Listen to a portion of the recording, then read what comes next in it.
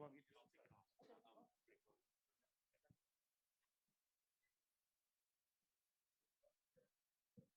Okay. Good morning, everybody. Thank you for coming this lovely Friday to Hackfort, kicking off a wonderful weekend of events here at the Tree Fort Festival. I let smooth radio introduction. Hey, Now there's a lot of pressure on us to it's okay. work on our voices. It's all right. It's fun to bust out every so often, though. So there should be a very interesting talking about tomorrow's workplace. This last year definitely has changed the style of work for a lot of people. I know I have been working remotely for quite a while and was able to pick up a job working with Nike that they would not have allowed me to do remotely, and I probably wouldn't have done if I couldn't do it remote. But it's worked out for me. It's been not so good for a lot of other people. But I think this should be a good little talking about what is the future of work and what's going to carry over from this whole COVID situation that we've been in. So I'd like to welcome our panelists, Greg Hahn and Lucy Lawless. Or Amber, Lucy Lawless. Lucy Lawless, that was the actress. Amber Lawless, sorry, apologies. That's her stage name, it's a secret. I knew it, that's what I was seeing you. So anyway, I'll hand it over to these guys to get it going. Awesome. Thank you. Thank you, Jesse. So here's the deal. Even in creating Hackfort panels in the middle of a pandemic, things get complicated. And we had a group of folks who were all lined up, and one who was going to come and be an artist in residence here in Boise. She said, I can't go there. The hospitals are on crisis care, and what if something happens? And then another woman who does diversity and equity inclusion at St. Luke's, or St. Alphonsus, I'm sorry. She said, oh, it's that day. I'm sorry. I'm so used to being able to work from wherever I want. I'm going to be home with my mom for that time, right? So we were like, okay, so what are we going to do? And I decided that we've all lived through this. So I've got a little plan here, and you guys are the panel with me and with Amber. So my background is I used to work at Boise State for a long time. I was a reporter, a journalist before that. Helped launch Hackfort with Jesse's brother and a few other folks a few years ago when Boise State got really involved in Tree Fort. So just been really engaged ever since. I now run the very small artist residency that woman was supposed to come stay in, and now it's empty for a few weeks, which actually gives us a chance to, fix the blinds and stuff, which is nice. But Amber runs a new co-work space in Boise called Fort Builders. In full disclosure, I actually met her because I have a space in there because Searle's place where I work is a house, and I don't have an office in there because somebody's usually living there. So we needed a spot to be. So that's where we made this connection. And I know Amber's been doing a lot of thought and work on, how she thinks the workplace should be and how to create kind of this spot for folks who maybe are just starting out or maybe working remotely. So I want to start with some hand raising questions. And Amber, you just start talking whenever you want. That's what you do. I'll call on you if it makes you feel better. But whose work life changed obviously in the pandemic, right? To a degree. Some people didn't. That's awesome. Okay. Who was forced to shift to remote?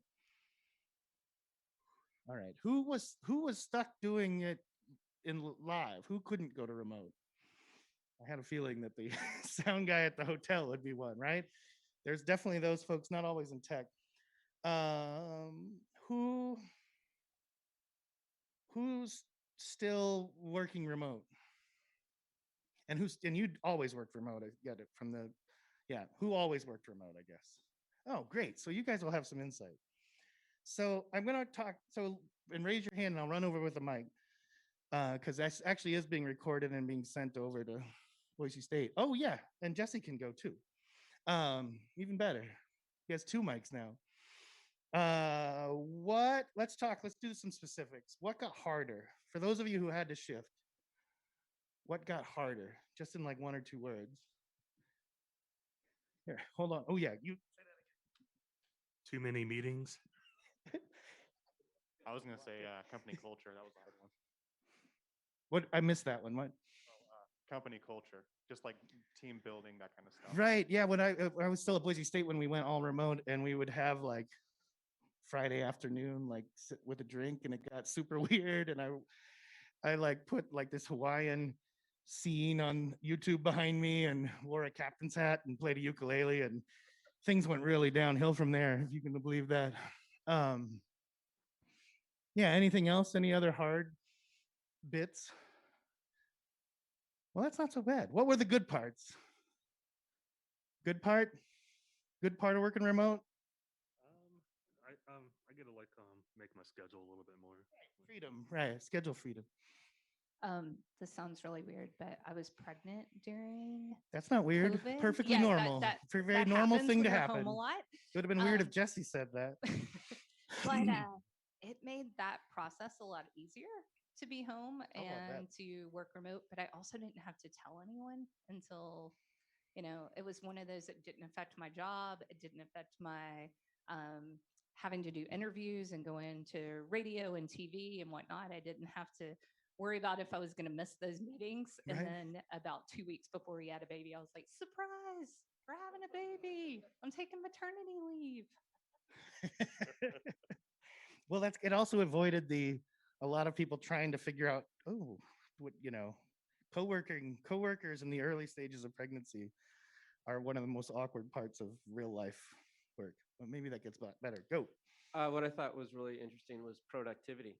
You realize how much time you're actually wasting, when you were at a quote unquote where you're supposed to be, office. Right. So productivity, I thought, and a lot of extra free time that you discovered. So Yeah, the free time. I mean,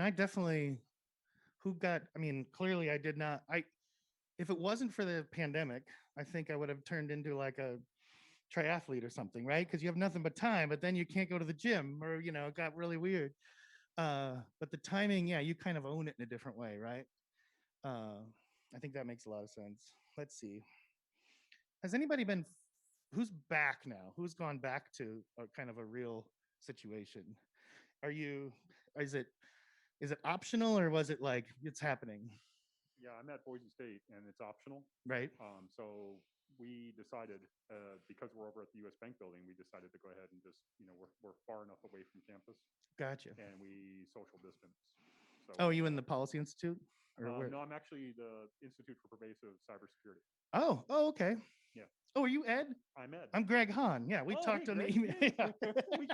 Yeah. We emailed when you first got there. Yeah, Hello. Great to meet you. It's great to see people live.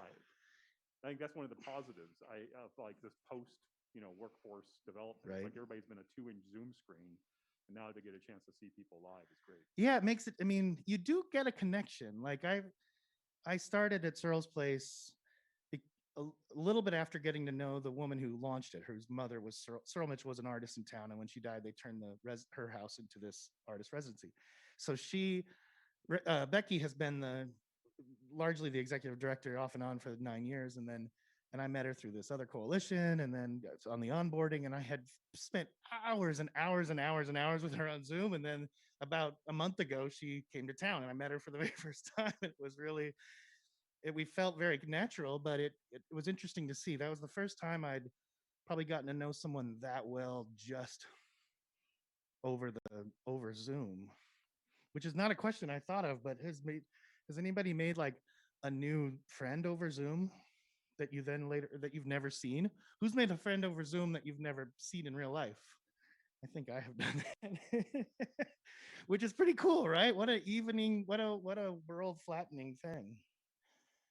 So you had kind of gone back. What's your experience? Oh yeah, just good. I don't have to run this way, which is still part of this problem, but I'll work on it. So I work for Micron as a software developer. So as we were winding back before Delta, basically, they wanted us back on the campus. So I just got an email like last week. Delta's back up. You can go back to working from home. So literally yesterday, I was like, oh, I guess I'm working back from home now. So it's been on and off, and it's kind of nice to get that hybrid, like go back, experience, and then be back from home. It's like, well, this is nice again. So kind of half and half. Right. And you said Microsoft? Or Micron. Oh, okay. I just misheard. So does anybody work for a company that's not here? Yeah. So you guys have been doing this, but you live here? Oh, so yeah. So people, so who works for a company that's not in their town where they live? How's that? How's that? Okay, so so that's a whole. I'm gonna follow up on that because I got lots of questions about pay and location versus the job you're doing. I think that's super fascinating, but I'm getting ahead of myself. Okay, so we're talking about some of the best part. So what I would call this kind of the dispersed workplace. I don't know if I just made that up this morning, thinking about what I would call the kind of half hybrid, half remote space. Um, and we've talked about some of the positives. I want to go dive into the productivity piece though. What So you've mentioned a couple things that helped with the product. Yeah, are there other things that helped you be more productive, do you think, from your perspective of being remote? Amber, you're not jumping in here anytime you want. Just start talking. Well, So I'll share a little bit about our experience. I'm a general contractor and designer by trade, and so when everyone else was baking bread and having fun and reading books, I was still going to work every day with clients who had, one client had leukemia, another was a physician, and so we were trying to navigate having my employees in the house and protecting them from the client who was a physician, and then also lecturing my employees about staying out of the bars on the weekend so that we could keep our client with leukemia healthy, right? So that was all weird. And in the midst, well, prior to all of that, we had bought this old dilapidated building on State Street, and we had been in a long process of renovating it to turn it into a co-work space. And then this moment came where we realized we were really stupid for contemplating creating a space where people could come together when everyone was at home. And so we just kind of powered on and figured that there would be a place for us in the world, and if all else failed, we'd move in. My husband Michael, and then all these unintended consequences came around. It turned out that people actually did want to be together, and we just needed to find ways for them to navigate it. And so we've done that with outdoor space. We've done it with indoor space. We've done it with schedules. We've, created kind of private rooms that people could go to. And so it's been really interesting for us. I feel like we've been on all sides of navigating this time. well, that's okay. So the complicating factor, of course, is that it wasn't just you working from home. And in fact, for those of you who always work from home, all of a sudden, if the kids are old enough, they're at home there. And if your spouse has had a job and got pushed home, when we opened up Searle's place, because we normally bring in artists from around the world, but when there were travel restrictions, we couldn't do that. So we sort of did these smaller 7 to 10 day studio visits. So they didn't spend the night there, but they would have access to the studio. They could leave all their stuff out, and they would do that for a week. And they were just so thankful because they're like, these were folks who were doing their painting, in the living room when everybody was gone, and all of a sudden everybody was back. I mean, did the family arrival affect people's work life? We got a couple of, So we have a 3-year-old too, and we always decided to live small. That was a really important part to us. And I worked from home. My husband is a creative director, so we worked at his agency. And our now 3-year-old, we call her the architect of chaos. We have since promoted her to the director of destruction, because we learned that living small is amazing when you all have somewhere to go during the day. But when you have to take shifts just to do your Zoom calls, it's really intense. So like I would spend 4 hours at the park in the morning with her. Kyle would spend 4 hours in the afternoon. And the byproduct of COVID for us was we built artist studios in our backyard, because there had to be a place for us to physically say, Naomi, you're a priority. When we're with you, we're with you. Dad's at work outside. He's not here. Mom's at work outside. She's not here. But we didn't want to keep shuffling her outside of our space or shuffling each other. And so we had to create a designated space. So we're designers as well. We made this killer space that we're super grateful for, that we've talked about for years, but COVID kind of pushed us into it because of the family dynamic. You had another family dynamic comment. Yeah, so I'm a software developer, and Mhm. I've been working from home since 2012. No, I'm sorry, 2006. So, Oh, wow. but my There was an my internet in 2006. yeah, right. Well, there wasn't. I made it, and so you're welcome. But my partner does restaurant management, and so she clearly hasn't been working until about 2 months ago, and so that was difficult for her, particularly during the spring and summer of last year when you couldn't. There wasn't even like bars and restaurants in New York; like everything was closed. So she's sitting at home all day when I'm her only entertainment, right? She's like, come on, let's do stuff. Let's do something. And I was like, I still have to work. I still have a 40-hour a week commitment while everybody else, like you said, was baking bread.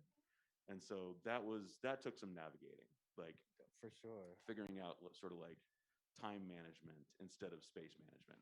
Yeah, I was the time leech in our family, so I quit Boise State without a plan. Midway through the right, it was either a horrible COVID pandemic decision that or just reorganizing my priorities. It was a really intense job. The Boise State's an awesome place, but I was the head of communications marketing and crisis comms, and so I was like getting calls at 2 in the morning all the time. It was just intense. So I had about 4 months of sort of looking for work and volunteering. And my wife, who is also, she's a marketing writer and she's worked from home since probably around 2012. And she was not, this is the biggest reason that I'm now have a desk over at Amber's place, because it was clearly getting to be that point where, yeah, I was a newsroom. We were both newspaper people, but she was a night staffer. So quietly looked at the computer and did the editing. And I was a reporter at the State House and blah, blah, blah. So I thrive from that. Like, I need those little bursts of interaction so I can kind of revitalize myself and not fall asleep on the couch, which is at 3, which is what I was doing, when I was working from home. Even when I had super flexibility at Iowa Public Television, I would work from home in the morning and then go for a big bike ride and then go into the office so they would see me for a few hours and then get out of there. So I would just visit, get coffee, and talk to everybody and make them think I'd been there all day. Um, but yeah, the family dynamic changes, right? And it changes based on what you. I'll kind of jump into this because I think it's super important. That's why I wanted Gayla, I used to work with her at Boise State, and now she's at St. Al's. But somebody really thinks about, how equity and diversity play a role in a changing workforce, right?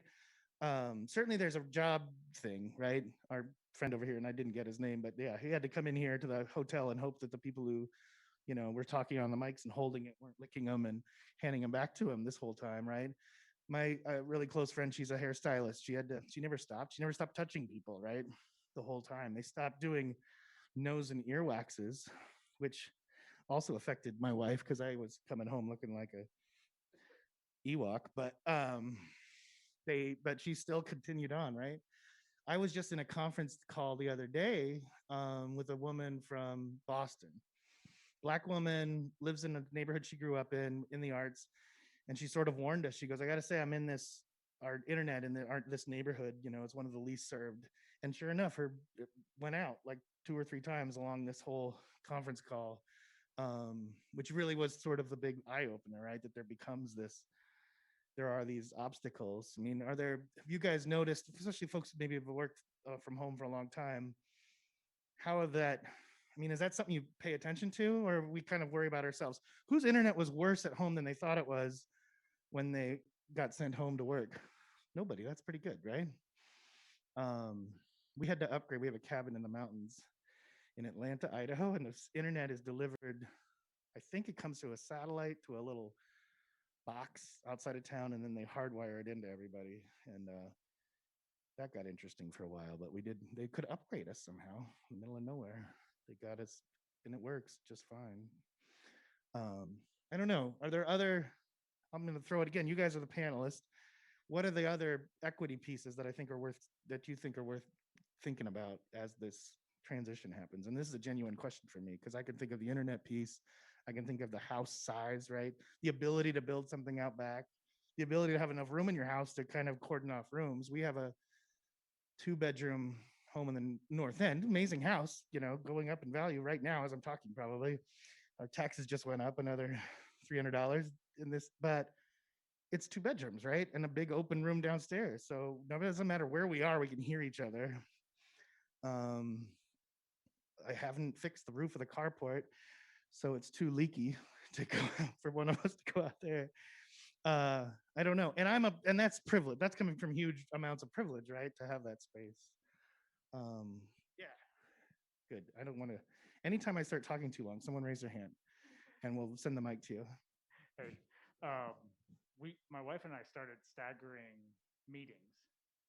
It's sort of funny because we have a 2-bedroom too, so it's like, so every week it's sort of like, hey, what do you got? You got 10 o'clock, okay? And then, oh, I got 11, okay, that's perfect. I don't know if anyone else does that, but sort of funny workflow. Right, and yeah, if you can control it, it helps, right? Yeah, jump in. Oh, good.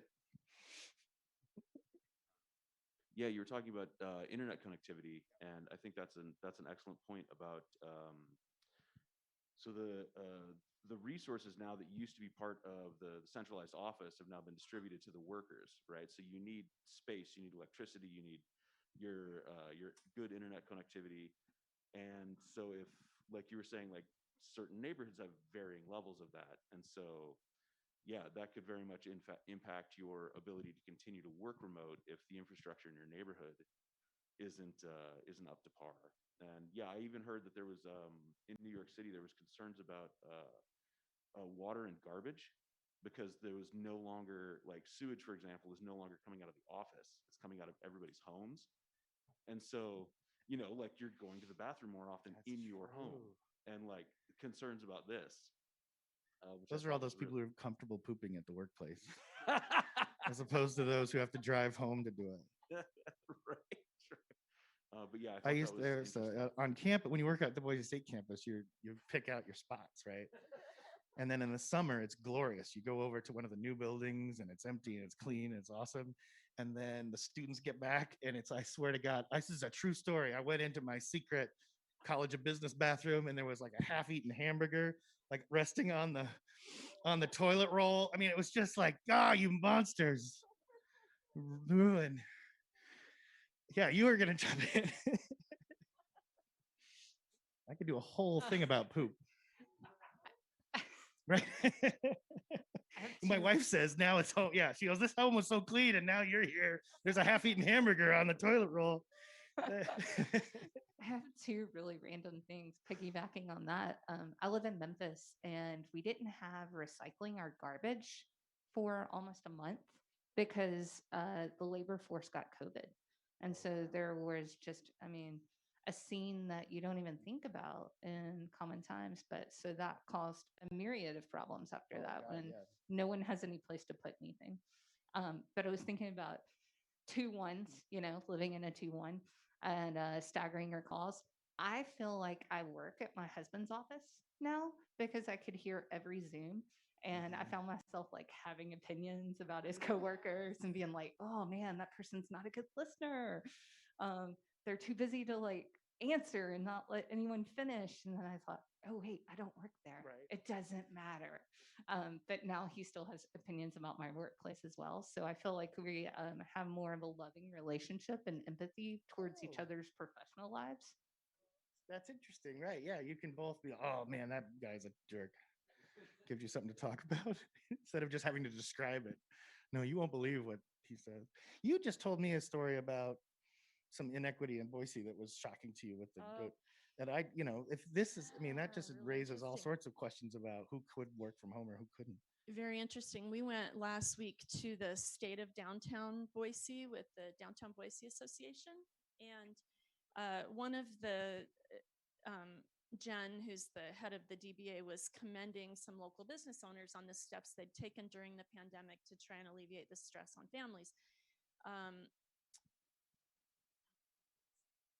Good. They all have good in it. Oh, There are too many. not City of Good. City Yeah, of City Good. of Good. Thank you. City of Good. I wanted to say Idaho for Good, which is also great. So City of Good was, a group of restaurant owners and farmers, and local business people who had recognized the fact that there are a lot of kids in Idaho who are food insecure, particularly on the weekends because they weren't getting those school lunches. And so they pulled together a bunch of money, pulled together a bunch of volunteers, and began preparing food and sending home boxes of food on the weekends. Yeah, and not just that, they were employing restaurant workers Employing who were going to be out of work. Right. The idea using- was, how do we find a way to keep these guys, moving on something? And so became kind of get donations and then fund some of their, that pay as it continued through the darkest time. bringing in all this produce that Yeah. was. And the farmers were growing stuff they couldn't sell. Absolutely, they're growing, and so one of the first things they realized was that there were 200 families who didn't have refrigeration in order to keep their meals cold over the weekend. And so a local business, Kin, which is a restaurant here, they donated 200 coolers to send home, and then the families would bring the coolers back each week and have them filled with food for the weekend. So yeah, I mean, this exposed all these huge inequities that we have, and as difficult as some of these things were on our families, we had my mother who has Alzheimer's, and we have our grandson was a first grader at the time, and my mom would wander half naked through my husband's Zoom screen.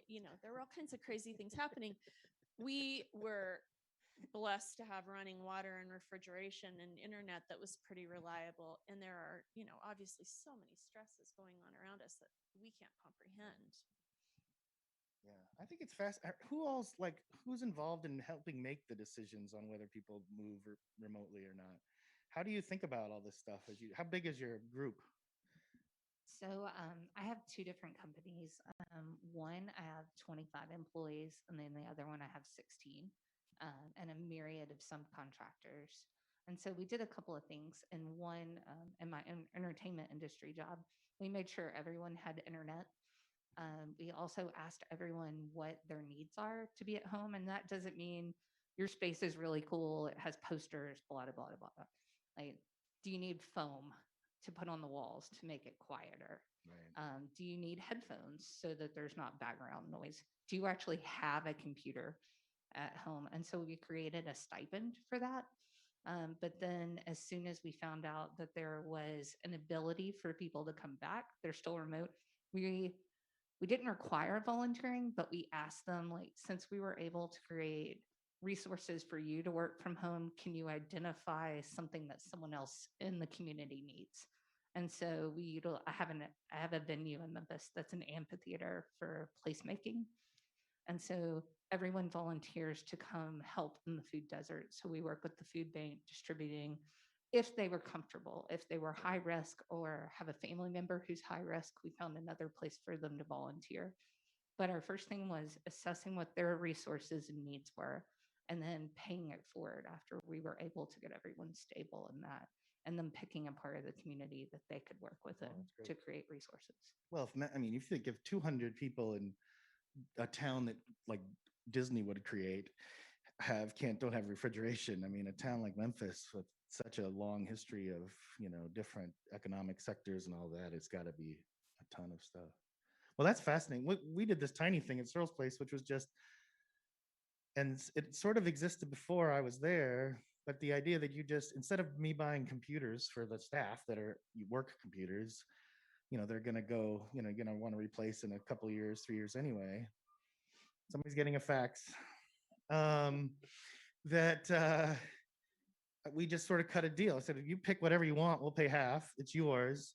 If you quit within, and it's like I think if it's like, if you quit within 3 months, you've got to pay us back for the computer. If you quit within 6 months, or half, if it's a year, it's yours, right? It's like a tiny little mini contract, but it changed then they have a little more ownership of it. Then it's not, I don't know, they can be at home on their computer. They can have their kids' photos on there and stuff and not feel weirded out. And one chose a laptop and another chose a desktop, and is comfortable working on we do have an old work iPad that we use for a lot of things. And so we have a tiny staff, but it was kind of an interesting approach, I thought. So when I walked in today and I was checking in at the desk up front, I told them I was a panelist, and they said, which panel? And I said, today's workplace. And they said, do you mean tomorrow's workplace? And I said, oh, You're already, oh, this panel's already outdated. I prepared for the wrong panel. No, I'm kidding. I really didn't. I really didn't. But, to kind of switch the topic to tomorrow's workplace, which is, I guess, we were on this path, right? We were starting to take more Zoom calls. We were starting to do more remote work. We were starting to offer more flexibility. And what this pandemic did was it turned everything up to warp speed, right? It was like immediately your 52-year-old employee who was reticent to learn Zoom before immediately had to learn Zoom. You had no other choice. And so it sped us into the future really rapidly.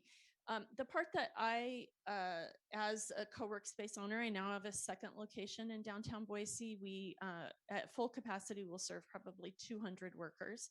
And so I spend a lot of time thinking about how best to support those workers in this new world and what it will look like. And one of the other things that I think is a great opportunity is that within these spaces where people decide to kind of come together, we now have the ability to create social change at warp speed. So in our office, we have changing tables, we have free period products, we have an inclusive workspace, we are kind and lovely to one another, and that is the rule. We recycle. We have this opportunity to model what is wonderful and what can be wonderful about a workplace. We also have a ton of remote workers who are thrilled that they get to have coworkers who don't work for their company, right? Because having a coworker who is not embroiled in all the controversies and politics that you are is kind of wonderful. Also, you get to talk about music and fun things. So those are all really wonderful things. But we also are looking toward, we already knew that millennials do not have patience for work as we have known it. We're recognizing that, right? We millennials and younger people and a few older people they grew up, their brains are like computers, right? They think and process at a speed unlike someone my age. And so we're seeing in higher education that it's too slow for them, right? They don't want to go to class once or twice a week to listen to an inspiring professor. They want to download the entire course and binge it in a weekend, and it's free. They don't have to go pay the university. They can get all that content for free. So these curious people are operating at the speed that we can't imagine at my age. And so as a result, they don't want to be held to the same standards of work that we have grown up on, the 40-hour week, right? That idea that every job takes 40 hours, that's crazy, right? We know young people who can write an algorithm to do their 40-hour job in 4 hours. And they're rejecting a lot of the structure that we've put in place around work. They don't want to go sit in a desk. They don't want to commute. They don't want to have to hang out with people who aren't like them. They want to sit at home and work, or they want to choose a different environment for themselves where they feel more supported. And they want their work to be meaningful. They're not satisfied with going and typing on a computer and entering data that they see in isolation. They want to understand the work that they're doing. They want to see the impact that it has on the world. They want it to support their ideals. And so trying to create a place where those people can feel comfortable is a really cool and meaty topic. And we're like, one of our buildings, we've made all the landscaping edible. So we've planted out these garden beds. When the city wanted us to put in turf, just go outside and have a snack anytime you you can go want. outside. We put in edible clover in our retention ponds. The bushes are blueberries and raspberries and serviceberries. A lot that matters to people. They care about that. That's meaningful to them. we have mother's rooms, right? A mom wants to be able to come and pump at work, right? We're doing all these things to try to service workers in a way that makes them more productive and happier. And that will happen. Originally, we thought we were creating spaces where people would come and do head down work. And what we're realizing is that they found a way to do head down work at home. They want to come to a place and be around other people and exchange ideas and feel supported. And they want to have fun things and they want it to be pretty. That matters to them. And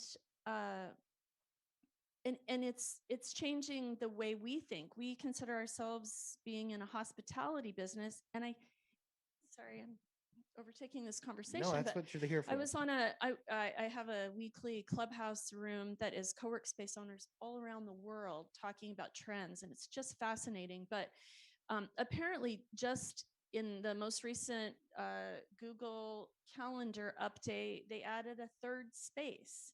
So now you can say you can identify your home space, you can identify your workspace, and you can identify another space. And these people who are much smarter than I am said that they see that as a trend toward an acceptance that people want to work in a third space.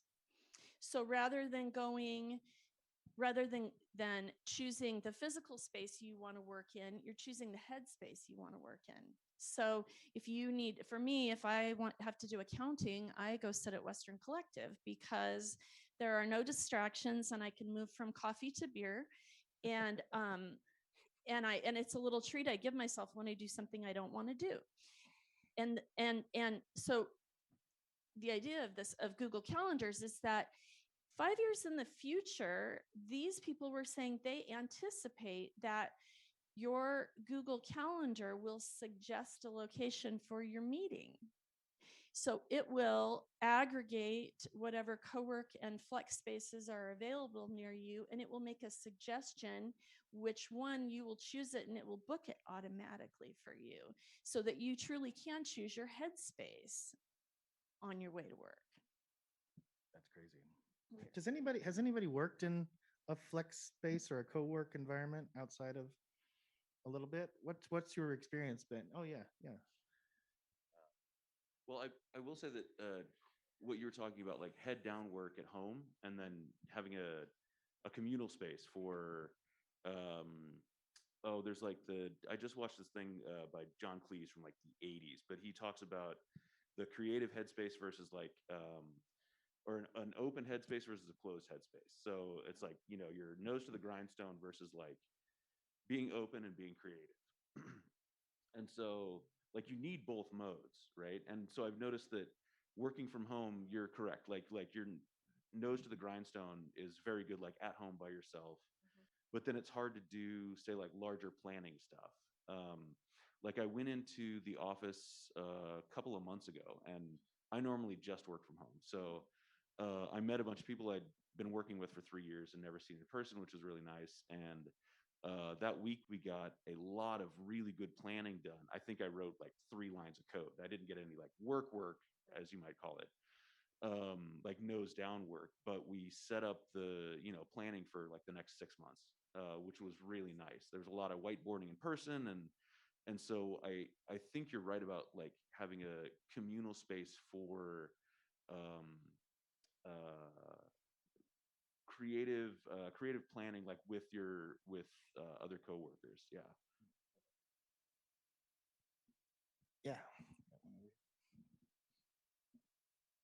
One of the things that I've discovered recently, obviously because of our co-work spaces, is, I mean, I have a small startup company. It's a phone app. However, what's interesting is just being in the presence of other people, other professionals in other industries. I literally come home every day, whether it's through a direct or indirect interaction, with a different way of thinking about what I'm doing. And so that's really interesting, because you could really, go down the rabbit hole with your business partners, and you're looking at a problem a very specific way, and it's hard to break out of the pattern of thinking. But now all of a sudden you have a software engineer, or you have an artist, or whatever the industry is, and you hear their conversations, or you have direct conversations, that all of a sudden you have these epiphanies, and you create you're creating these relationships in regards to what they're doing, how and the application for what you're doing, and it really expands solutions. So I've really been inspired just by that dynamic and that experience through the co-work space. Right. Well, the siloing, certainly from a university's perspective, when I was at Boise State, that was a huge problem, right? You have everybody living in their own spaces and hardly interacting with each other.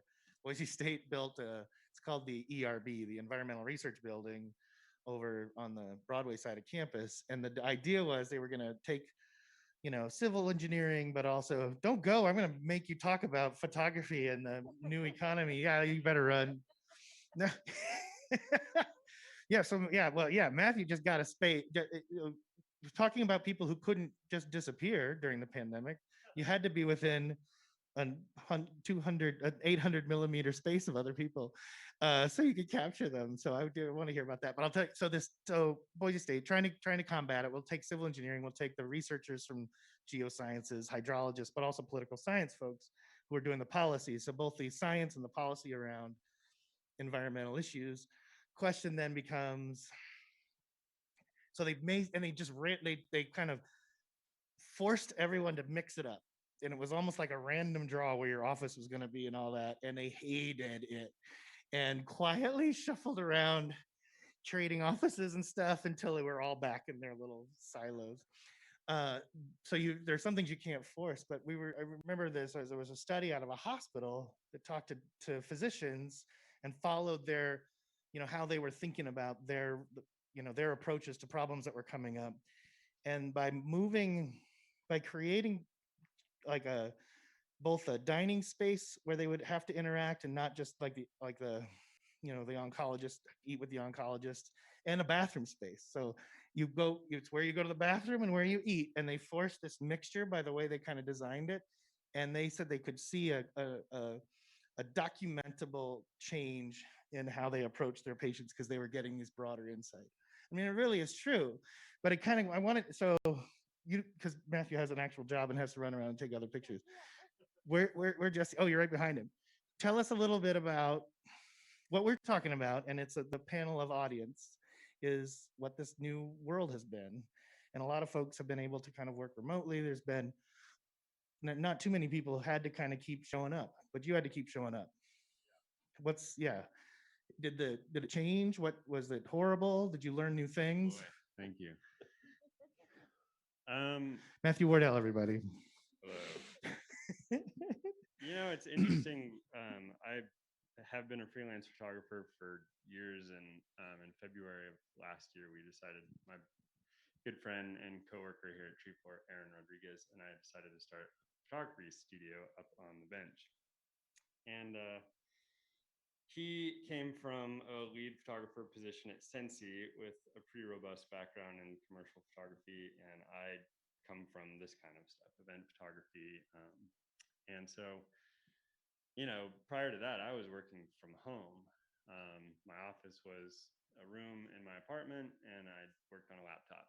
And when we got the studio in February, and then COVID kicked off, it was almost like our world transitioned from being at home. I mean, he was at a full-time job, but we were in the studio every single day. So while everyone else was working from home, we were showing up, doing the work. Most of it was just like I said, in the studio. We didn't do much on location stuff throughout COVID, for obvious reasons, but we were up on the bench in the Gem Center for the Arts, which was a great place to kick things off. A little 800 square foot flex. I mean, it really was just a big open room. We could redesign it every day however we wanted. Everything was on wheels. It was a super modular space, which worked really well. Yeah, and there were other people there, other artists and other folks you could engage with, right? Yeah, totally. Yeah, I mean, it's a 4-story building, full of artists and creatives, and you'd have your own kind of walled off. They're false walls, but you'd have your own space that you're renting. And then in May of this year, we moved right across the street from Stroll's place in Western Collective. and got a 1,600 square foot studio space. But the same kind of philosophy applies for us. It's like everything's modular on wheels. You know, we can move stuff around and change the spaces we need depending on the project or the time that we're working, how many people are on a team, if we're hiring. We just added someone to our team, which is super exciting. And so it's like having to be able to just adapt really quickly. We're small, we're just a 3-person team, so it's pretty easy. But yeah, I don't know if that. But kinda building the gets at your- space intentionally for flexibility, I think, is important. That's part of what this whole idea is, right? Sure. Like I've always, to get back to the Boise State thing, one of the other big issues, the pressures on campus is space. Everybody wants an office, or traditionally everybody had wanted an office. I had a gorgeous one. It was a corner on the new alumni building right on Broadway. It looked out over the foothills, and I was never there. Like this, I had my laptop and I would work at the sub, I'd work at the ILC, just wherever I could outside, the Wi-Fi is so good on campus, you kind of anywhere you go. And so they launched a study to really see what do people really need. Like, I mean, campus should just have a few giant flex spaces, right? Where people can kind of pop in and work and connect with each other outside of their spots. But it's nice to go into something. I mean, in photography, it's sort of probably was, you'd want that space anyway, even if it was the 50s, but it's like just that attitude, I think, is kind of caught on with everybody else in terms of space. But Totally. Yeah. I mean, it's a little different with the photography studio because you need a modular space. But even when we have clients come in, teams of 6, 7, 10 people come in, we have tables and things that can the whole space can shift to accommodate. We had the Tree Fort volunteer team meet there, which was like, 25 people, and the whole space can just, grow and expand, contract, whatever it needs to be. And it just feels great being able to do that seamlessly. right, well, I've met over there with you guys with 4 or 5 people, and it's very intimate. Yeah. And then you can, like you say, blow it up. It's not 400 chairs, no matter how many people you have in Yeah, your exactly. space, down alongside that you can't move. They're stuck. I know we're out of time, right? A couple minutes. Okay. So one other thing kind of along the trend and kind of what I'm seeing in the world, there are an example, we live in one of those new buildings downtown that's residential, like a residential tower, and the entire lobby is little rooms you can dip into, right? Some of them have desks, some of them have lounge chairs. And the trend in other cities that's slowly coming here is that there will be more and more and more opportunities for flexible work. There will be more spaces like that. There are COVID taught hotels that they needed to probably broaden their appeal. And there are Industrious, I believe it's Industrious, is now putting co-work spaces in some hotels. I anticipate that there will be a lot of changes in the buildings. There will not, we have all these tall buildings in downtown Boise. If you are an owner of a small business, the idea of going in and renting or leasing, having a 7-year lease on an entire floor of a building, there are a lot of companies that are going to second guess those decisions now. And so I really think that will be a trend. You will see these little flex offices, flex spaces pop up in all kinds of buildings. They'll be in hotels, they'll be in office buildings, they'll be in malls, they'll be, will continue the trend toward mixed use that we have seen, but work will be integrated into those mixed use developments, even in the suburbs and rural areas. You can just rent one of those like sunglasses kiosks at the mall to be your office. If you're really social. Yeah, jump in. So I have a question now that everyone works remotely. Do you work remotely at your cabin, and do you have specific rules on like what you shouldn't do there? Or No, and we're not going to solve the workplace of tomorrow, but let's at least individually help each other have a better work-life balance. No, I'm terrible at it. And part of me loves the work up there because I can sit and look at the mountain while I'm doing it, and that's very pleasant. Part of me is really mad that I have internet at all. I grew up my family had a cabin in northern Minnesota, and when we went there, there was no electricity. We had running water pumped out of the lake and gas, everything, and no electricity. And now there's a phone and there's Wi-Fi and if you bring your this is always my most waterproof camera, right? So I got it out in the canoe, and as you're canoeing back, you pull up to the dock and it starts buzzing because it catches the Wi-Fi. And it just absolutely ruins the entire thing. So no, I don't know. Kids have asked me that over the years at Boise State. What's your work-life balance in this with the phone? When I worked at the Statesman, I pushed off a phone for a long time. They made me get a pager. This is in like the early 2000s because they were sick of. This is true. They would have to call me at Guernica, the basketball bar over here, and they were like, "Is Greg there?" And they're like, "Yeah." And then they make me come around behind the bar, and I'd be like, "Yeah, okay." I didn't answer the store questions on the stories. But at least I felt good. You can call me once at the bar and I feel pretty good. But no, I don't. How do you do that? How does everybody how does you're lucky that Matthew was just here and I made him talk about your business because yeah. Matthew's partner here, and they know all about you now because he was talking about.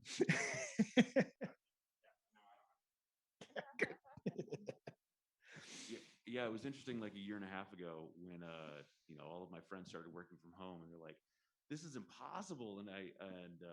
Or like, this is great. And then a month later, they're like, this is impossible. And it's like, oh, this is all the stuff I went through in 2006 when I started doing this. And what I found is because like you need to have some sort of separation of work and life, right? You need to, and so if you can't do it physically, then you need to do it temporally, right? You need to be like, this time is work time. And so there's stuff like there's just things you don't do during work time, right? You don't play video games, you don't have a beer, you don't do X, Y, and Z until work day is over. And so I think that's really helped me is like, and when those barriers start to break down, then that's when stuff gets real messy. And so that's one of the best things I found. It blurs your day. Do you pick up your phone and check your email from bed? Because I do that. Who else does that? Don't do it, right? Don't stop doing it. Do what I say, not what I do. Yeah, we done? We out of time? Well, guys, this has been great. Thank you. This is more fun than listening to a bunch of people who claim to know what they're doing. I appreciate you guys taking this and sticking around and sharing your insights, certainly with me. Let's give a round of Do applause this for more often Amber for and you Greg guys. here. For you guys. And thank you, Moderating the thing. Amber. Thank you. Now she's got to drive to catch him real quick and back all in one day. So thanks, guys. And thanks, Jesse, for running around with No the mics. problem.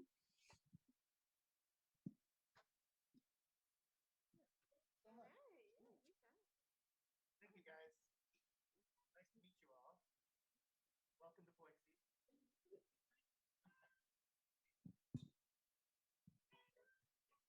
I like how you ran that.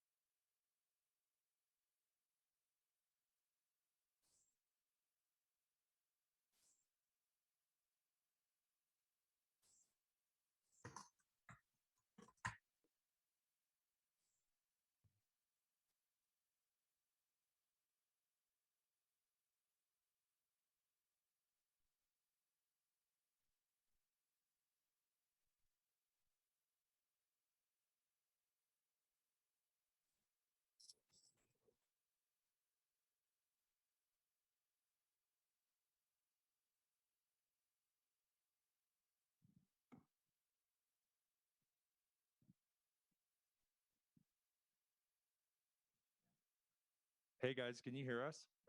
We can hear you now. Yep. Sorry about that. No worries. Am I We coming hear- through clear? Yeah. Yeah, we hear both of you just clear. Terrific. Give us 1 second and we'll hand it over to you.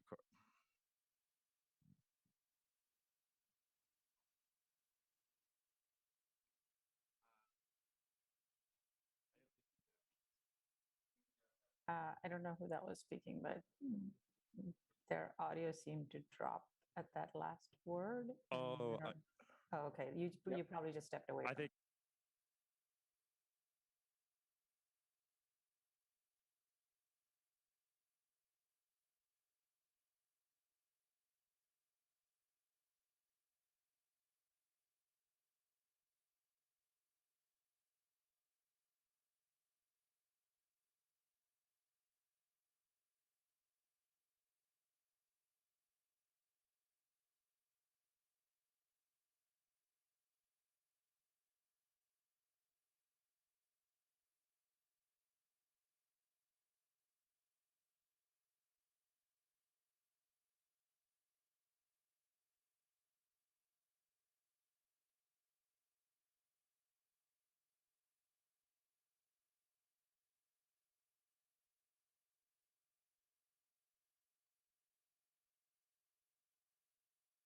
At about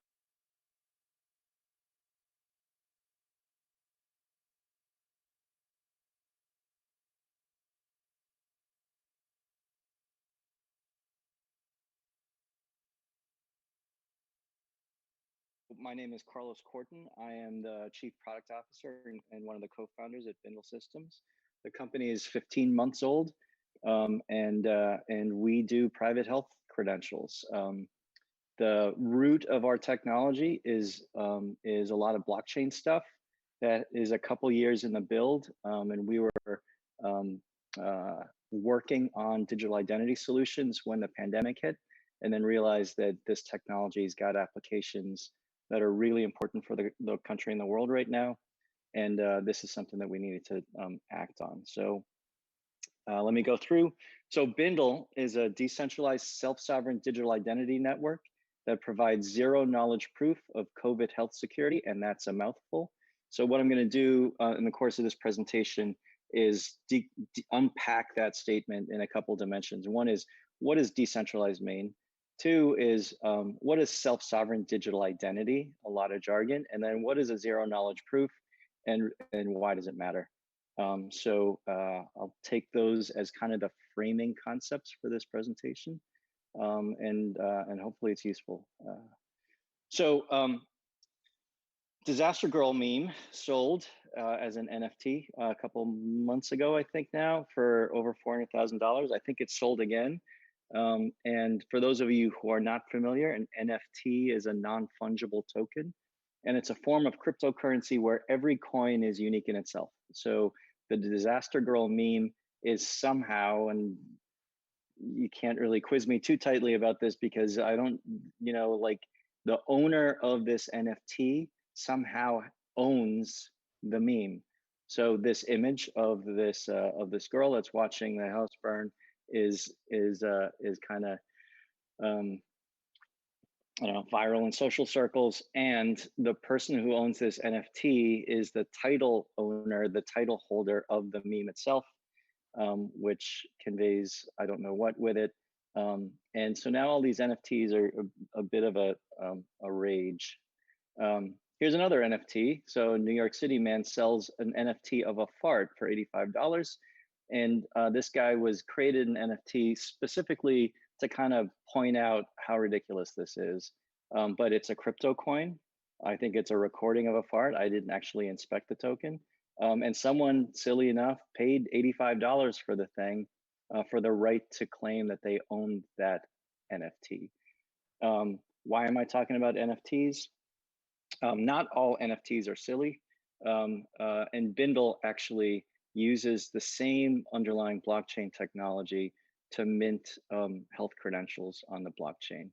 And here is a screen grab from our product with a couple of tokens that are in my wallet, a liability waiver with Treefort, a vaccine record, you can see it's self-attested, and then a test result and a vaccine record. Any number of certificates can be in my wallet. I could have a certificate from the Department of Motor Vehicles, which represents my right to drive. I could have a certificate, which is my high school diploma. I could have any number of certificates. You can think of these each as NFTs. These are unique crypto assets that have been assigned to me and assigned into my Bindle wallet. So here's a little more on decentralized wallet, what it means.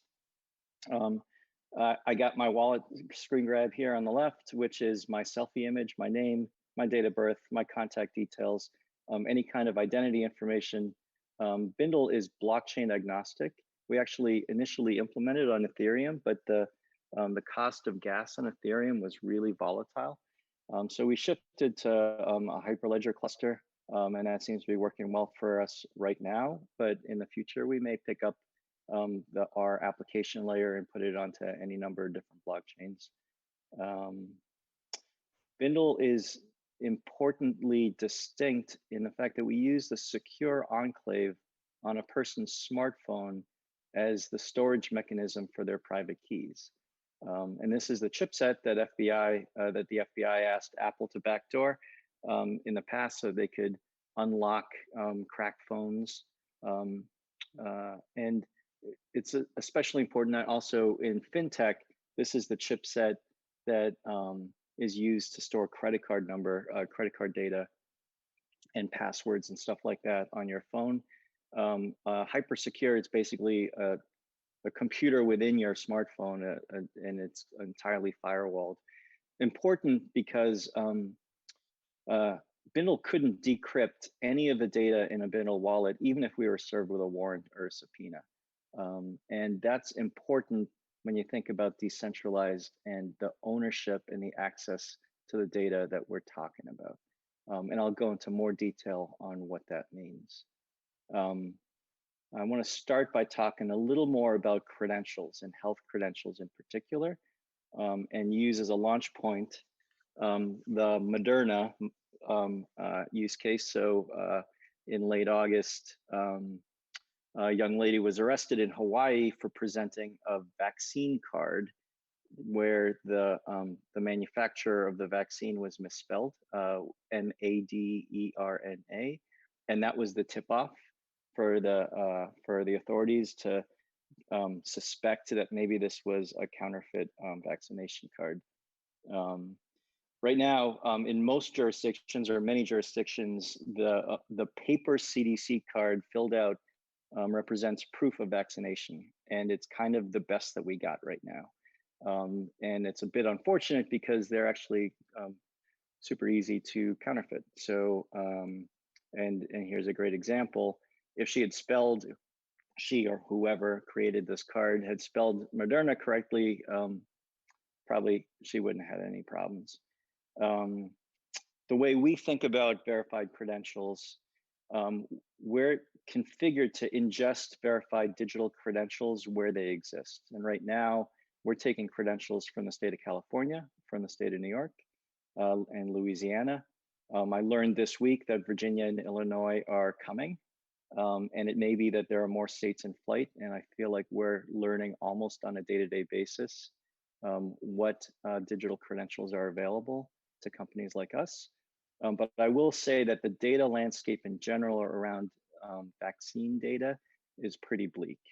Most of the immunization registries in the country are kind of old school. Nobody's really cared all that much about digital access to vaccine data prior to 2020.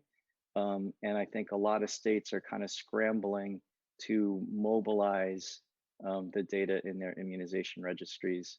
And we're experiencing that. We're seeing that on the front lines as we're trying to take that data and do something useful and purposeful with it. Helping is that a lot of the major vaccine administrators are publishing verified credentials. So CVS Health and Walmart. We think that Rite Aid is or has or is imminently going to start launching verified credentials as well.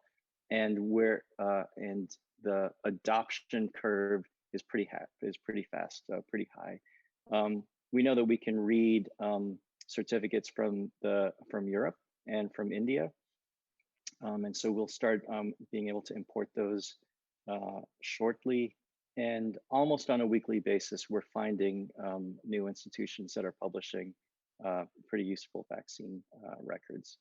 But the reality is, in a lot of places, a lot of people, there is no verified digital vaccine credential available.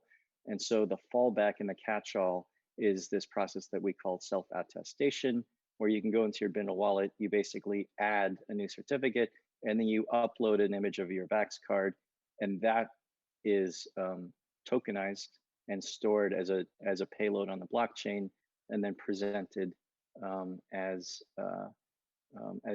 evidence. This meeting is being recorded. As evidence of health status.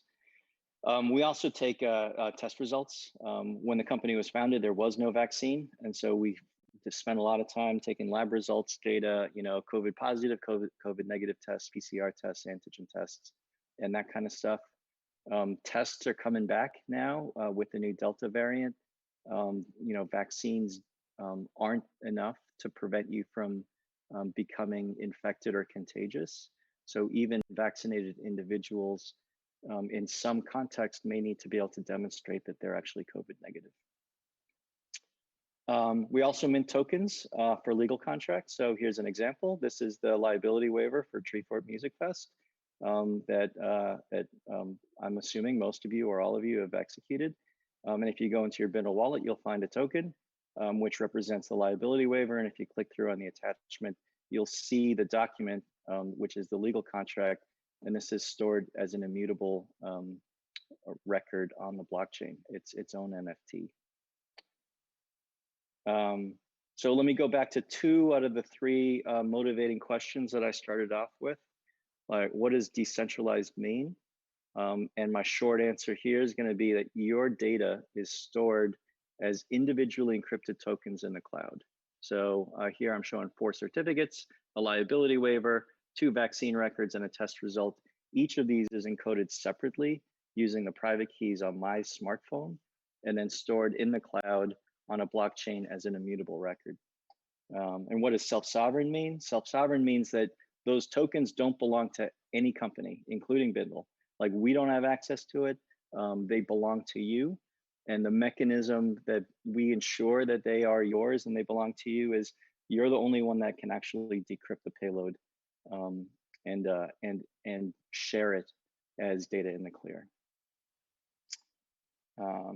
Part 2, verifying proofs. I'm going pretty quickly through this, but let me get through the slides and then I'm happy to flip back and take questions. So on the verifying side, the pandemic keeps changing. The nature and the problem of screening people for COVID has changed, regularly, probably quarterly or monthly in the time since the company was founded. When we first started, it was all about a COVID negative test in the last 3 days. And then it became 72 hours. And sometimes it's jurisdictionally different. Sometimes it's 96 hours. And then sometimes there's a further stipulation that the test needs to be a PCR or an antigen test. And then when the NBA created its bubble, they actually were screening for 3 consecutive negative tests on a daily basis for the last 96 hours, and it had to be PCR or antigen. When the vaccination started to happen, that became an or condition on this rule. And then there was further specification that if it's Moderna or Pfizer, it has to be both doses. Here's a university use case where the university is like, hey, this is great, but realize that our student athletes are held to a different standard than our students at large because they're playing sports face-to-face without masks on and breathing on each other. They need to show 3 consecutive negative tests in the last 96 hours. But students in large have a different criteria for screening and entry. And so, as you can see, the screening rules get more and more complex. And we have a rules engine that parses through all of this. And basically, whatever the venue says the policy is going to be, Bindle goes through your wallet with your permission and consent and does a search to find the NFTs and the tokens that meet the specifications of the policy to derive a cryptographic proof that you're good to clear that policy. Here's an expression of that. So the venue decides what certificates it's going to honor. So for Treefort, it's either a vaccine or a negative molecular PCR test within the last 48 hours, or an antigen test in the last 6 hours. And that is a rule that is running on our platform. And every time someone requests an entry pass, as shown on the right, we're running that rule against that person's wallet to say, hey, do we see the type of data that Treefort is looking for and expecting? And if we find it, we create an entry pass. And if we don't, then we send a fail message back to the customer to say, this is where you're falling short, or this is what you need to do in order to enter the facility. So let me come back to my third question, which is, what is a zero knowledge proof? Zero knowledge proof in our use case is this entry pass. So the entry pass is a screening decision. And what we've done is we've created a cryptographic proof that a person meets the criteria for the Treefort screening policy without exposing any of the underlying data, in particular, the medical data and the individual's private data. All the venue gets is either pass or fail, and it never touches the medical data. And that's really important because Treefort doesn't want to handle medical data. It just wants to know that the people that are entering the venue are medically safe. So just to close the loop back to where we started, right? So what are the three questions? So what is decentralized?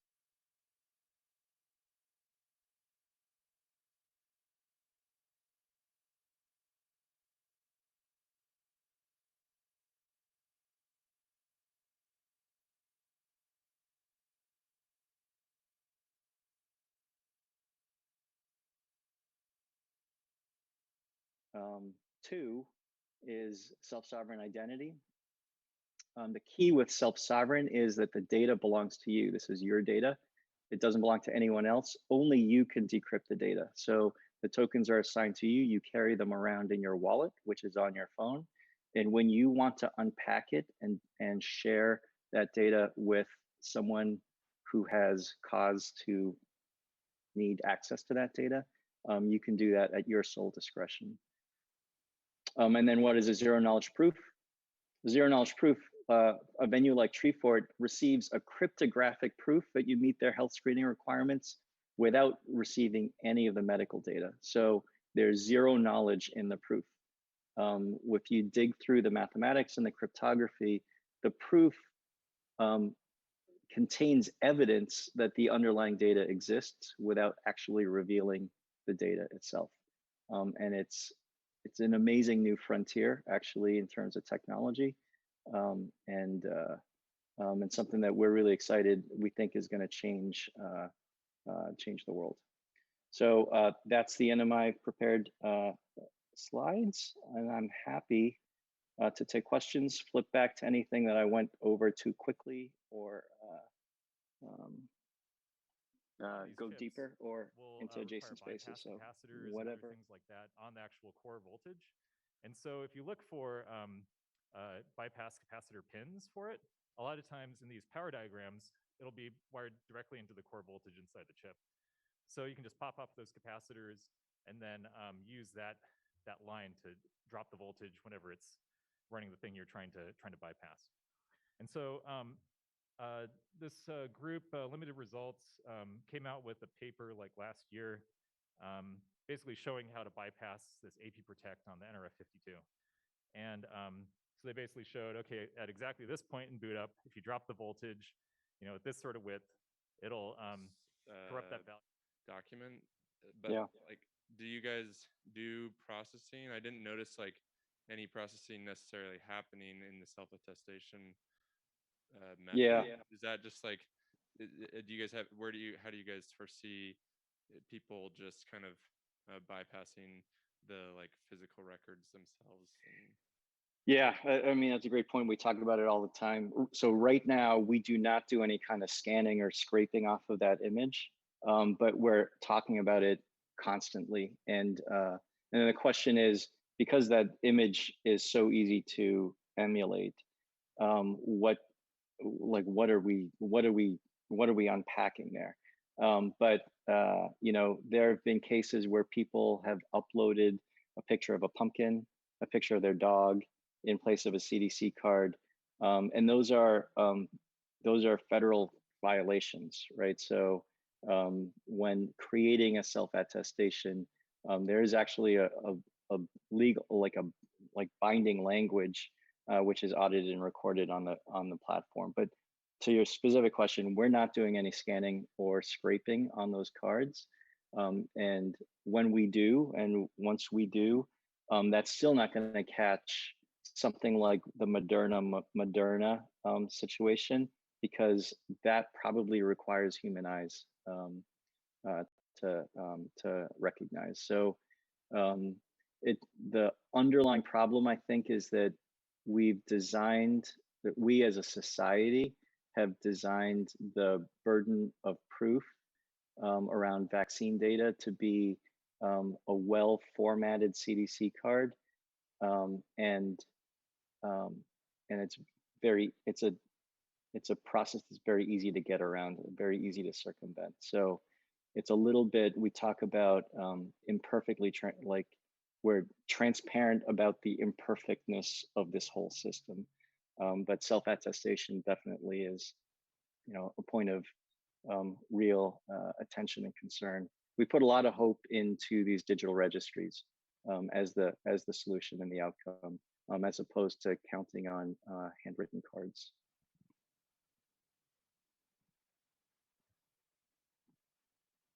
Hey, Carlos, thanks for doing this. At my last job, I built a academic credentialing system on the blockchain, and I found that Cool. for a lot of aspects of it that maybe would be better served by just an app instead of using blockchain technologies.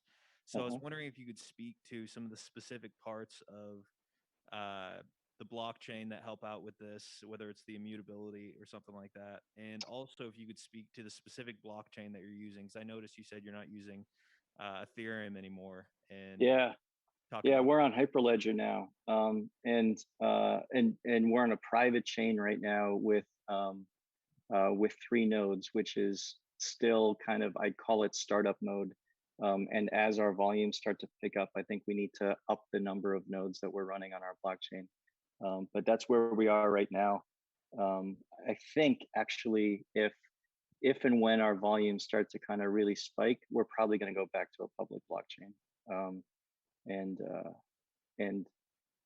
and which one is still open to conjecture.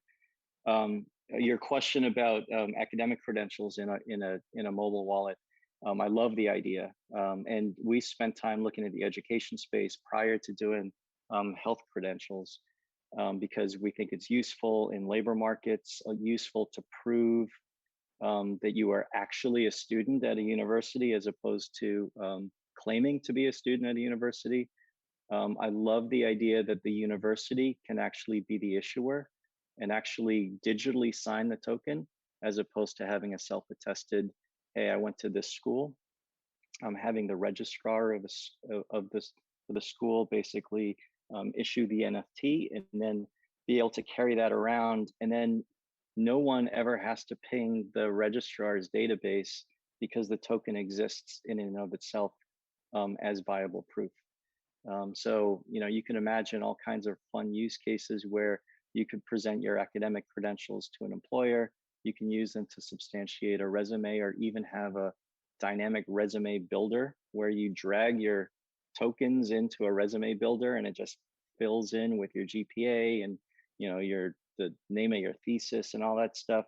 That could all be written into the payload on an academic credential. So I think there's a lot of really interesting stuff. The universities and schools themselves could use those tokens to enforce like like tuition payments and stuff like that to say, hey, we're gonna, your past students, or we're gonna withhold the token. So a lot of there are a lot of things that could be done in a decentralized way with that type of technology in place. So, and I think that's very much an emerging space. And there's a lot of, I'd say, inertia in existing systems, and academia is one where we need to find the value gradient that's going to shake people loose and have students like demanding that their universities tokenize their degrees because that's what their employers are expecting, right? And you can imagine an ecosystem where those types of things feed on each other and make it really easy to apply for a job, improve your qualifications and stuff like that through the delivery and execution of these tokens. Hey, Carlos, would you, because I don't know if the person announced their name, they asked the question, but why blockchain? Other than immutability, what else do you think is really the value?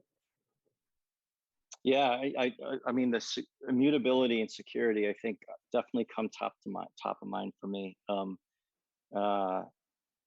Immutability in that, like, I can't go back and change my GPA after the fact, even if I'm a really great hacker, because it'll corrupt the whole blockchain, and it'll be apparent to anyone that's observing the blockchain that something's been corrupted. So it adds credibility and confidence. And it makes the tokens more valuable. So if these tokens were actually issued and minted off of a proprietary database, there's always the possibility that someone's gone in and just overlaid the data to their satisfaction.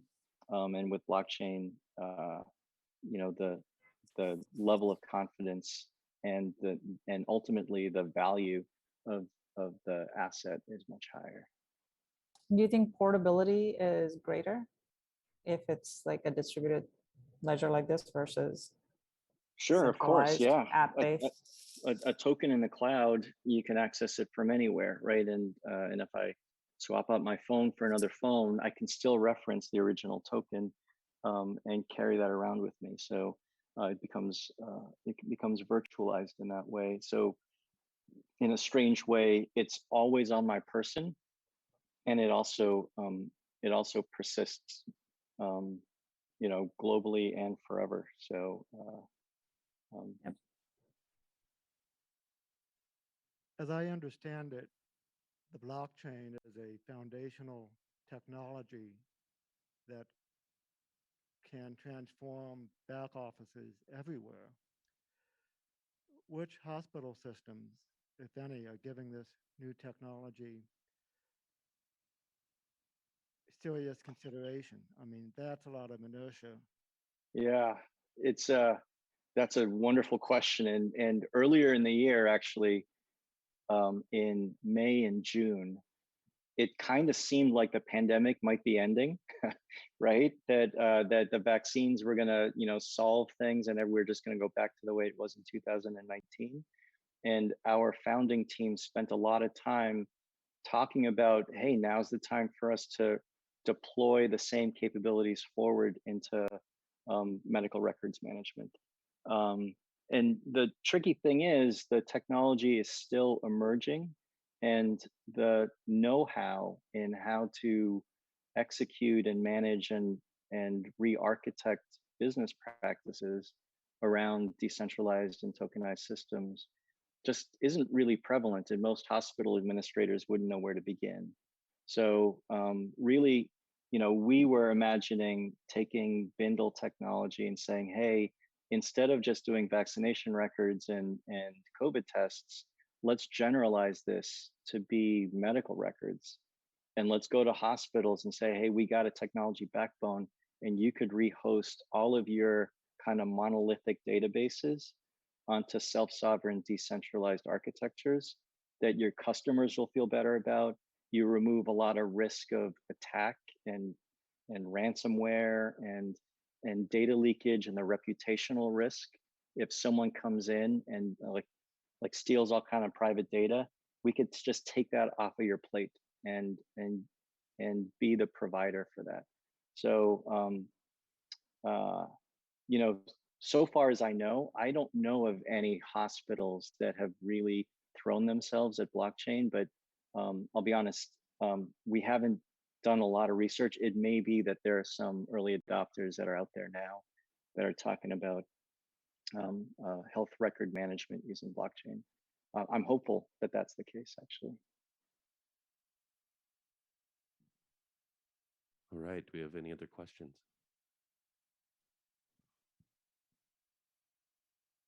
No? Okay. Looks like that might be it. All right. Carlos, right. you got anything you want to end on? No, happy to so contact us. Like Bindle is, we're active right now in 32 states, and it seems like every week we add one or two more. We'll be going international shortly, and it's been a pretty wild ride for us. Really great and thankful for the opportunity to share. And Carlos, I'll just mention, plug that we're hiring for a product analyst, so you could work with Carlos. Yes, we are.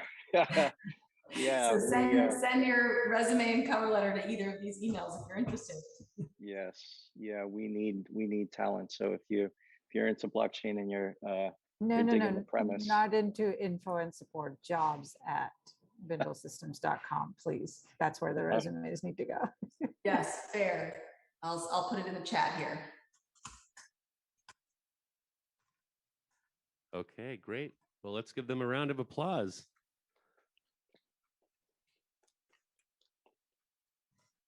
All right. Thank you very much for joining us today. Thanks very much, Sean. Bye. All right. See you.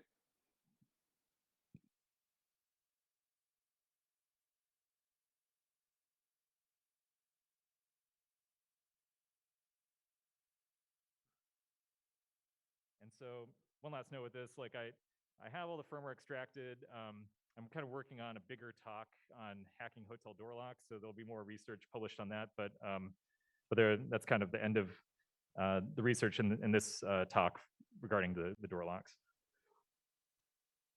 But you may be wondering, like, okay, so this works on cheap microcontrollers that in really small devices. But what if I'm trying to attack, say, like an Intel processor or a PlayStation, or something that's very modern, right?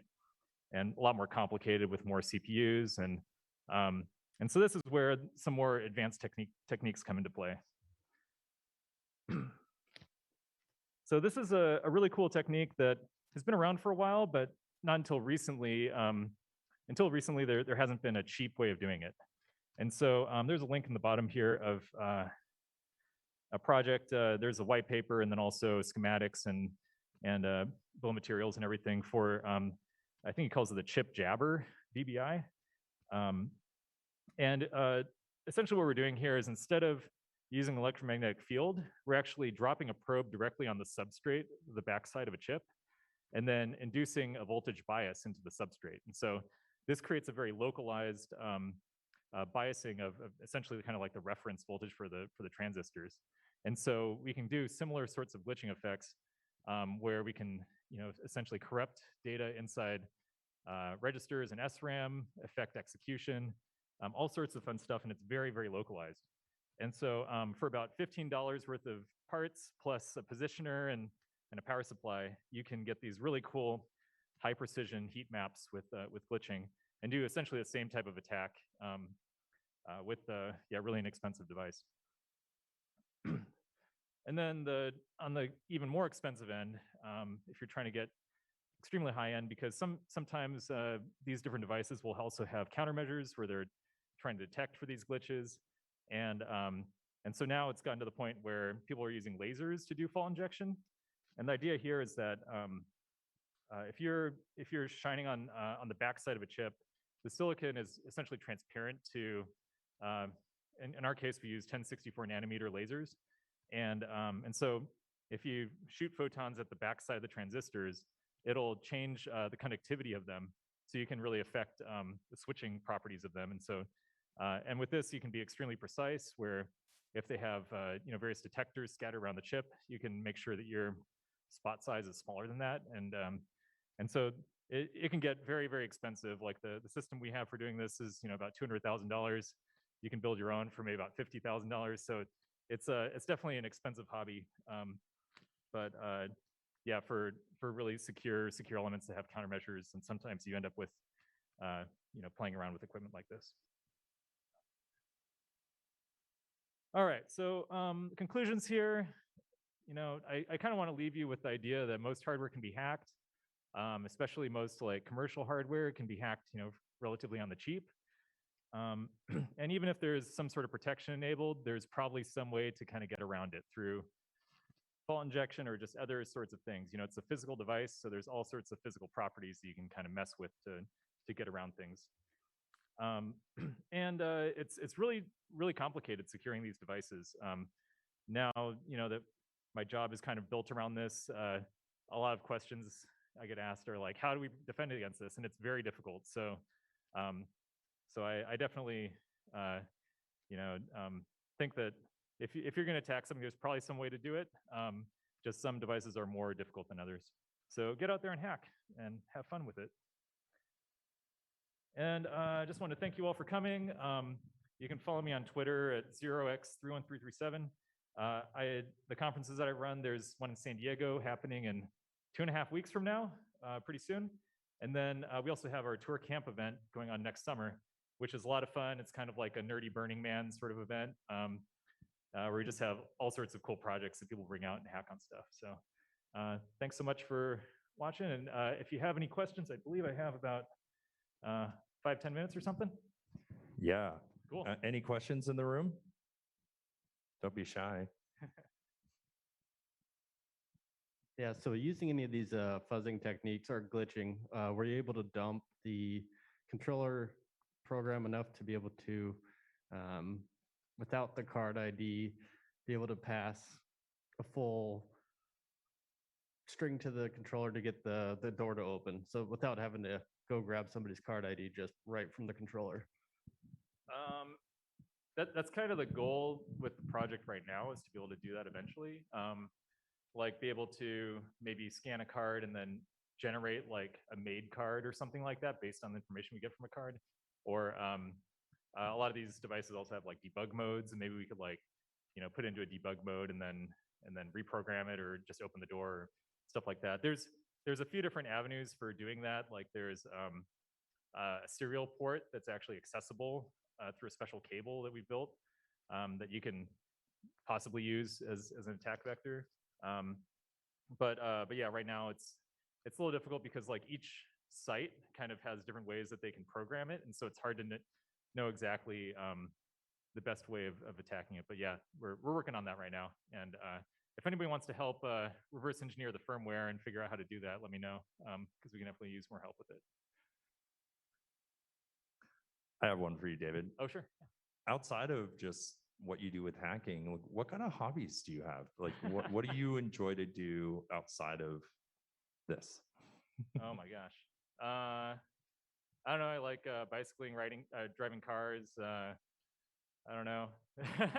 I always just think it's interesting to see what people do, outside of their profession, and you're into cars. That makes sense. And, usually a lot of people, the technical mindset, you have your outlets outside of that, right? And yeah.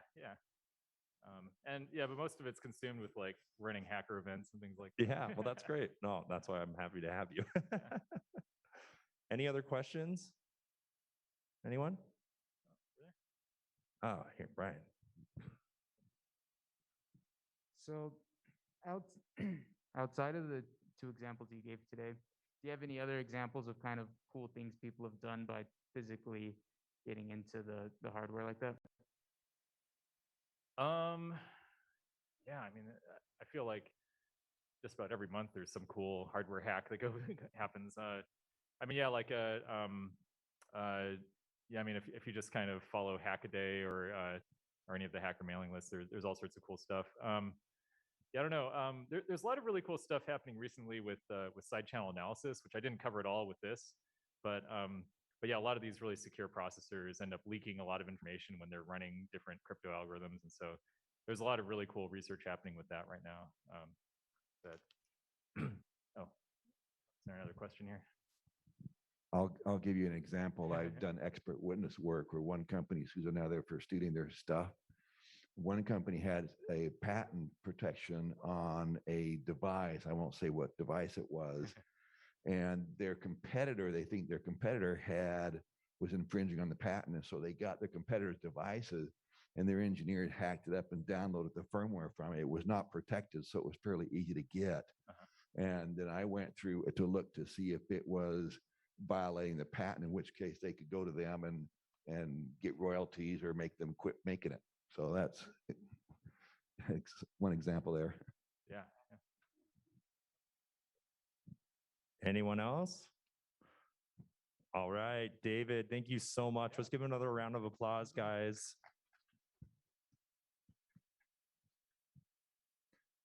Thanks, everybody. Up next in this room, our other room, the event got canceled, but up next, we are going to be doing the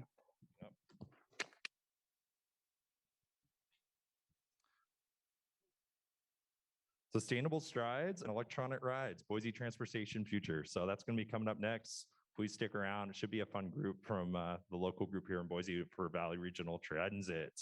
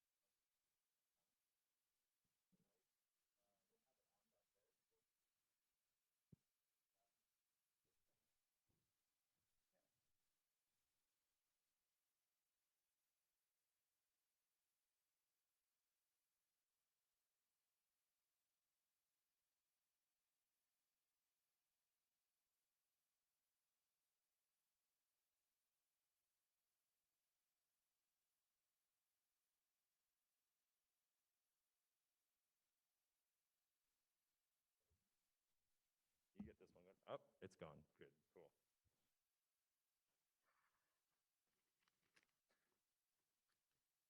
Thanks everybody again for coming to Hackfort 2021. I'm Sean Wakely, I'm the director. I really appreciate all the support. I know it's been a tumultuous couple years for everybody, so thank you. I can't say that enough. And we are joined by this awesome team from Valley Regional Transit, and I'm super excited to have you guys, so thank you so much. We'll have time probably for Q&A after. We'll have someone pass around a mic. And anyways, I'll hand it over to you guys. Thank you so much.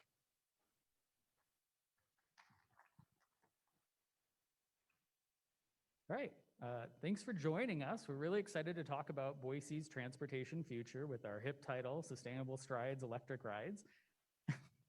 And transportation is obviously a growing issue in Boise, right?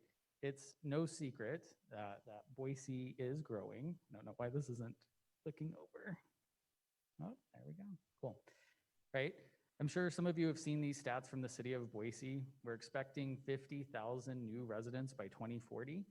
And with that comes obviously housing dilemmas, but more important to our conversation, transportation dilemmas. We're expecting at minimum 200,000 additional trips along our roadways throughout the Treasure Valley. And that's incredibly important to consider since traffic's already bad. I'm sure some of you can think back to 5, 10, maybe even 15 years ago and thinking, oh, it takes like 5-7 minutes to get around. Now it's 10, 15, 20, 30, right? So what that means is that the growth is driving Boise's transportation future. We know that approximately a third of Boiseans do not drive or don't have access to a vehicle, which means they're transportation dependent on public transit or other micromobility options available to them. And unfortunately right now, bike share isn't available, right? So that's more of an impetus for using the bus and or other methods that they can get to, right? So scooters, we see those out and about. But we're also seeing that because there are an abundance of people near the bus stops, right? Approximately 57% at 1/4 and approximately 81 within a half mile. The bus is one of the most tangible options for us, not only because of accessibility, but because it can extend people's mobility options to get to different places they want to and need to go. So that way it allows them the opportunity to expand their life, which you'll see a little bit more of in our review of talk today. But more importantly, what all three of the panelists are going to be talking about today are how transportation modes tie directly and specifically to our climate and how we might be able to best address that. So when you look at these two graphs, what you're seeing here is that transportation contributes approximately 29% of global global CO2 emissions, specific to the United States here, right? And of that, in the other pie graph that you're seeing at right, approximately 60% is coming from our single occupancy vehicles, our light vehicles that are driving around in our city. That's tremendous in terms of the effect it's having on Boise's climate and its future in terms of what we could see happening here. It's not hard to imagine that you can compare this to other places you may have been or have lived before coming to Boise, right? If you've driven down from Logan to Provo, Utah, you've seen the emissions in the air, you can smell them, right? It's also attributed to chemical plants in the area. But it's coming here if we don't address it, if we're not thoughtful about it, if we're not careful. And so what we'll be reviewing today is just that, the ways that Valley Regional Transit and CityGo are doing just that. Okay? So with that, I am Wayne Resevy. I am the communications manager for CityGo, which is a division of Valley Regional Transit. We've got a lot of exciting things that we'll be reviewing with you today. The panelists today, we have Katie Justice. She is the CityGo director, my boss. Leslie, who is the director of operations at Valley Regional Transit, and Stephen Hunt, who is the director of development at Valley Regional Transit and does all of the planning initiatives that help get the bus in the different places we need it to be and improve connections across the valley for everyone. So with that, I'm going to hand this over to, kind of shared my point already, but hand this over to Leslie.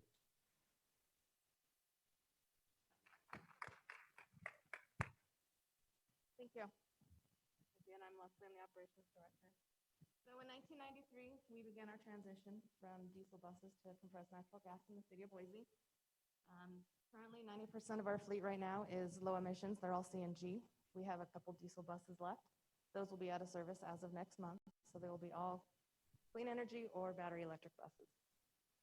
In Canyon County, 95% of our fleet is CNG buses. We have one bus that's just gas. So we're getting there. In 2019, we submitted an application for a low or no emissions competitive grant with the Federal Transit Administration. We were one of 86 awards. We got $3 million as part of our project to start the process on purchasing electric buses. We partnered with Proterra, who is a electric bus builder, in part of that. And we were able to fund 8 buses and chargers and construction for this project. So last year, 2020, we ordered 12 buses. We had another program to replace some of our current buses. That's why we ended up with 12. And we also began construction for the charging infrastructure out at our Orchard facility. With the pandemic that hit in 2020, our buses have been delayed. So we were supposed to have buses by the end of last year, and we got our first bus in July of this year. So those will be on the road starting in October. We have 4 that's been received. 2021, we also completed our construction on the charging infrastructure, and we had our ribbon cutting ceremony last week. So we are a go. Today, we received 4 of those buses. They are 40-footers. We'll have 8 more at the end of this year. Those will all be 35-foot buses. What's next? Possibly refurbishing current CNG buses to be the new propulsion system, which would be electric. So that's one of the projects we're working on.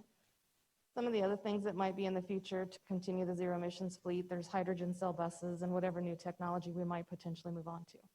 So those are some of the things we're kind of looking at in the future. With that, I will turn it over to Stephen, the development director.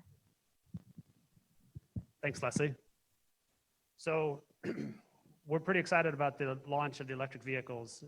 They represent a big step forward in terms of the investments that we're making, the partnerships we have with both the public and our other infrastructure partners, such as Idaho Power. They were a pretty key partner in developing the electric bus infrastructure that's needed to charge those vehicles. And they represent just a large capital investment on VRT's part in terms of bringing new and innovative ways of getting around.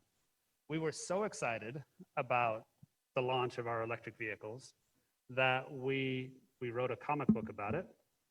And so we have some comic books here that I will have on the stage for you guys when we're done. But the excitement about electric vehicles is that these vehicles have really great special powers.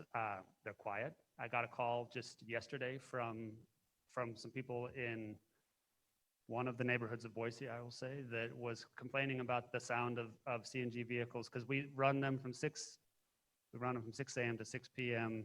Monday through Friday, mostly, some on Saturday, and they hear the buses coming around in the morning and they hear them coming around at night. And that was a problem because it makes them sad. So we were happy to tell them that we have electric vehicles coming and they're so quiet, you're not gonna be able to hear them when they're driving down the street, especially when they're starting, right? That's when we usually hear the big sound of the engines. So one of the superpowers of the buses is that they're quiet, which actually makes it convenient, not just for, I mean, it's hard to sometimes imagine that, like, is that really worth the investment? And if you think about where public transit operates and why it's important, it does matter to those people who are adjacent. It matters to the businesses that are next to buses. It matters to the homes that are there, because if all you hear every day is just this big roar of the vehicles coming and going, then it's problematic, and we become like, you know, an annoying uncle that you don't want to have around. And so what we're trying to do is how do we become better partners with our development and our community? So sound is actually a pretty big part of that, and electric vehicles help with that. They also, I mean, buses in general are able to move more people with less space. And so the other superpower of buses is the fact that they can be more energy efficient than single occupancy vehicles or just the smaller vehicles. And then when we get to the propulsion systems themselves, battery electric buses, what we're talking about is taking advantage of the power that we get from Idaho Power, which is already 60% renewable, I believe, is their general mix. And they have commitments, as you may have been aware, to go, is it 100% renewable?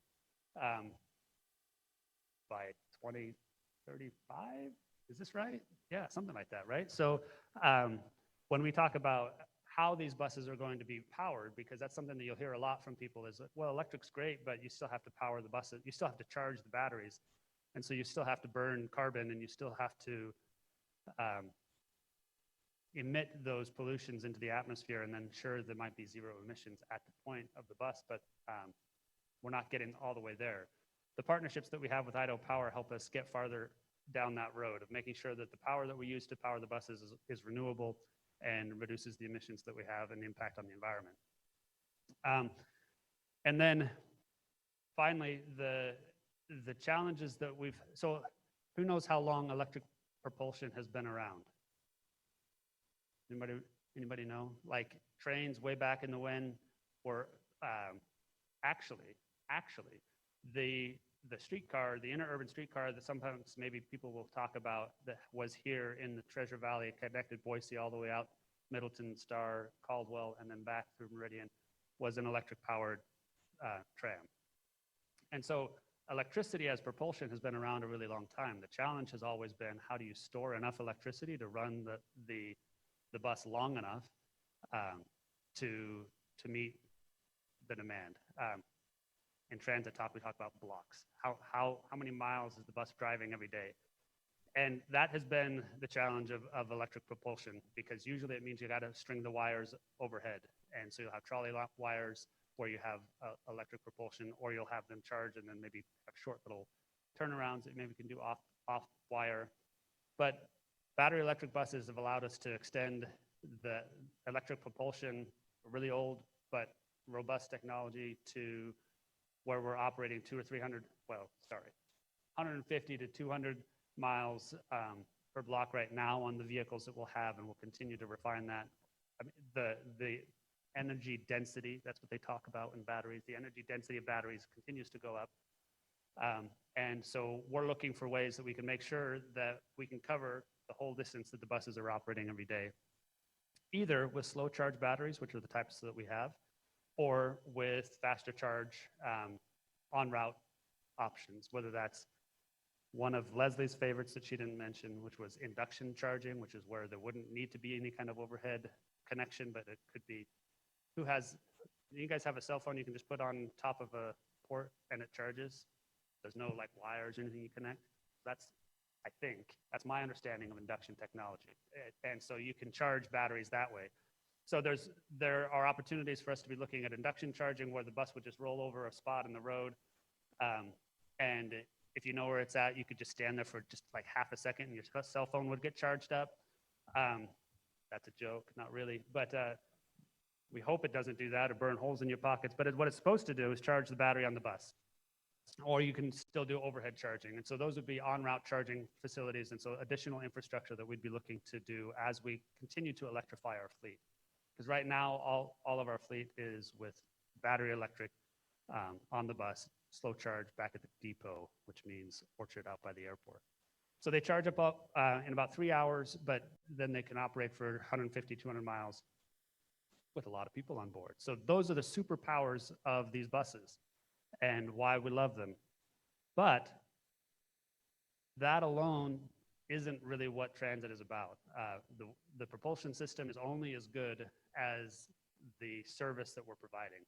And the real way, I'm gonna give away the comic book, but the real way that the Voltare works in the comic book, and we're able to defeat the armies of smog and congestion, is by getting people on board the bus.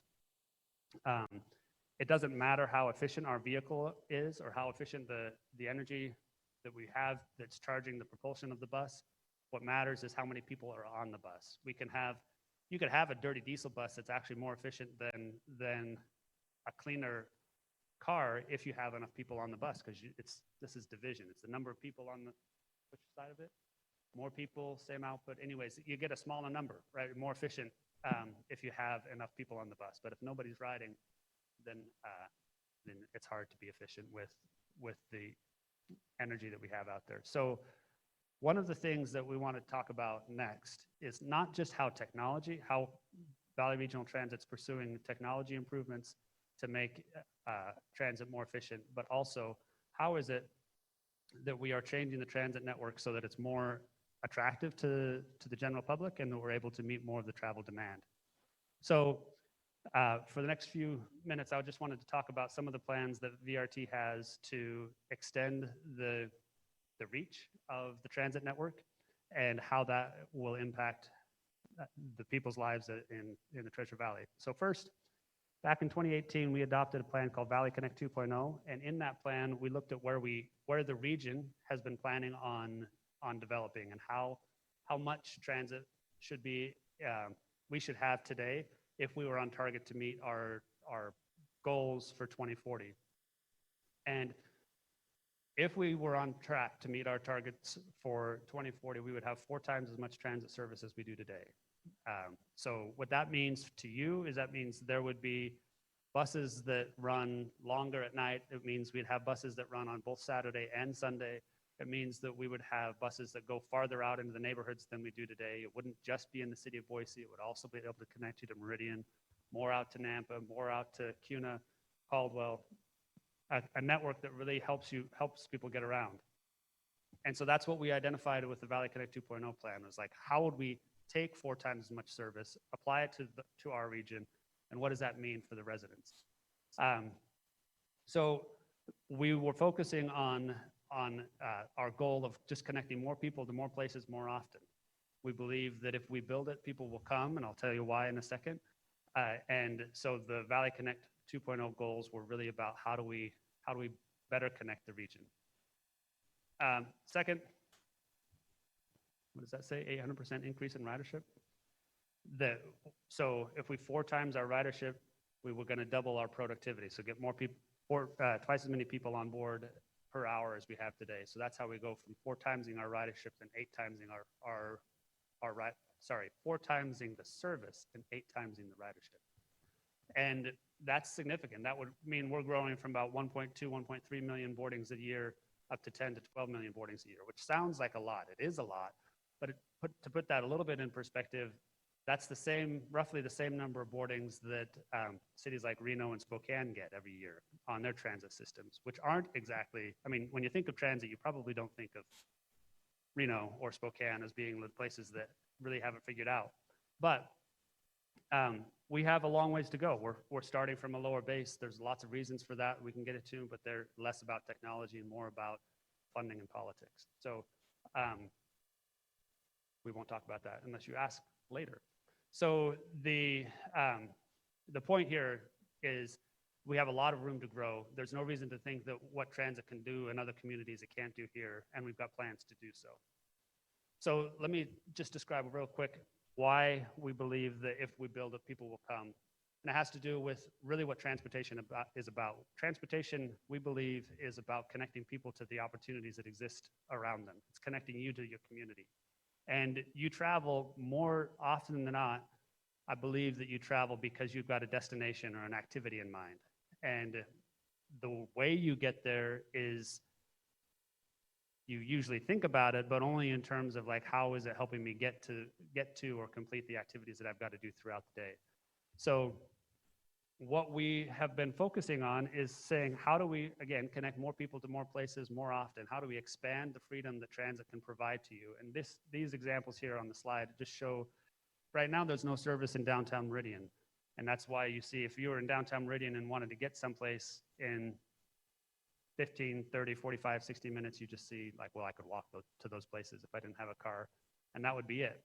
But with the plans we have to extend transit service, you could see that not only can you connect into downtown Boise, but you have other places in Meridian you can connect to. You can connect out into Canyon County, and now you can start to say, is this location important to me in terms of, well, is this location the right place for me if I'm trying to get to, say, CWI, or if I'm trying to get to Boise State, or if I'm trying to get to my place of employment.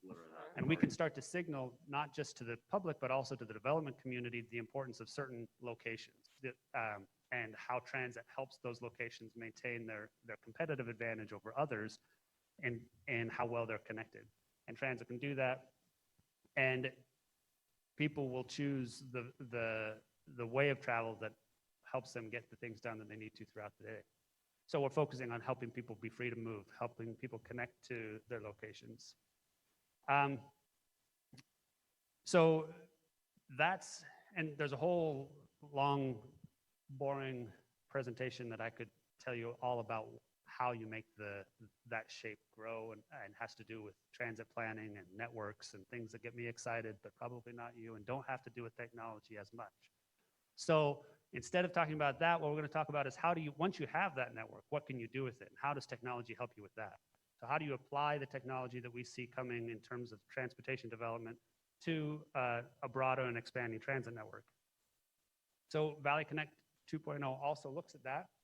And one of the ways that we think about connecting people to their destinations is how can you connect more people to more places with the same amount of space? And that's really the other superpower of transit, is it moves more people in less space. So if you only have a limited amount of roadway, you can still facilitate the freedom of people to get where they need to go without expanding that roadway by having people take that transit. And so that vehicle becomes really important. How that vehicle moves through traffic becomes really important. And there's actually a whole lot of technology that goes behind our current systems of traffic signal timing, really geeky stuff about how do you get more people through signals and seconds on left-hand turn lanes versus right-hand turn lanes, and all different kinds of things about moving vehicles through space. And the thing that we're trying to show in that is that not all vehicles are the same. And if we were talking about transit and its ability to move more people in less space, how we treat that transit vehicle becomes important. So how does the network identify a transit vehicle outside of every other vehicle?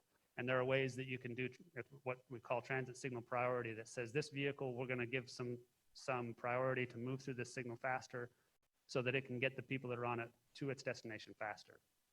So that gets applied both at signals, it gets applied also in less technology things like asphalt and paint, but those are all geared towards getting transit vehicles through the congestion faster. And there are a number of corridors that are identified in our planning to help focus those investments so that transit can move through the valley. And then there are lots of other applications for technology beyond just how the bus interfaces with the infrastructure, saying, hey, I'm a bus, let me through this signal, and it says, okay, I'll let you through. You can also have information about, as I'm getting on the bus can know, so to speak, how many people are on the bus. And if we have that information and there's a way to push that information from the bus out into the internet, out into the ether, other people, smart people like you guys who like to hack information, can take that information and start to share with the rest of the community, like, hey, this bus has 10 people on it, there's room for 50 more. Or, hey, this bus only has one available bike rack space left. And so if you have an interest in taking that, you may need to make sure you're the next bike, or find a different way to store your bike if that's part of your commute. So there's lots of information that gets stored as transit vehicles are moving through the network that we're pushing out more and more. And Katie will talk a little bit more about that.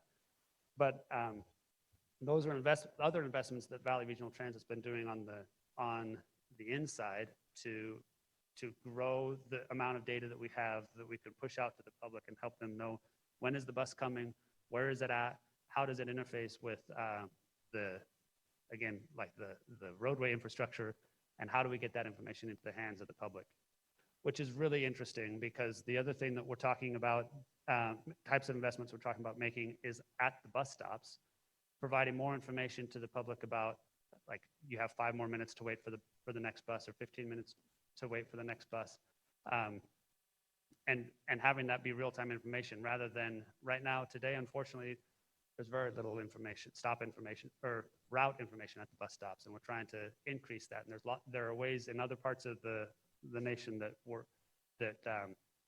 you push that out to your phone. But one of the beautiful things about transit is that it's designed for all different types of people.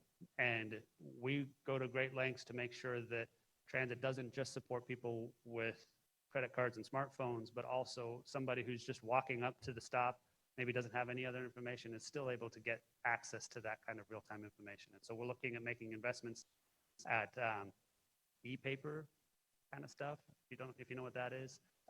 So just really low energy types of displays that can say this is what when the next bus might arrive.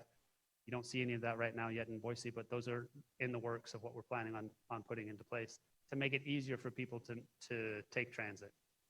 And so those stops really can be portals into the community for the riders. And then you can turn this stuff around. Once you know where the bus is, now you can also say, okay, what's around me as a bus rider, or what's around this bus stop, and you can start to connect the bus stop deeper into the community so that people know, oh, there's a restaurant here, or there's a store there, and they're having a sale, and I can move through the community with less friction because I'm able to take advantage of the data streams and the public infrastructure that's out there, and it's super cool. A few other things that we're talking about, though, is with the electrification of the fleet, the other thing that often comes up is, what about automation? What about Tesla buses? And that's one thing that we are looking at. We've worked with the state of Idaho. They had a commission back in 2018 that talked about automated and connected vehicles. We were part of that commission. And there's a really interesting role that we believe transit can play in mainstreaming autonomous vehicle technology. In order to have an autonomous bus, it doesn't have to know every single street in the entire world, whether or not it's paved and where all the possible obstacles are. It just has to know one route. Like, it's going to do this, and it's going to do this 20 times this day, and each time it does it, it can gain more information. And so there's really a lot of interesting ways that transit could become kind of that mainstreaming way of saying, how do we take autonomy and apply it into a mixed use space where you've got pedestrians and cyclists and transit and cars all working together, but I'm able to narrow down the what's the word? The uncertainty of the universe to just this stuff, right? I don't have to worry about how things work in LA. So transit autonomy is another thing that's on our horizon as we think about where we head next. Also because it changes the cost structure of transit, and it makes it possible for us to think about really expanding the locations that transit can go. And as I mentioned earlier, some of the problems that we've had with really developing a transit network that's as big as we need it to be is funding it. And if we can do so in a more economical way, then we can not only have more of it, but it can extend deeper into the neighborhoods and not just the highest density locations.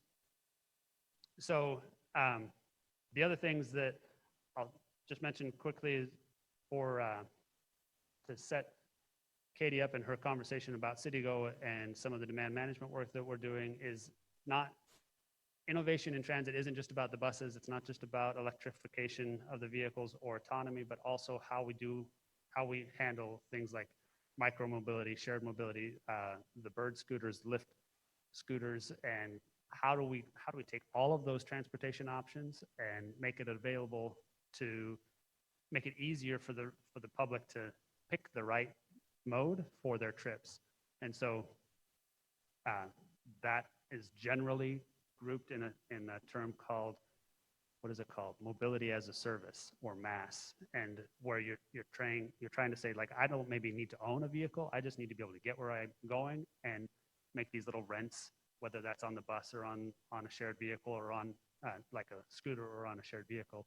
And how do we facilitate that kind of payment and coordination?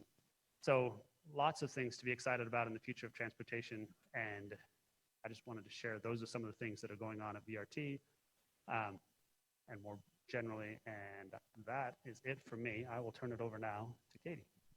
Thank you. Hello, I am Katie, and I'm the director of CityGo, and I like to consider my job of making sustainable transportation cool, in short. CityGo is a program under Valley Regional Transit, and if you want the very fancy name. It's a transportation management association. What that means is we work with businesses, people, companies to reduce the number of drive alone vehicles on the road, but doing that within the current infrastructure. So all of these guys are working to get more buses on the road, more service on the road. My job is to get people on buses within the system that's already on the road, right? And how do we do that? And I like to think that we do that by making it cool. And we do that a lot through technology. Let's see, about 3 years ago, I sat in a job interview for this position. And they asked me, how are we gonna do this? How are we gonna reduce the number of vehicles in downtown Boise? And I said, well, we need to integrate all the modes, right? You have van pool, you have bike share, you have scooters, you have the bus, you have all these things, and they're all very different systems. They're often complicated to use. They're often not easy to access. And we need to make it really easy and integrated for people to use all these systems. And then I got the job and they said, okay, cool, now you need to do that. So we've been working over the last 2 years to create a technology platform that allows us to do that. And I can say the first phase of that technology platform is actually going to launch here on October 4th, which is really exciting. So this is our integrated fare payment technology. We wanted to create a system that allowed people to really find the information, plan, and pay for their transportation needs all in one place. And while the bus is the most efficient way to move people, it's the biggest form of public transportation in the valley, we also know there's gaps, right? The bus doesn't go everywhere, it doesn't run at all times, and it doesn't meet every need of an individual. So they need to have choices outside of just the bus to be able to get around. And when those choices aren't necessarily easy, people tend to just choose to drive. And so we wanted to make it easier for people to have a more dynamic schedule within their transportation needs, but to be able to choose something outside of just their personal vehicle.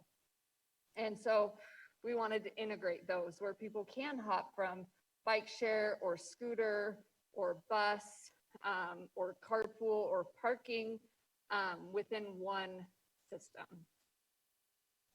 So some of the goals for this system would include contactless fare payment, which became a much bigger deal with COVID, right? Hopefully, eventually we'll get to a point where that's not needed, but being able to pay without contacting a driver or someone else, increasing the ease of use for customers and enhancing the overall rider experience, being able to facilitate things like rear door boarding on the buses, and as well as decreasing the number of cash and high touch payment options. Again, that's mostly in response to COVID, and developing the capabilities to really provide that multimodal transportation system, both for individuals, but as well as employers to have more options that they can provide for their employees.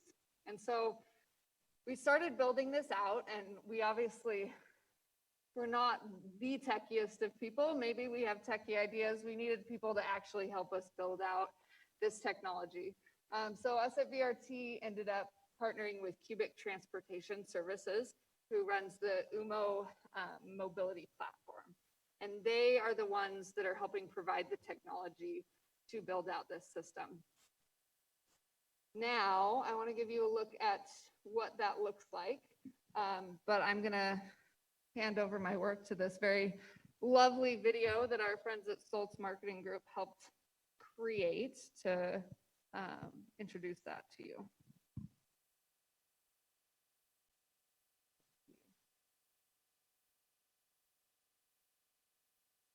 Maybe. Wouldn't it be a bummer if the technology failed at Hackfort?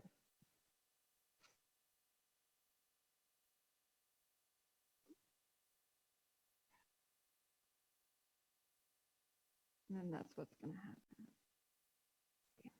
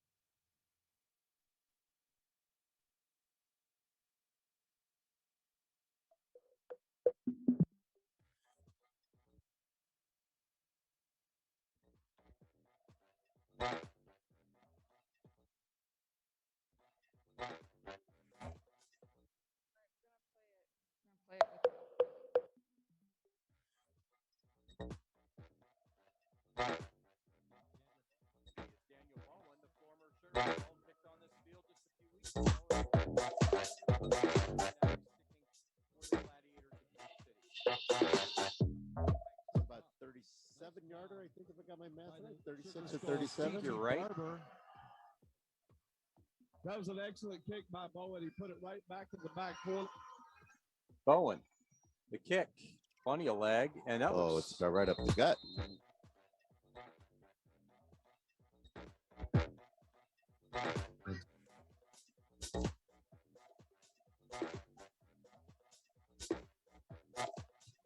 We'll see. It's Daniel Bowen, the former.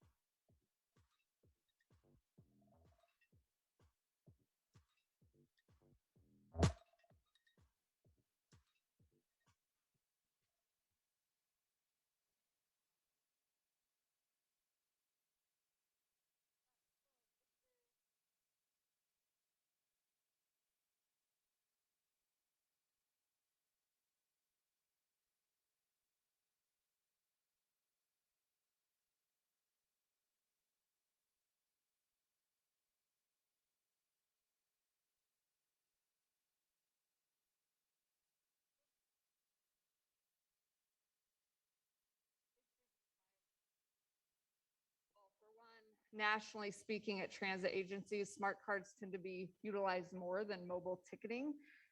However, we also need it available for equity purposes, right? Not everyone has a smartphone, not everyone has a data plan, and we want to make sure that we can make fair access easy for everyone.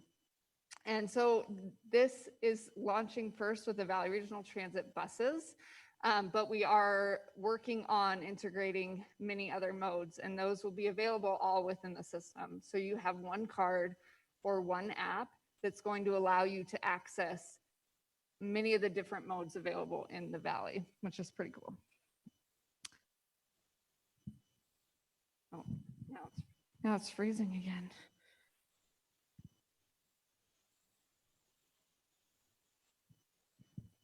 I don't want to restart.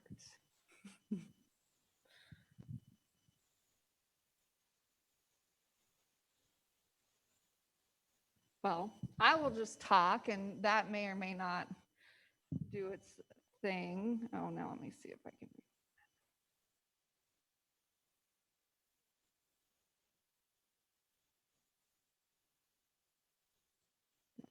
Okay, I'm just going to talk, and we'll give up on the technology at Hackfort because that's where we are today.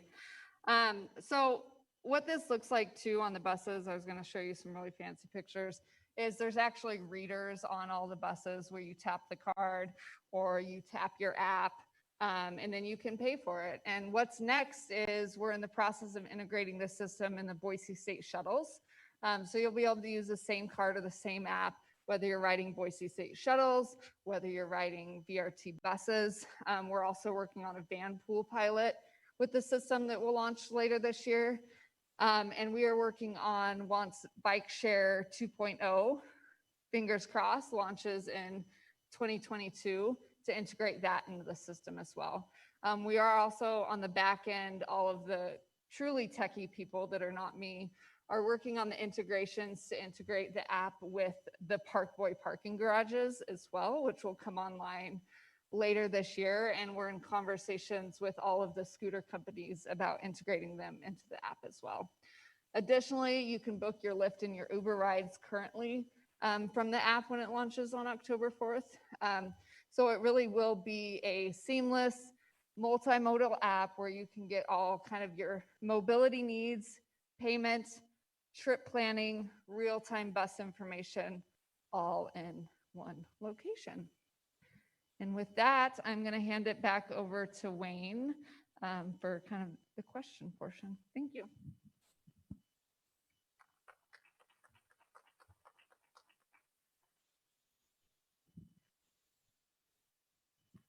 Right. If anyone has questions, we also have some ourselves, but if anyone has questions, I'm happy to get that rolling here as well. Yep.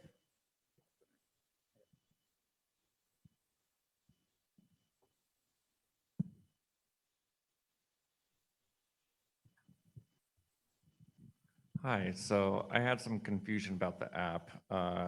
During the video, it showed that there was going to be like a QR code that you scan. Is it QR code or NFC? Because you said tap it and then there's a scan. So I'm kind of confused on which way you guys are headed.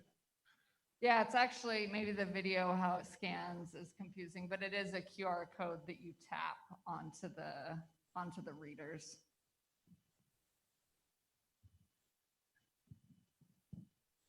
Does that make sense?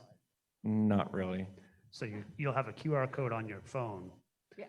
that you will, so there's a scanner on the bus Okay. that will actually read that QR code and turn that into a pass. So it'll know that you've paid a certain fare or that you have certain access to the transit system because of it's encoded in the QR code, but that's just what's on your phone. And then there's a reader on the bus that allows you to allows the bus to know, yes, that's what the passenger. Okay, so Yeah. QR scanner, not NFC. Correct. Thank you. And when it does scan and it's a valid fare, it lights up green and makes a nice noise so the drivers or anyone can see that, yes, that was a valid fare and they can get on the bus or the shuttle or whatever it is. Just a follow-up question. If you are on one account but have multiple riders, will you have the ability to pay for multiple passengers? Yes, there is a way to do like back passes within it so that you can pay for multiple fares.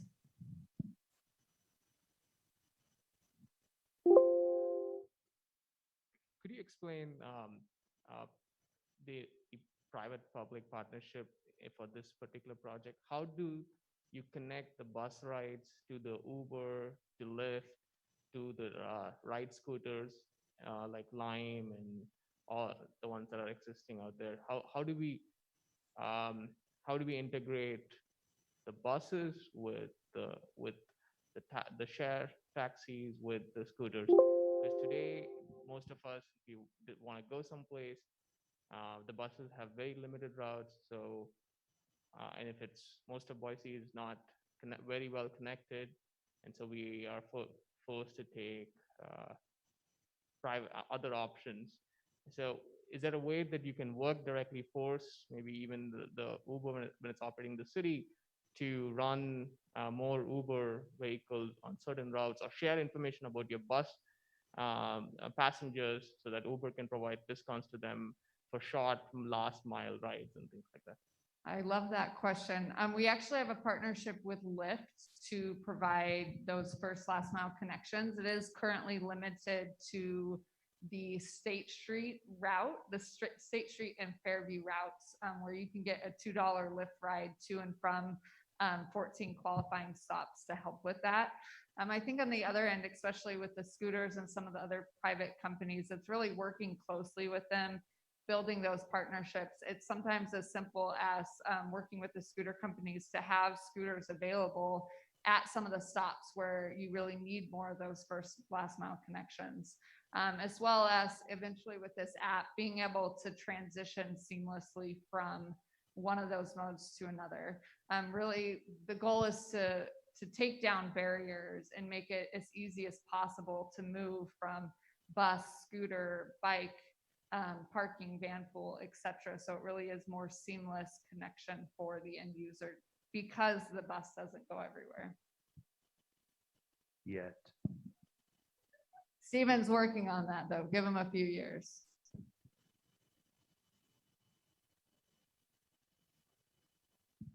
Thanks so much for the information. I'm just curious, if you were to lean forward, call it how many ever years you need to beyond the scope of what you've given us, do you foresee a time where there's light rail or other types of systems that come into play where, if you think about other metropolitan areas as they've grown out over decades, Phoenix, I think, comes to mind in terms of my travels.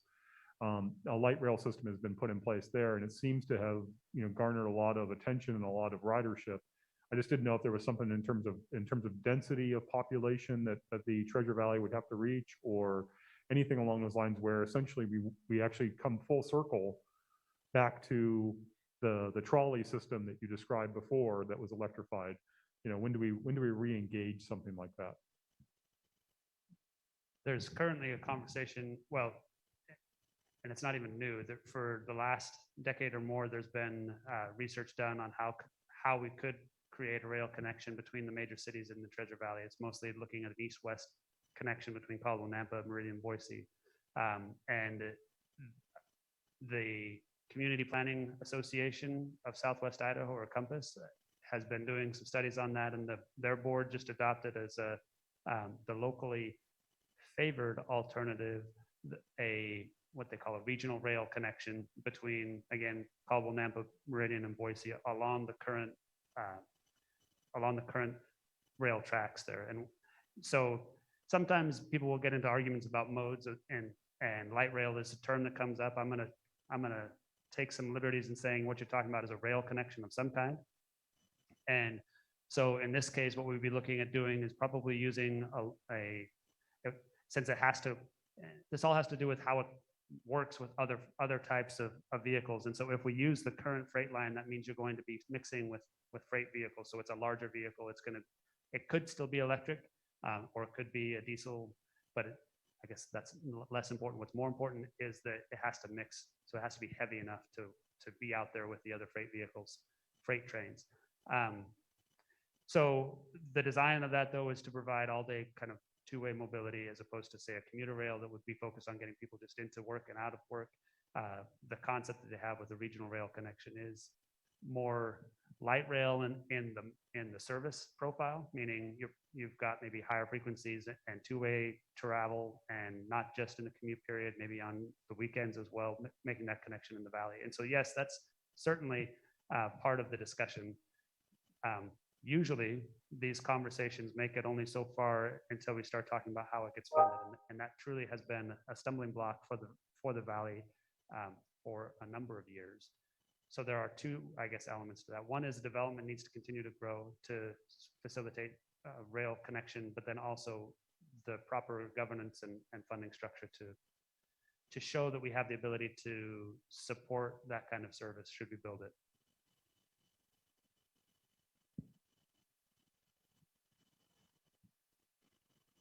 So yeah, as somebody like lives in the valley and would love to become less car dependent, is there any way to stay in the loop in this or become more involved, like give feedback in kind of more like a long-term way? Yeah, there is. There's lots of ways. So there actually is one, speaking kind of technology, one of the things that COVID has done is forced a lot of different agencies to think differently about how we engage with the public. Namely, we've tried to set up other kinds of online forums, and there's one that we just started last month or so called engage.valleyregionaltransit.org. And so you can go there, and we will be having a number of initiatives pushed out that way and the purpose of that is we're trying to have, just as you described, a longer conversation with people, so that we can, things like open houses happen at a certain event, people show up, they don't show up, it's hard to necessarily get those same people to re-engage next time you ask the questions. And so we're hoping to be able to facilitate longer, more in-depth conversations online using this platform, such as engage.valleyregionaltransit.org. Thank you. And then I would say more specifically on the technology side, us at CityGo, we do have a technology and integration work group. If you want to really get more involved and kind of be on the ground with helping kind of solve some of those technology problems and how we do modal integration, et cetera. We also have 2 newsletters, one Safe Travels Treasure Valley that you can sign up. It goes out every 2 weeks. It has all the news on kind of all the things happening with all the modes, all the different agencies that has to do with all the transportation options. And then we have a newsletter at CityGo. You can sign up on the CityGo Boise website as well that has a lot of information more specific to the CityGo projects and employer programs and all of that.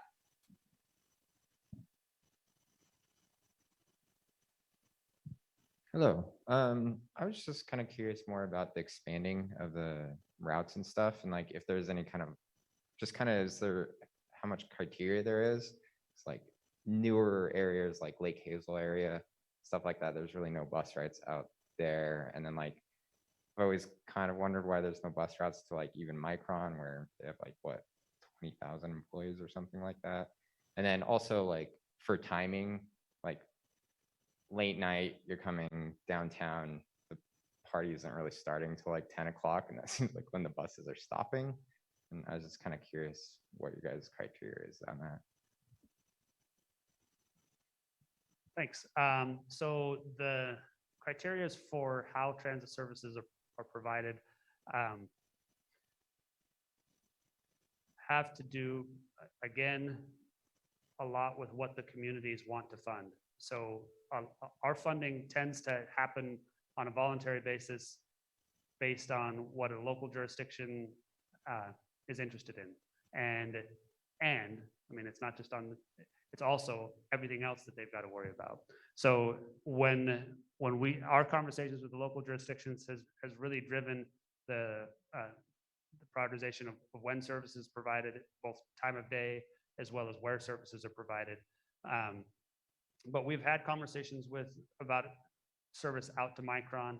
Some of those types of things overlap in terms of like, you have to make sure that the service is being provided when the shift changes are happening. Some of the things that we have a hard time accommodating are shift work because the rest of the network kind of goes to bed, as you say, between 8 and 10 and in the evening. And so it's a combination of factors, but a lot of it has to do with where the priorities are from the local jurisdictions and their capacity to fund it, because that's where our local funding comes from, is voluntary contributions from local jurisdictions. Right, well, I think that's our time. So thank you so much for joining us for the talk on Boise's transportation future. Again, we have comic books up front that Stoltz provided, and we'd love if you take them and check it out and check out one of the electric buses that is zooming around in the area.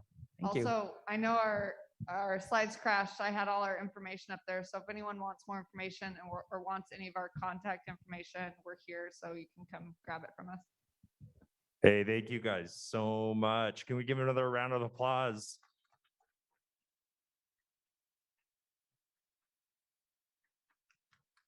You guys also had those comic books up here too, right? If anybody wants to grab one. Yeah, you guys can leave them at the desk up front too.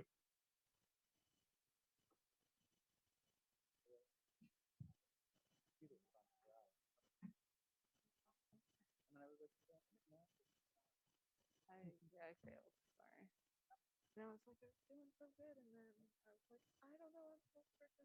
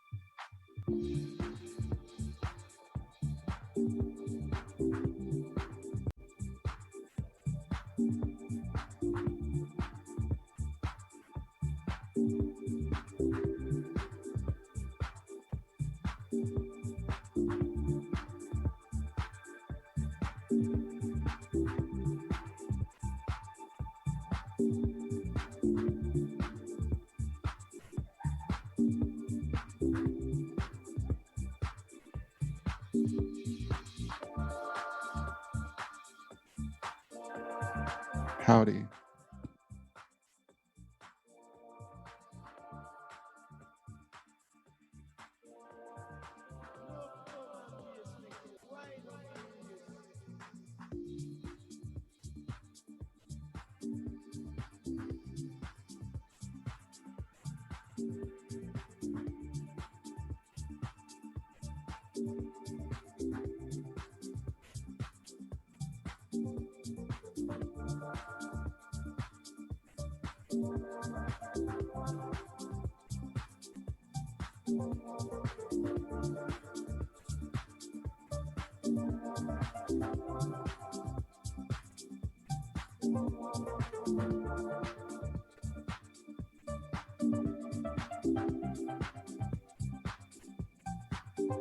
Best.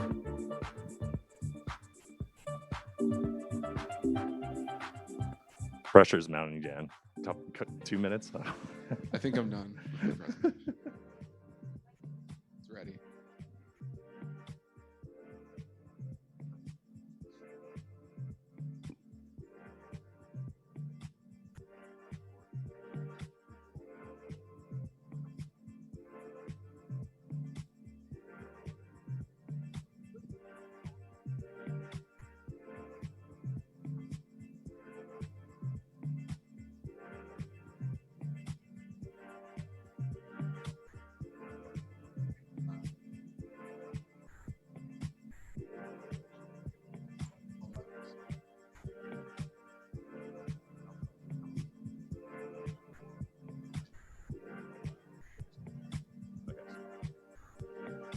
Cool. All right. You ready? Hey, everybody. Thank you again for joining Hackfort 2021. It really has been a long wait for us to be back on the stage, so I'm super happy to be here. I'm also really happy to present our next presenter here. Dan's a really good friend of mine. I remember when we first met, and he's like, "Oh, it's like I work in a company. It's like Pandora for books," and I was like, "What?" Long story, but anyways, Dan, thank you so much for joining, and yeah, let's have some fun. I also have a microphone for some Q&A when Dan's ready for that. We can pass that around. I have a couple volunteers. Hello, that can help hello, with that. Zoomers. So, thanks, Dan. Can Have I fun. get one of you to give me a mic Thank you, check, Sean. please? I want to thank Sean, Hackfort, City of Boise. Yeah, thank you for this. Andy and Sarah, if you can hear me, go ahead I'm excited to talk and about this. turn on your video. and Talk give about me some of these a stories mic every check once if in a you while with my friends, but it was interesting to sit down and kind of put it all together. I can hear you. I'm assuming you can hear me. I'm gonna We talk gotcha. a little bit about. I was hoping what's Ethan going would do on. the mic check, so I mean, I would say I've been a data scientist. he for hesitated at the last second. 13 or 14 years. Mic now. check. Andy, sir. And Hey, sir. Hey, so I'm here with Julie. I'm gonna pass you off to her. Hello, guys. How's it going? Great. How are you? Doing good. We're about ready. We've got James and Sinming up on stage. So in a moment, when you're ready. we'll also talk about a little bit of how I use data science to become a professional athlete. I hope that'll be interesting. And I've also started a new venture that I'll talk a little bit about. Largely, though, my connection to Boise is I came here in 2009 to work with a startup company called Booklamp. And like Sean said, it's it was like a Pandora for books. It's just the easiest way to put it. We ended up kind of developing different machine learning algorithms, and we were acquired by iTunes in 2014. So, but we'll get to that, and we'll start at the beginning. So I worked at a insurance company while I was in grad school, and I was studying applied economics in grad school. And I also want to say too, I'm not going to get too much into any technical details, but if you guys have questions about, I don't know, data science, I'll talk a little bit about it, but I didn't figure to get too deep into that stuff. So, but I'm glad to talk about it if you want. So I worked at this insurance company. I was in grad school studying applied economics at Florida State University. And I had been working at this insurance company since 2003. My mom was there and she kind of got me the job and just stuck around. So one day they came to me and they handed me a spreadsheet. And they said it was a bunch of loss data for one of the sheriff's offices in Florida. So this company handles all of the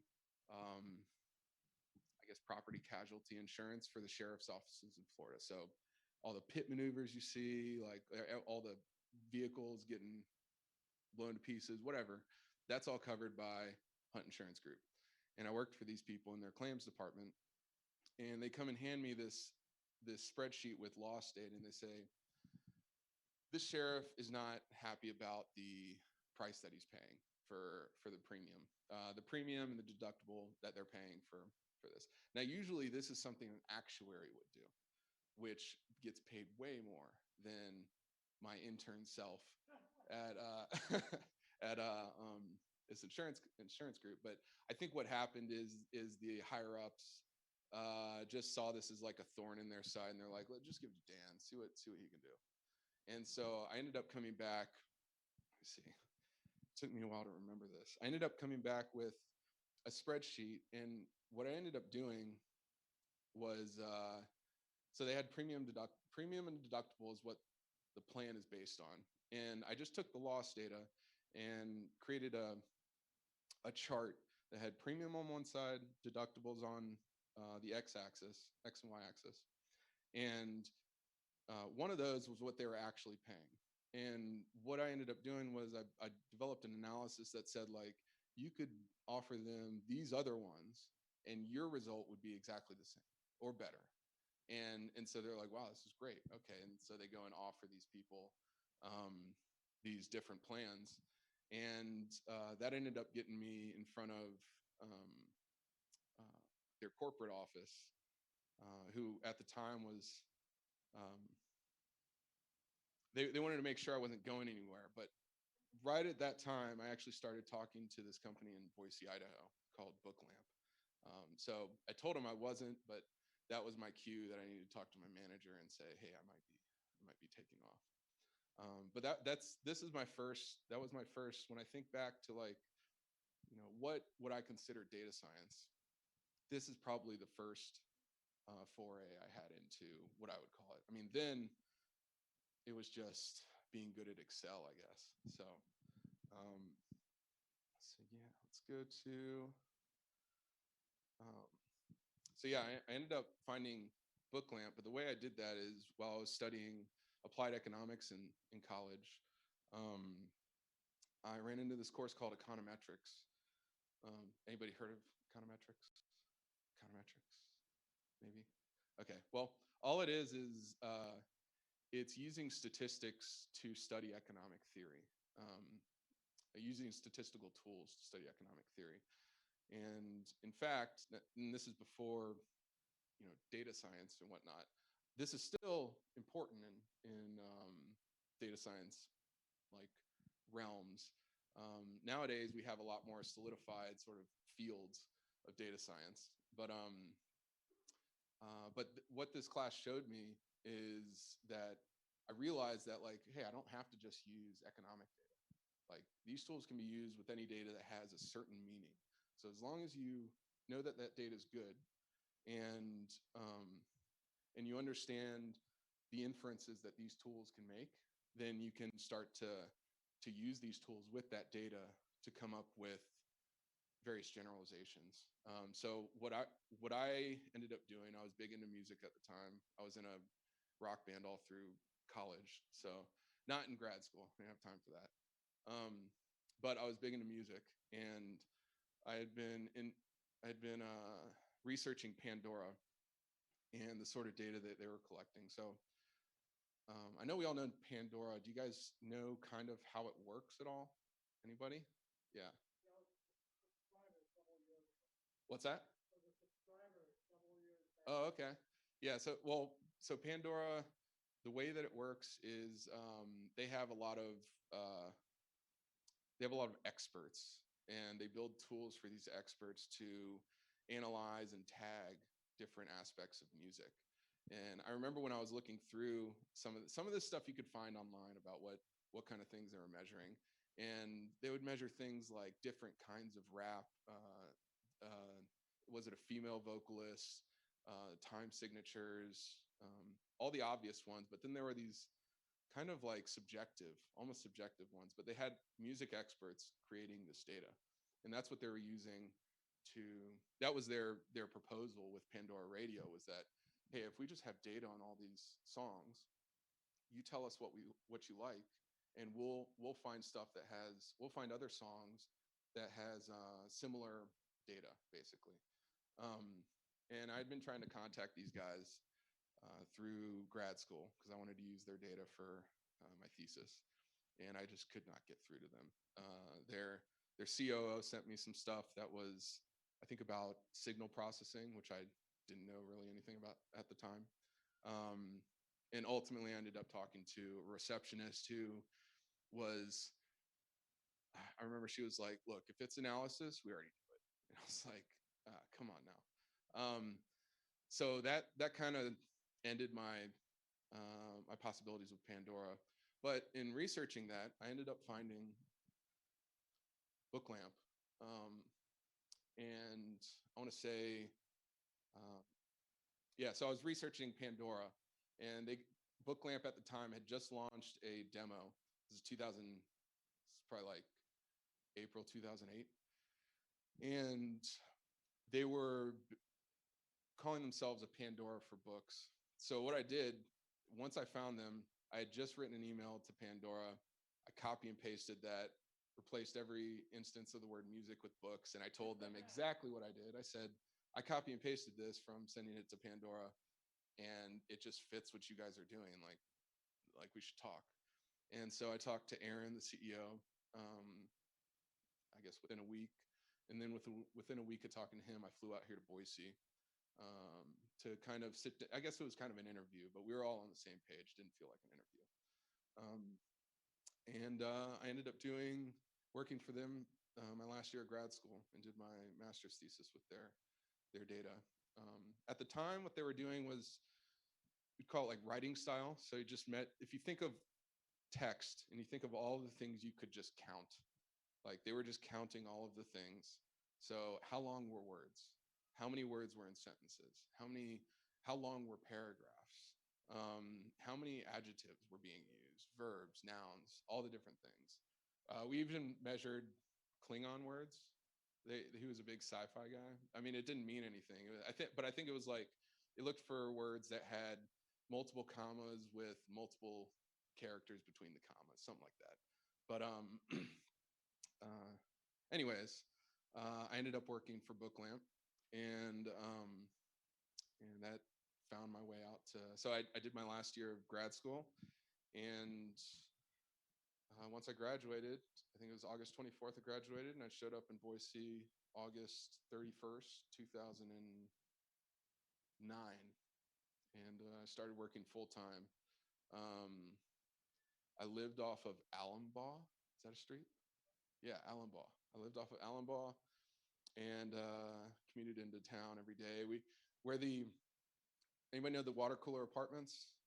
They're on like 14th in Idaho. So that used to be a really kind of rundown barn-like building, and it was called the water cooler, and it was a business incubator, and that's where we built everything.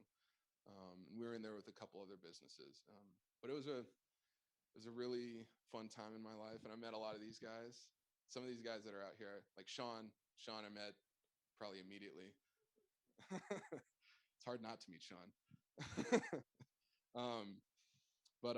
Yeah, so I came out to Boise in 2009 and stuck around until 2014. We'll talk about Book Lamp a little bit.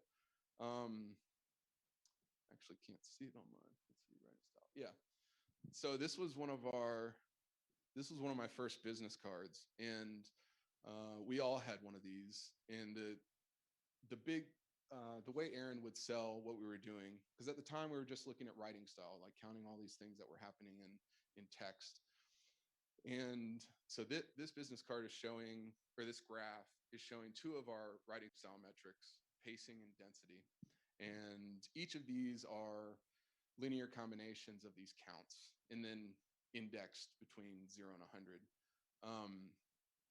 Pacing and density tend to be relatively correlated, but you can think of pacing as like being how much of a page turner that a book could be. And density was sort of like, how thick is this to read? So you can kind of see how they'd be correlated. Obviously, if something's really dense,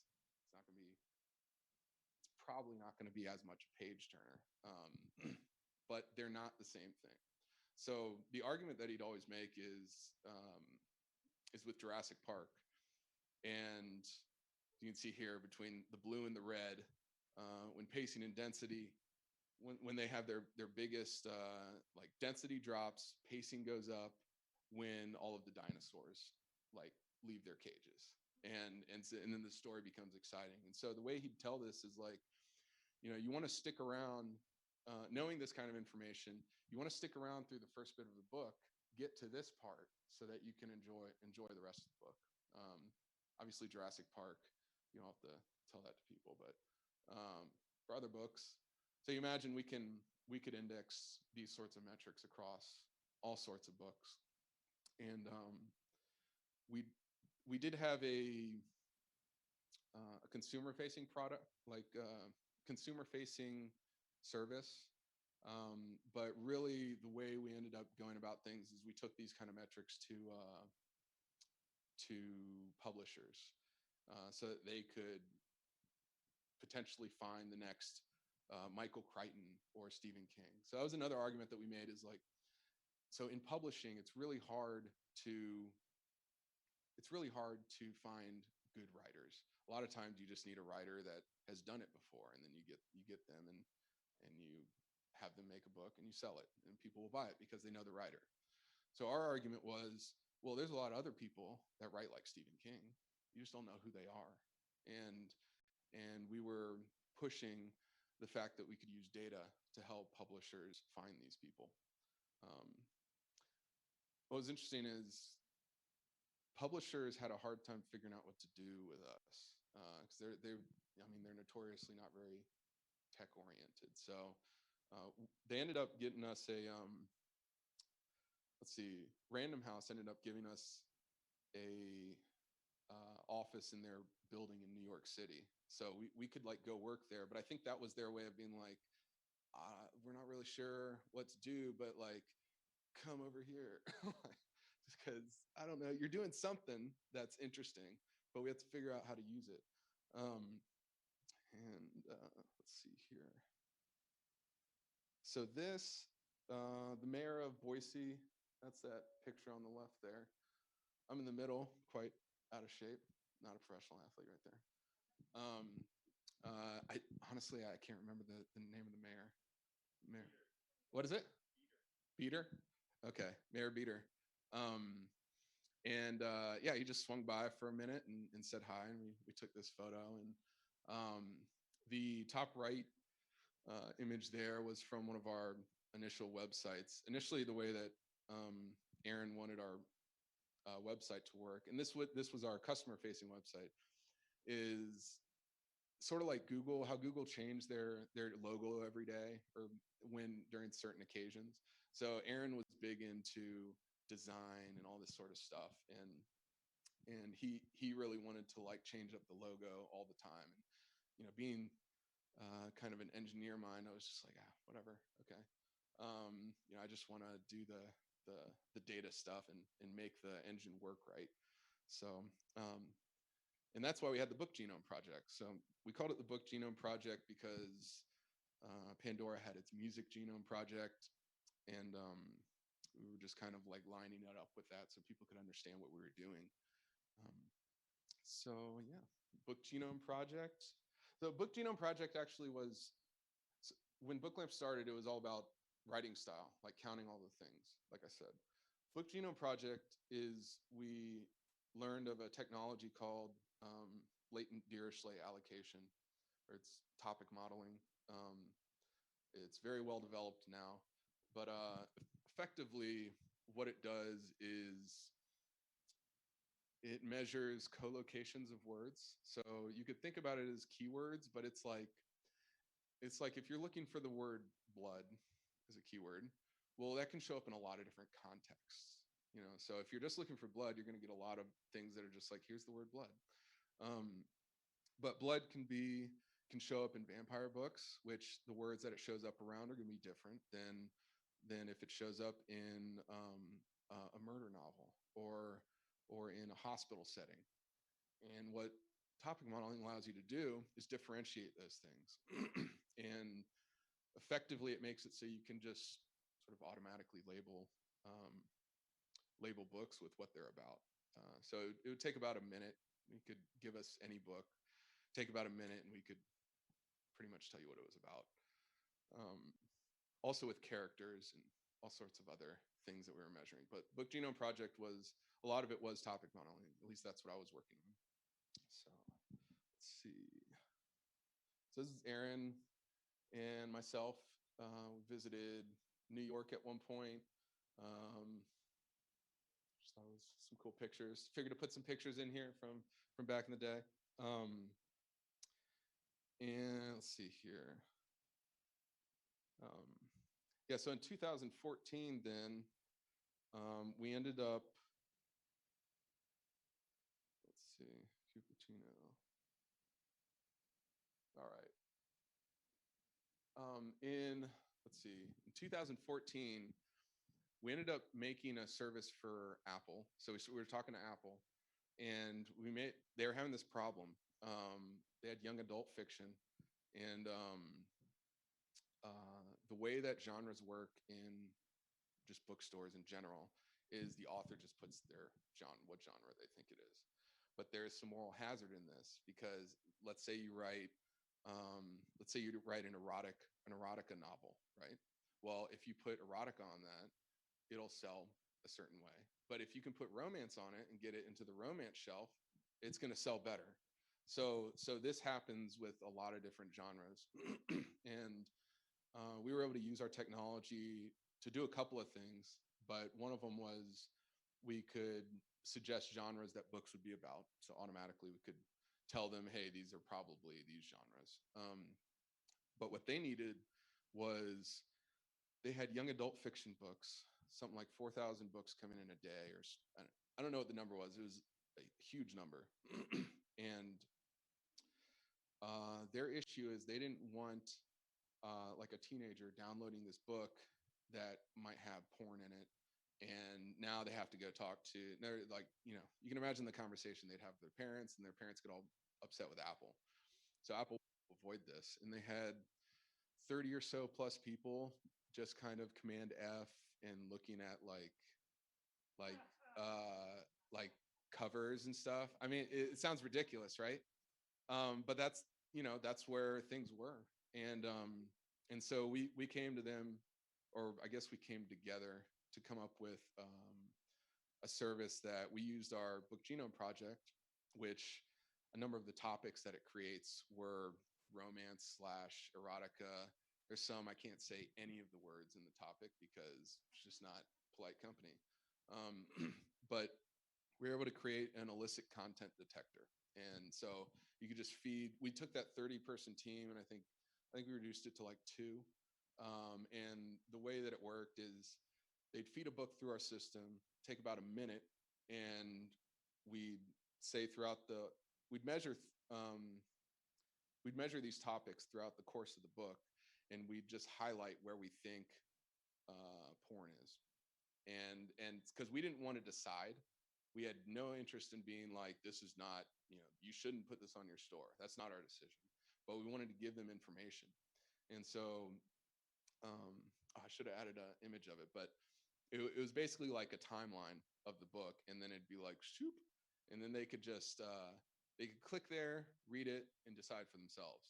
So it saved them from, they had to somehow process the whole book of all thousands of books coming through each week or day or whatever it was, and figure out if it had porn in it. And we were like, well, we can just make a little tool that'll do that. So that was our first talk with Apple. And then then they invited us out to Cupertino, and we went and visited and talked about some of the work we were doing. And let's see. And in 2014, yeah, they acquired us. iTunes Engineering did, and they incorporated our work. Some other stuff I did with BookLamp was recommendation algorithms. So the Book Genome Project created data, and then I worked with that data to figure out ways to recommend books to people. And Apple ended up incorporating this into their Apple Books product. I used to have a thing. There used to be a thing in Apple Books I could point to, but it's not there anymore. Two of our employees from BookLamp are still there, and one of them let me know that is like, yeah, it's all just like kind of baked into everything now. And apparently they're using some of our techniques more broadly with all sorts of apps and movies and all sorts of things like that, which makes sense. I mean, to me, it makes sense because I've been thinking about it for a long time, but it's cool to hear that like these things are becoming evident. So hopefully all the recommendations you guys are getting from Apple are good. I mean, we did a piece of it. We didn't do a lot of it, but yeah. And so I spent 3 years at iTunes working as a data scientist. Well, I started as a software engineer, but that didn't really work out too well. Like my first task as a software engineer was to learn Java. So I learned some Java, and then I switched roles. I'm better with Java today, but I ended up switching so I started on a recommendations and algorithms team, which made sense because that's what I did for BookLamp. And then I switched to A/B testing and evaluations, which was a brand new team. What was interesting about my experience going to iTunes is I'd been doing all this stuff here in Boise, and I was like, oh, I'll finally get to go work with other people that do all these things. And I get there, and effectively,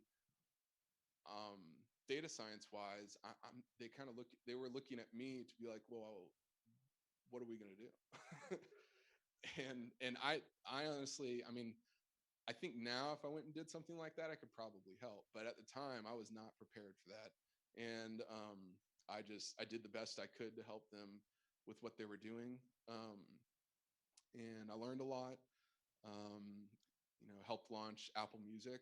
I don't know if there's still a For You tab in Apple Music, but one of the issues we had with launching Apple Music is we had to understand how Apple users would react to the recommendations that we had. But we didn't have any user data from people listening to a streaming service with Apple. And so we had to, like, Apple does some of the techniques they used were pretty wild. So for example, they do things like, it's like, well, we know what these people like to listen to. And we know that these people are like these people based on app purchases. And so we'll infer that these people also like to listen to these things. And then we'll run an analysis based on that. And those sorts of, I mean, it kind of felt a little Wild Westy, but they were all trying to figure it out too. So yeah, I also managed the integration of BookLamp's technology at iTunes Engineering, which a bit of a moral hazard because I made the algorithm and they're like, okay, well now you have to evaluate it. Okay, well, I think it's great. But I tried to be as unbiased as possible. I tried to use my economics training to be unbiased in the experimental design, and we developed A/B tests to push that out. It used to be called More Books Like This, MBLT, yeah.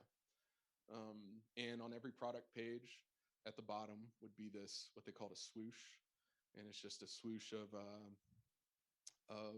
books that were like that book, and it was based on Book Lamps data and the algorithms that I wrote around that data, and it was really cool to see that.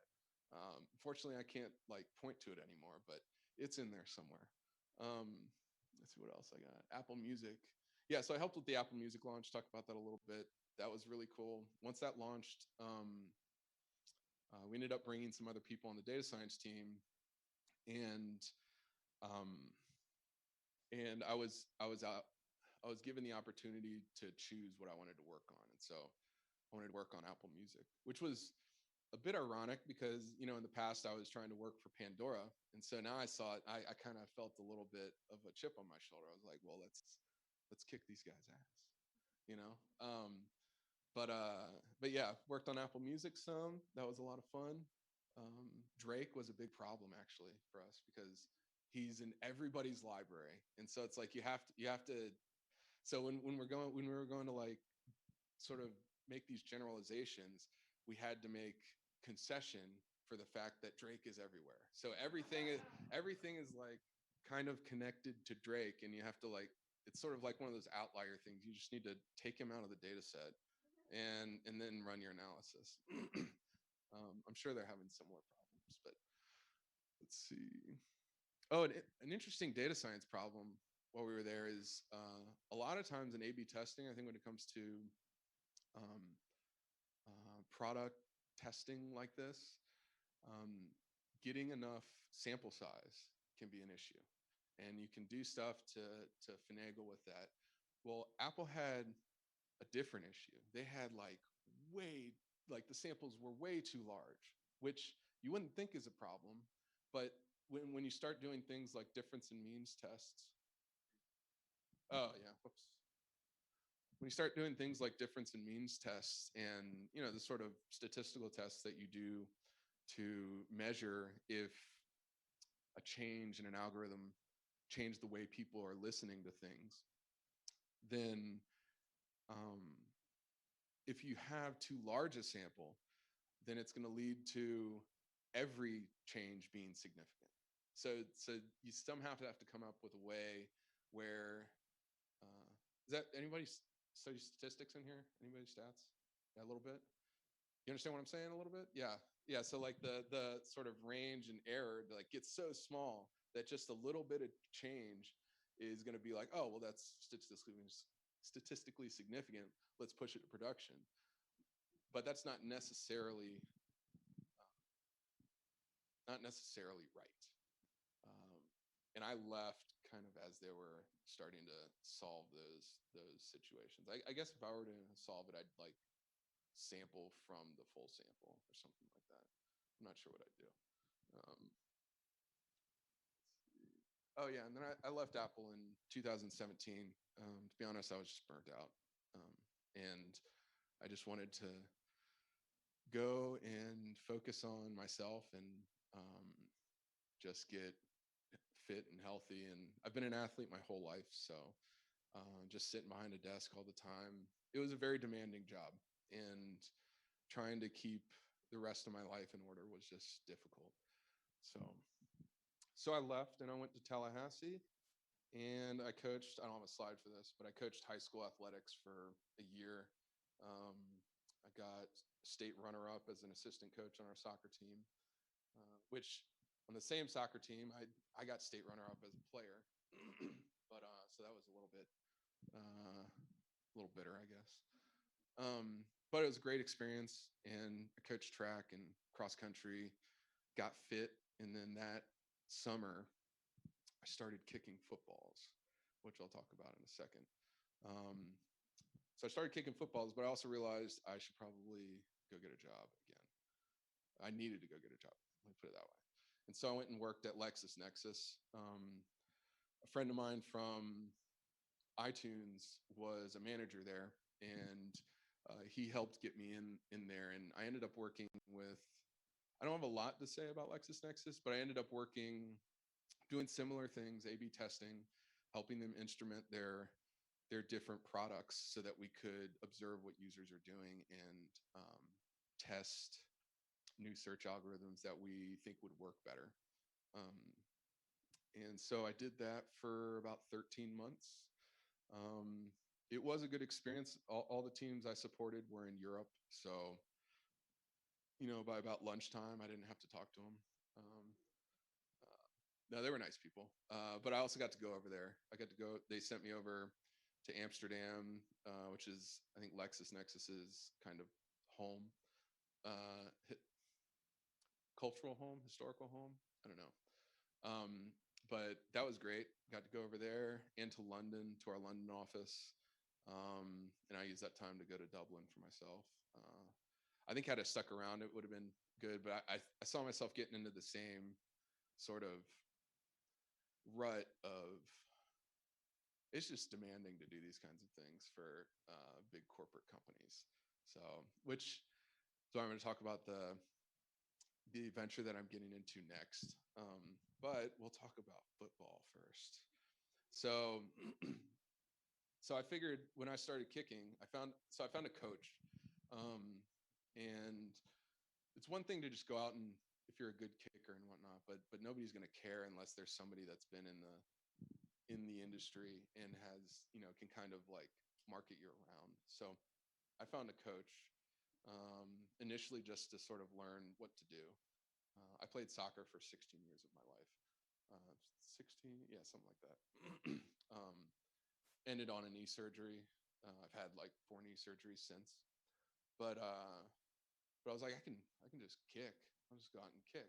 That's not going to hurt my knee. And so I started kicking, and I thought to myself, like, okay, that's fine. I can go out and kick, but I don't really know how I'm doing, you know? So I came up with a system for measuring what I was doing so that at least I could understand what I would expect of myself. Because otherwise it's just, and this is how most kickers are, it's just kind of a, like you just think you're good, and then you go out and you kick and maybe you make it, you know? So I came up with this way of measuring things. This is one of the charts I'd made, and actually I had a Instagram account I used where I put all these up because I don't have any background. So I was like, well, let me just put all this stuff up on Instagram, and if any coach is interested, I'll send them the information I have.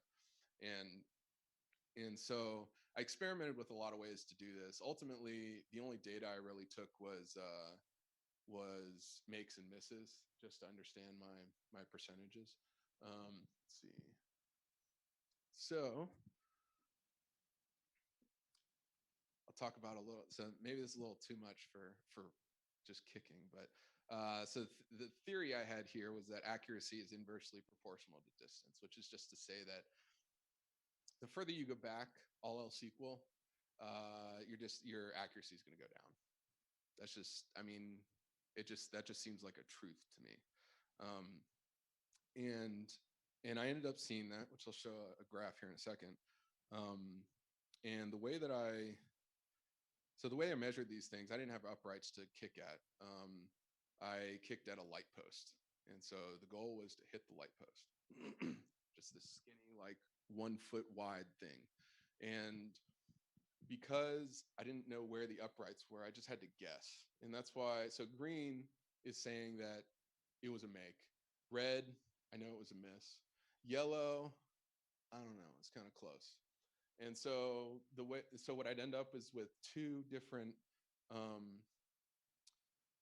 measurements of how I thought I did that day. So I'd do a range, which is the 86 to 93%. And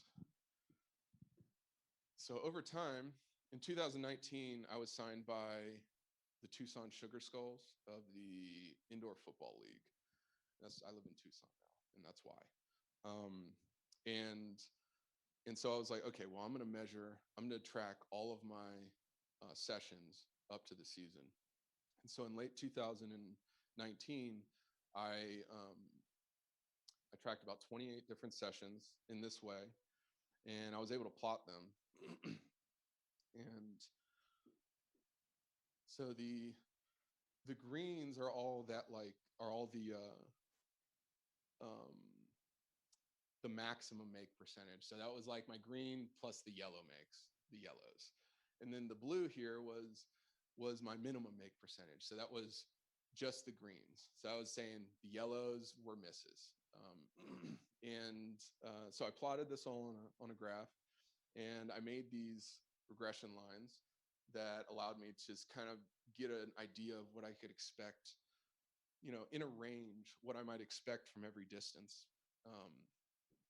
that I'd kick. Now, kicking is not just a kicker. So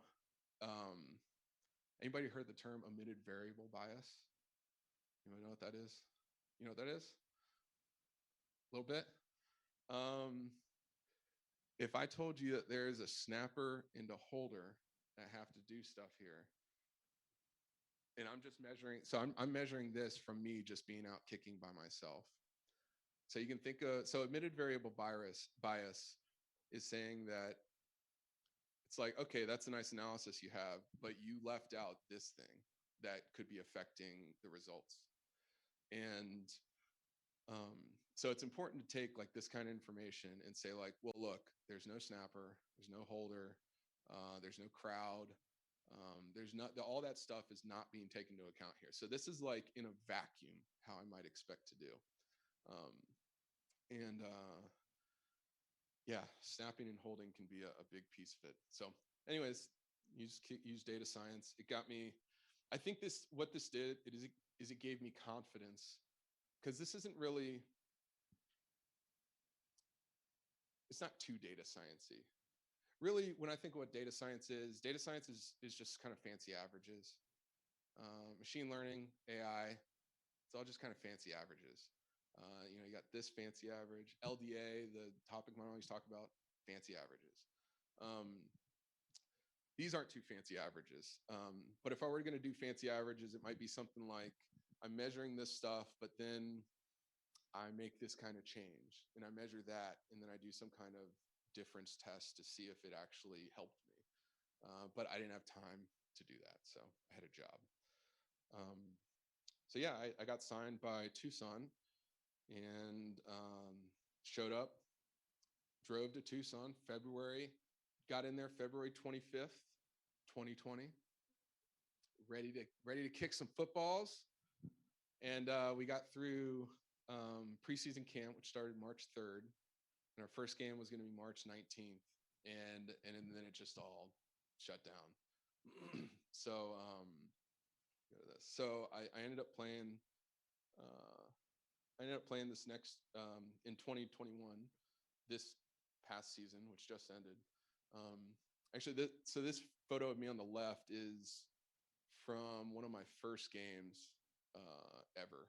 So football. I didn't play football well, ever, until I played for this team called the Cape Fear Heroes in Fayetteville, North Carolina, and I did well enough.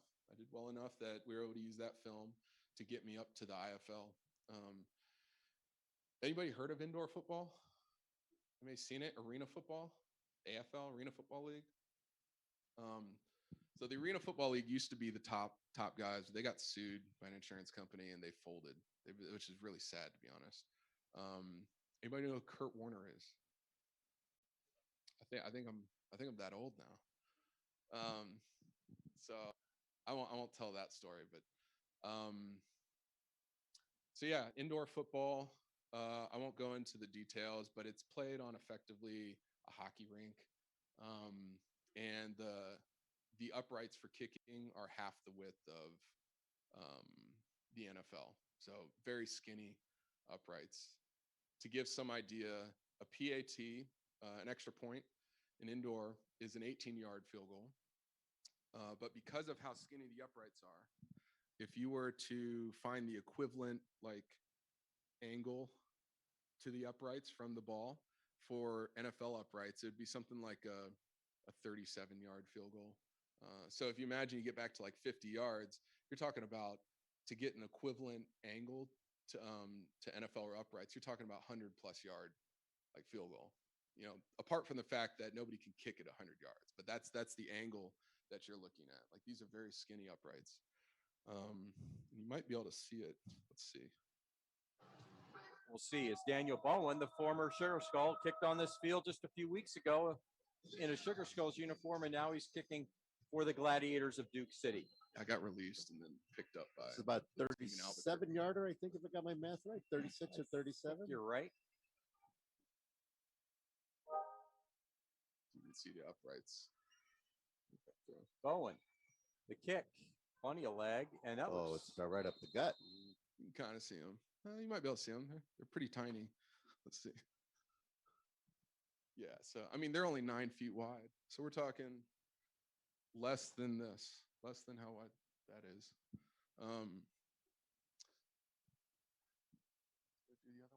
And Daniel Bowen about Yeah. to send it down. This to is the other before I end. got released. There's the boot. Perfect kick. Kovalu cuts to his right, tripped up. Nice job by the Sugar Skulls TT Barber. That was an excellent kick by Bowen. He put it right back in the back corner. All right. So football. Yeah, so I ended up walking away from the season because it's very stressful. I think as a kicker too, because you're just, you're not a linebacker. Like you're not out there smashing people every play. You're just kind of hanging out. And then when it's your time, you're like, all right, gotta go do the thing. Where everyone else is like huffing and puffing and like working so hard. So it's a very different experience for me. I'd always been soccer player. I was usually one of the better players, and like I was, in what was happening. And being a kicker is you're just playing a different game than everybody else out there. So I ended up learning about that. I learned a lot from that season, but I walked away because I had work to do with my new venture, AMI, Applied Machine Intelligence, and I'm working to implement a lot of the technologies that we use back with Booklamp, and I want to apply them to more than just books. I want to apply them to documents of all sorts and just help people triage or make sense of large swaths of documents. So I think of legal firms. I incorporated this in April. So still I'm working on the building out the technology, but I'm probably looking at things like legal firms, audit firms, anybody who's taking in lots of documents that need to be processed quickly so they can get on with their work. Governments. Let's see here. Yeah, data science at AMI. Well, it's just me, and part of why I started this is I just like doing all this. I love doing this sort of work. I loved it when I was with Booklamp, and I'll confess a little bit. The last year and a half I was with Booklamp, I was kind of a butt because they were doing stuff. They were moving in directions that I was like, well, no, I'm gonna work on this stuff. Like I'm gonna keep working on this stuff, and it turned out they ended up, I think, not firing me because I had made the recommendation. I just put so much into it that if they were going to sell the company, like I had to be around. At least that's my understanding. So now I've come to the conclusion that like I'm just going to do this work and find people that need these sorts of technologies. So yeah, I hooked up with an old Booklamp friend of mine. I think I'm running out of time actually. 5 minutes? Okay. Yeah, there's not too much to talk about with AMI. If you guys are interested, if anybody here is interested in that, the sort of work that I've talked about with Booklamp, text analytics, data science, feel free to talk to me. Should have put a contact thing so people could find me. Well, you can find me at danpatrickbowen at gmail.com and also at Dan P. Bowen on Twitter. And if you want to see my kicking, I'm kicker unknown on Instagram. That doesn't have any data science. So yeah, if there's any questions or Anyone have any comments? questions for Dan? Big round of applause. Thank you, Dan. All right, thank y'all. Any questions though? We can do it. We have a few minutes. Anyone? Any takers? Ah, Molly over here. No, I'll do it on the mic so people can hear on the recording. I have lots of thoughts, but mainly as we were talking about kind of before you started in this age of misinformation. Yeah. What do you see as your technology's capacity to minimize that without going into censorship?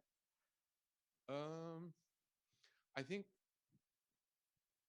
do you say without going into censorship because of what I was talking about with like filtering?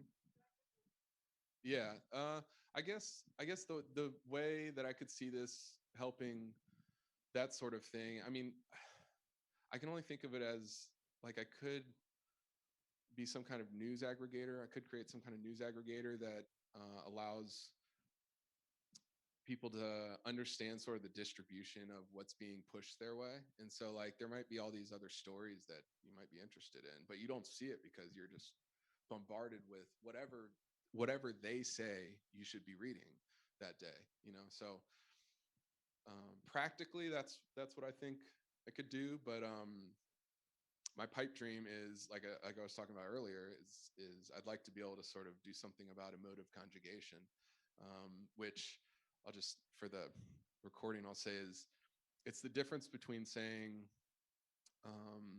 I've reconsidered my position and you've gone back on your word.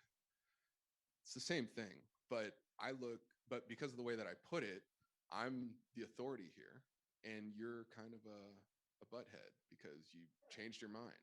Like, why did you do that? It's like, I've reconsidered my position though.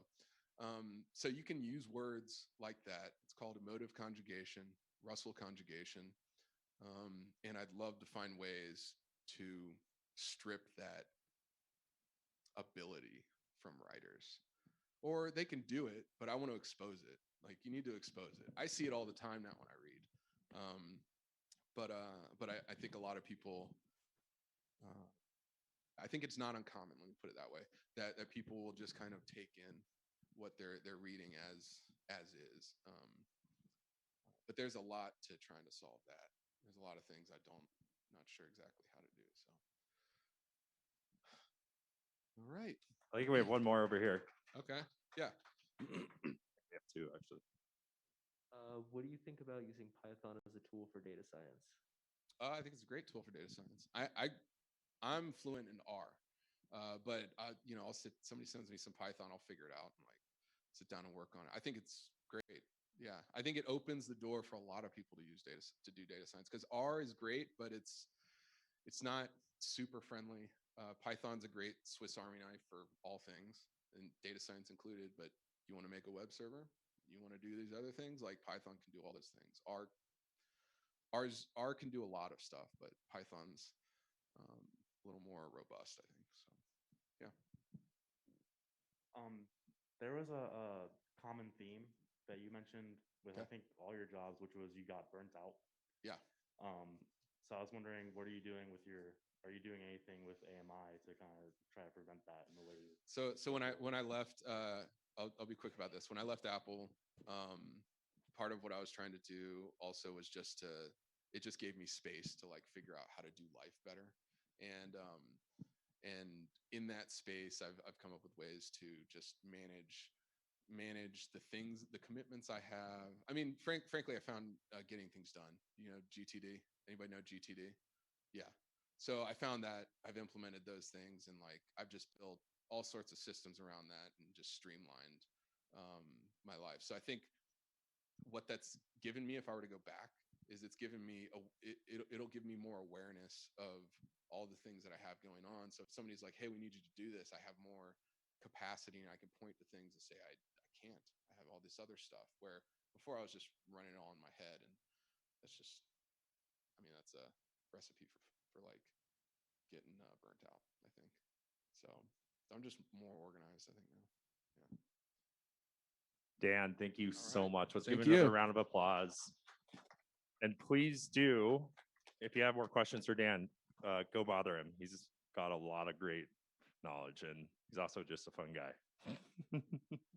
Thanks, buddy.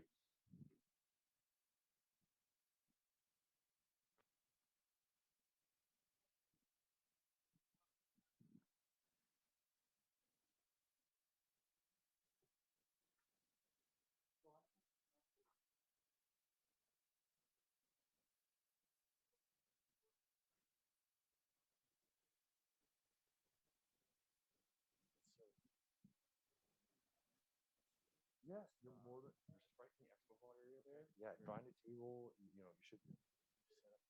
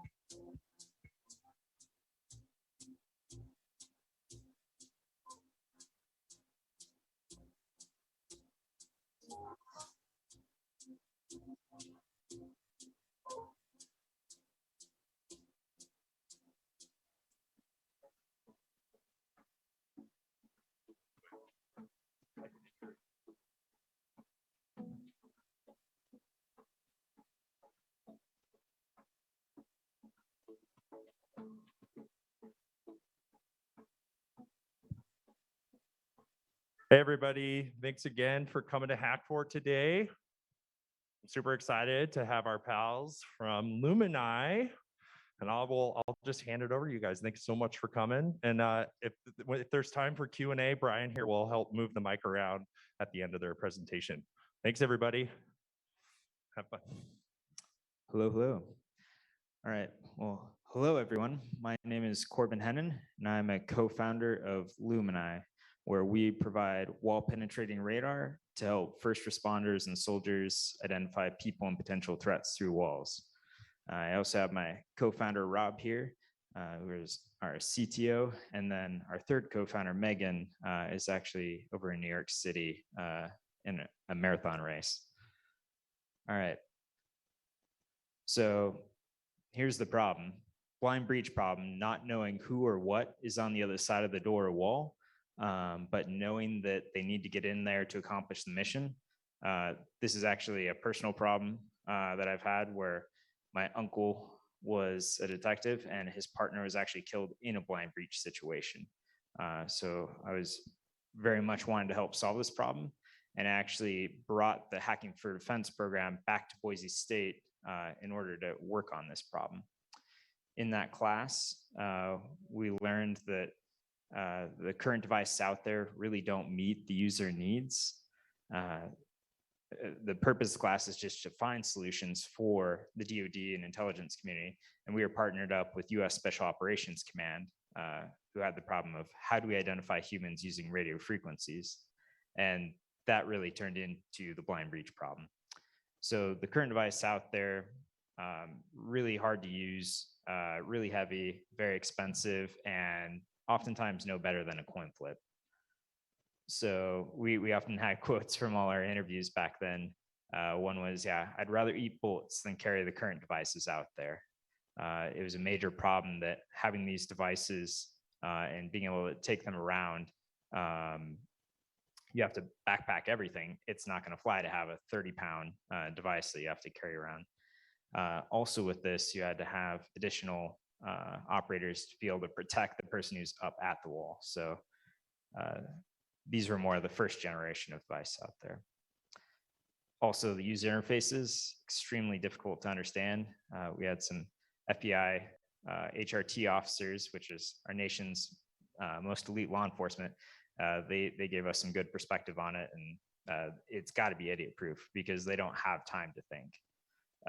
Another one that they had was that every bullet they have or that they carry has a lawyer attached to it. So they need to understand who and what is on the other side of the door wall, even when bullets are flying back at them.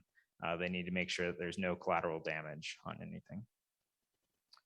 So yeah, digging more into those use cases, for law enforcement, you have the blind breaches, serving warrants, as well as hostage rescue, active shooters, domestic violence, and human trafficking is another big one. For firefighting, it's a very different. They need to be able to operate not quite a split second fast at the beginning, but very fast, like minutes matter. Size of a fire can double every minute. So that's a very different use case, I guess, than the original law enforcement one. But yeah, finding people in burning buildings, very often people make it to the door or a window before they pass out from smoke inhalation. And thermal cameras, while they can help you see through the smoke, you can't see through glass and you can't see through the walls. So we kind of pick up where thermal drops off. And the last big use case is search and rescue situations, where detecting people in rubble from hurricanes and earthquakes and all kinds of other natural disasters is really key, as well as for search and rescue out in the wilderness where you need to grid. So everyone spreads out in a line and everyone walks in the same direction, looking and everything else. Very important for that. And then also very often you have people that are buried beneath brush, under a tree or other kind of stuff, and thermal also doesn't help in that, nor does it help when the temperature outside is the same as the people. So hot rocks and vegetation, everything else, when it's out like 100 degrees out, it's very hard to find people in those situations, and that's where we come in. So this actually goes back to when we were in our Hacking for Defense case. We had our original spaghetti prototype built out, and then we moved on to a number of different designs and built out just a single 1D track for detecting how far away someone is for moving. And we continue to advance that, and we actually built out a 2D tracking device. And then we very quickly learned that even though we'd gotten it lightweight, it needed to be extremely compact for them to actually be able to use it. So we had to go back to the drawing board and actually see how much we could do in a small compact device we could.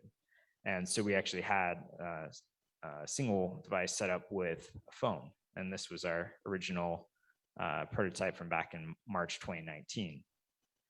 And then here's our current device that we have out on the market. For 1D tracking, you can detect moving and breathing people and how far away they are. We can do 2 to 3 people at a time. And then, the device can operate for about 4 hours. And we can sense about 50 feet into the structure, and keeping it small, lightweight, tactical device is the key. So going a bit back more into our story of where we came from, we came out of the Hacking for Defense class, discovered that what was out there wasn't meeting user needs. So we started the company in November 2017. And from there, we actually started just doing a bunch of pitch competitions. From the Idaho Entrepreneur Challenge, we won that in 2018, to the Boise Startup Week also in 2018. Basically, we worked odd jobs to make ends meet, and then we won pitch competitions to pay for the new hardware to be able to continue to build out our devices. And then after we entered the Army's X-Tech search program, that's when we really got our first big start. So with the phase 3 of that competition, it's a nationwide competition, over 600 companies from across the country applied, and that got funneled down into the top 12. And so we each got 120 grand on that to be able to go see how much progress we can make over the next 6 months. And so with that, we actually were able to get into Y Combinator, which is a big startup accelerator in the Bay Area. I think like Airbnb, Dropbox, DoorDash, a lot of the consumer apps, you name it, they went through Y Combinator. So we did that in summer 2019. And then we actually went back and won the grand prize for the Army's X-Tech search competition in October of 2019. And then we also joined the Verizon's 5G first responder program, where we're integrating 5G phones and seeing how we could reduce latency for our devices and stuff, and getting that important information back to commanders who are further away from the operators and need to understand what's going on at every moment. And then we went on in 2020 to win 3 phase 1 SBIRs. And then we also got our first DHS broad agency announcement contract. And then more recently, we've started phase 2 contracts from those. Here's some pictures from along the way. Top left, you have the Idaho Entrepreneur Challenge from 2018. Bottom left, the Boise Startup Week, and then Y Combinator in the middle. And then up on the top right, we have Megan all decked out, geared up for the Idaho Entrepreneur Challenge. And then most recently with the Army's X-Tech search program. So yeah, our team has grown a lot in the last year. We're now up to 9 of us. So we have the 3 co-founders. Megan has expertise in mechanical engineering from her design experience at Mercedes-Benz and HP. And then she's also a really big marathoner. Rob, our CTO, has a lot of experience in software signal analysis and wireless technologies. And then Big Mountaineer And then myself, I have some NASA imaging experience looking through Titan's thick haze with infrared and radar, and also a lot of business experience helping my parents build their company from our garage to now about 50 employees. And then we've built out more of a team over the last, actually probably month here. About half of these are new faces, from additional software architects and material science engineers to manufacturing and sales.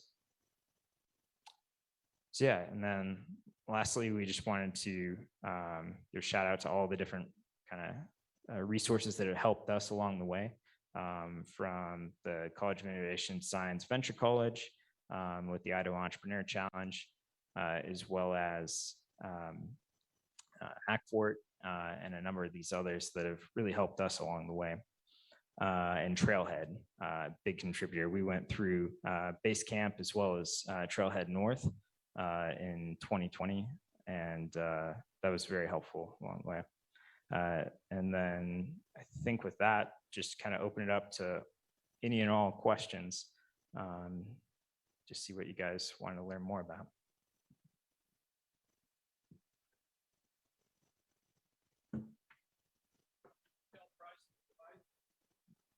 Yeah, so that's actually like proprietary information as far as for the price of the device, but yeah. Any other questions about how radar works? Yes, we actually do have an app that we deploy to all the phones that we use. Mhm. Yeah, so with radar, you send out electromagnetic pulse, and then you get back kind of like an echo. So think of like how bats can identify insects and everything else. That's using sound waves. We're using RF. So we're actually right around your Wi-Fi. So thinking of how your Wi-Fi can penetrate walls and everything else. Yeah.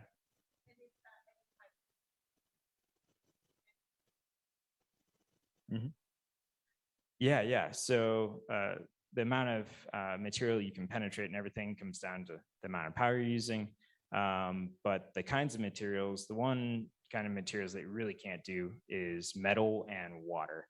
That's why the Navy doesn't use radar underwater, except for extremely long waves that are like the size of the Earth. And there's, other ways that you can potentially see through, but that's probably beyond the scope of all this stuff.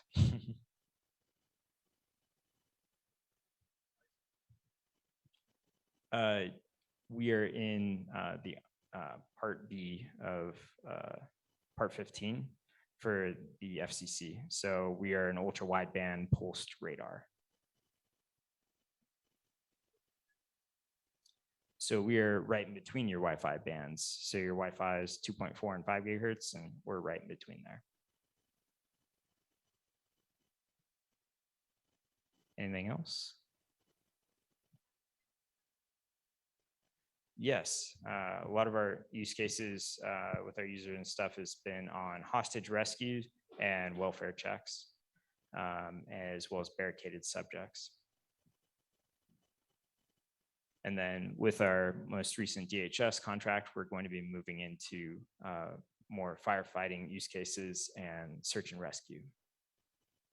They just need additional ruggedization, fireproofing, and everything else. So. Mm-hmm.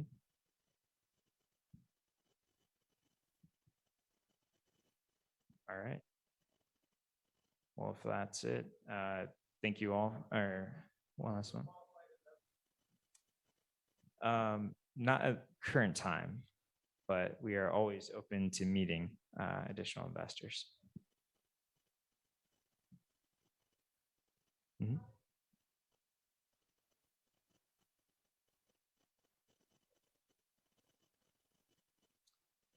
Sorry, could you explain a little more?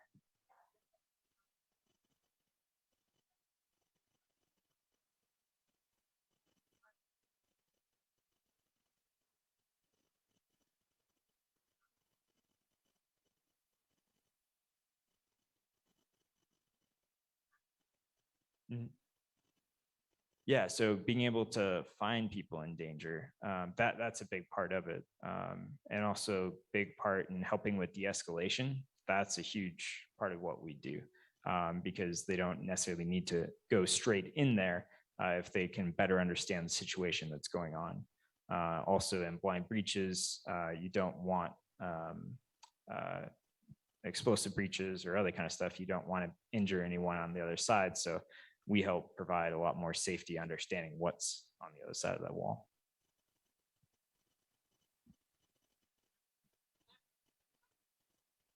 Competition. Well, there are quite a few big device makers out mid 2000s, late 2000s, from like L3 to Raytheon, et cetera. They're all working with the Army, which paid them millions of dollars to build a bunch of these devices. And those are actually the ones that at the very beginning, I can go back to some of those. As far as for massive devices, as well as ones that are just very unintuitive. And then also very often no better than a coin flip on a lot of the stuff. So not being able to differentiate between different things such as animals and people and everything else. I'd say that there's a lot more competition now. There's a growing trend in the government to be able to help fund for through the wall sensing. And we are part of that collection to be able to help compete for some of these bigger contracts that will be coming out.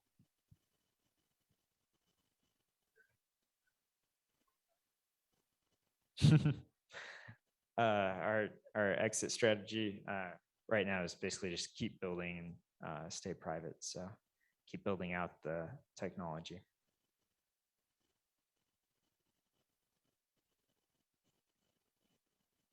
All right, any last questions?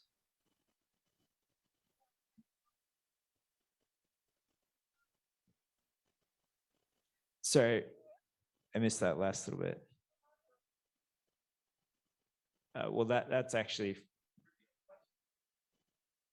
that's future contract material. Yeah. So she was asking about some future contracts that we're working on. Anything else? Yeah. All right. Well, thank you, everyone.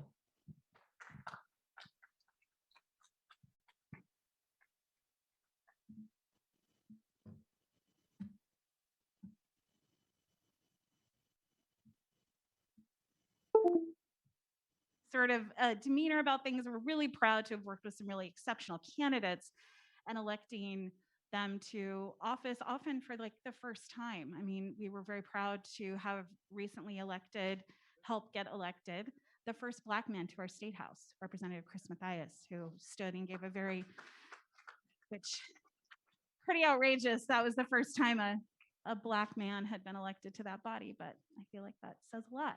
He was able to stand and give completely different testimony to this problem, this cultural boogeyman of CRT that we saw in the last session, that I think is a really acute symptom of this national malaise. There are factions among us who have a very sincere profit motive to keep us constantly distracted and divided around non-issues, so that we can't talk about the kind of things that are actually broadly popular. The dirty secret of the American electorate is that our feelings on economic policies are left of center. If you look at any polling data, America is left of center on issues about healthcare and education and economic justice. Where it gets really sticky and where one party has made a lot of hay is appealing to people's sense of who those benefits should go to. It's that classic problem of the othering.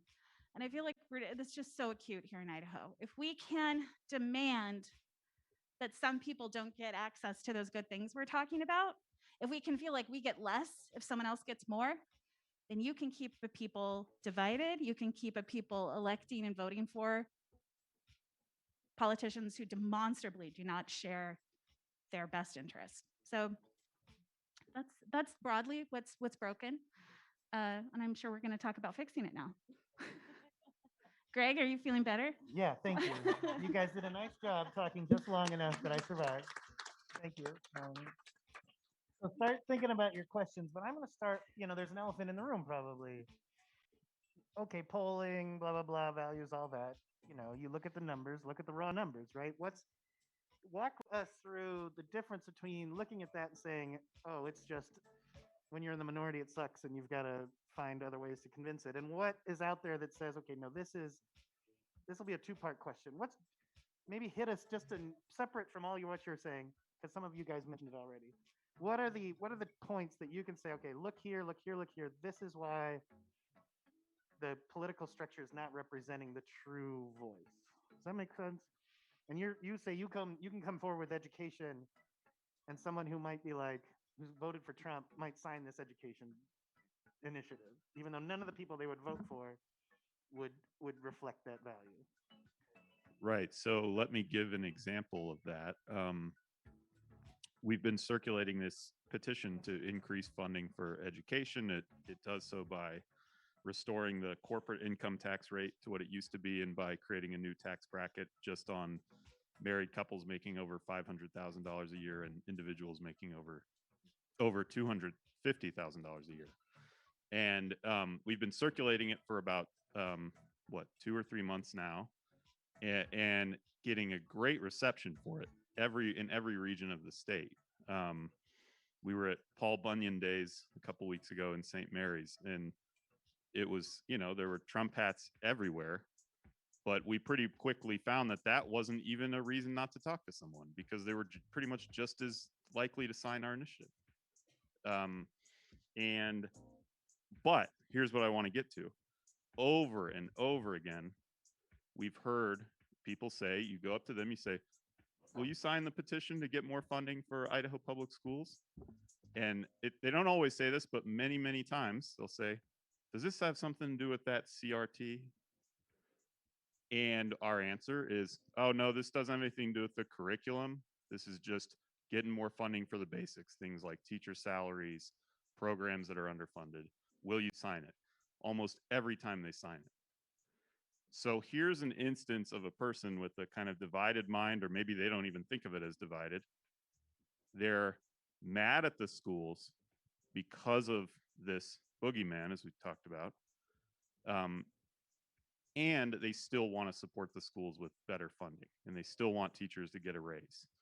And here's one way to diagnose the way, that might not be a problem for our initiative. If we're good enough at organizing, if we're good enough at getting our message out, that same group of people will all go and vote for the initiative and will win, and it will be amazing.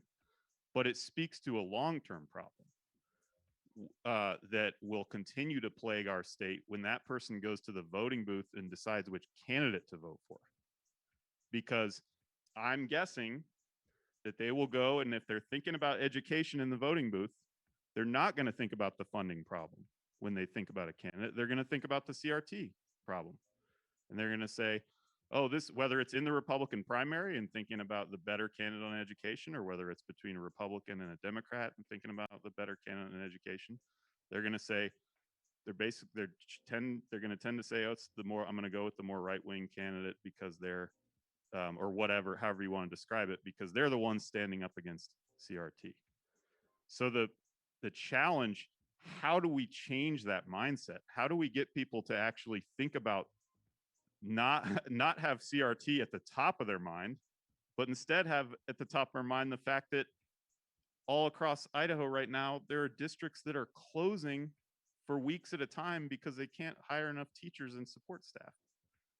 They're actually closing, and it's part of it's COVID, but it's not all COVID. So, and that's the only answer that we have right now, at least as an organization, is one part of it. You've got to get more people locally in the community who are talking about the funding issue, talking about that side of it. because that can start to change the political culture bit by bit. It can change the conversation, and that might not be satisfying, but that's what that's the day-to-day work that we're grinding away at. I'll add that, the reason why it's so hard to win on our issues is when you think about the amount of registered voters in the state, which I hope all of you are, quick plug, is that only 13% of all registered voters in the state of Idaho are registered Democrats. So when we talk about people voting and when they're showing up and how we're going to change the politics, it can't be about partisanship in this state. It has to be about the issues. It has to be about education. It has to be about the outdoors and quality of life and public lands and water and housing and the issues that touch everyday Idahoans, right?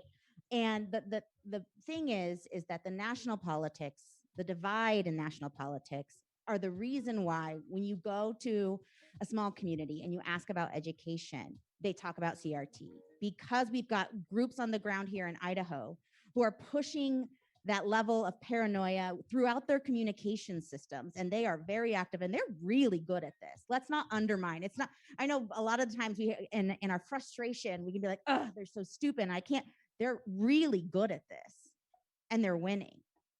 And we have to get closer to community. And we have to understand what's happening in St. Mary's and in Idaho Falls and in Caldwell. And we have to understand what issues matter to those families and how do they get involved on those issues and better understand that it isn't being the spoon-fed CRT boogeyman, but it is about what is happening in their own backyard. And so that's when you're talking about like, how do you make a difference in the scene? It's that you have to get closer to community, you have to understand their issues, and you have to be consistent in engaging them, right? When we think about, let's say, public lands issues, we've grown a public lands list of over 30,000 statewide who deeply care. And I will tell you, amongst those 30,000, they are very different people, right? We had a public lands rally at the State House that had 3,000 people on it. And you had like multi-5-year generation Idahoans who were sportsmen. You had young families living in urban areas that love public lands because the way it mitigates climate change, right? There's many reasons why people come to our issues and the things that they care about, but they're never on the same team party-wise. So when you think about how we strengthen our issue and then hold accountability on it and make sure that they know who's actually voting which way, that's the work that we do to start changing Idaho politics. And until then, we have to start really talking about what does it look like to be engaged in local elections, right? We think about the State House, we think about the federal level policy, but I'll tell you, some of the boldest policies that are protecting our families are happening in city councils. And city council elections, so far, are nonpartisan. So we can talk to communities about issues that matter and find leadership. And I will tell you, the last 4 years, the last 18 months, local leadership has mattered when it comes to public health and then when it comes to statewide policy on the issues we care about. So a lot of folks your friends, your cousins, your neighbors know about presidential elections. They know about national politics, but they rarely know who represents them on city council. They rarely know the 3 folks that are sitting at the State House that are voting on issues. And sometimes it's just not cool to talk about that stuff, but it is cool to have access to healthcare. And it is cool to be able to send your kids to a school that's not falling down. And it is cool to think about to save our landscapes for the next generation. So be the person that steps into spaces and talks about the things that are affecting your families and get closer to people and, remind them in the way in which the power is ours to make that change. It is on us to make that change.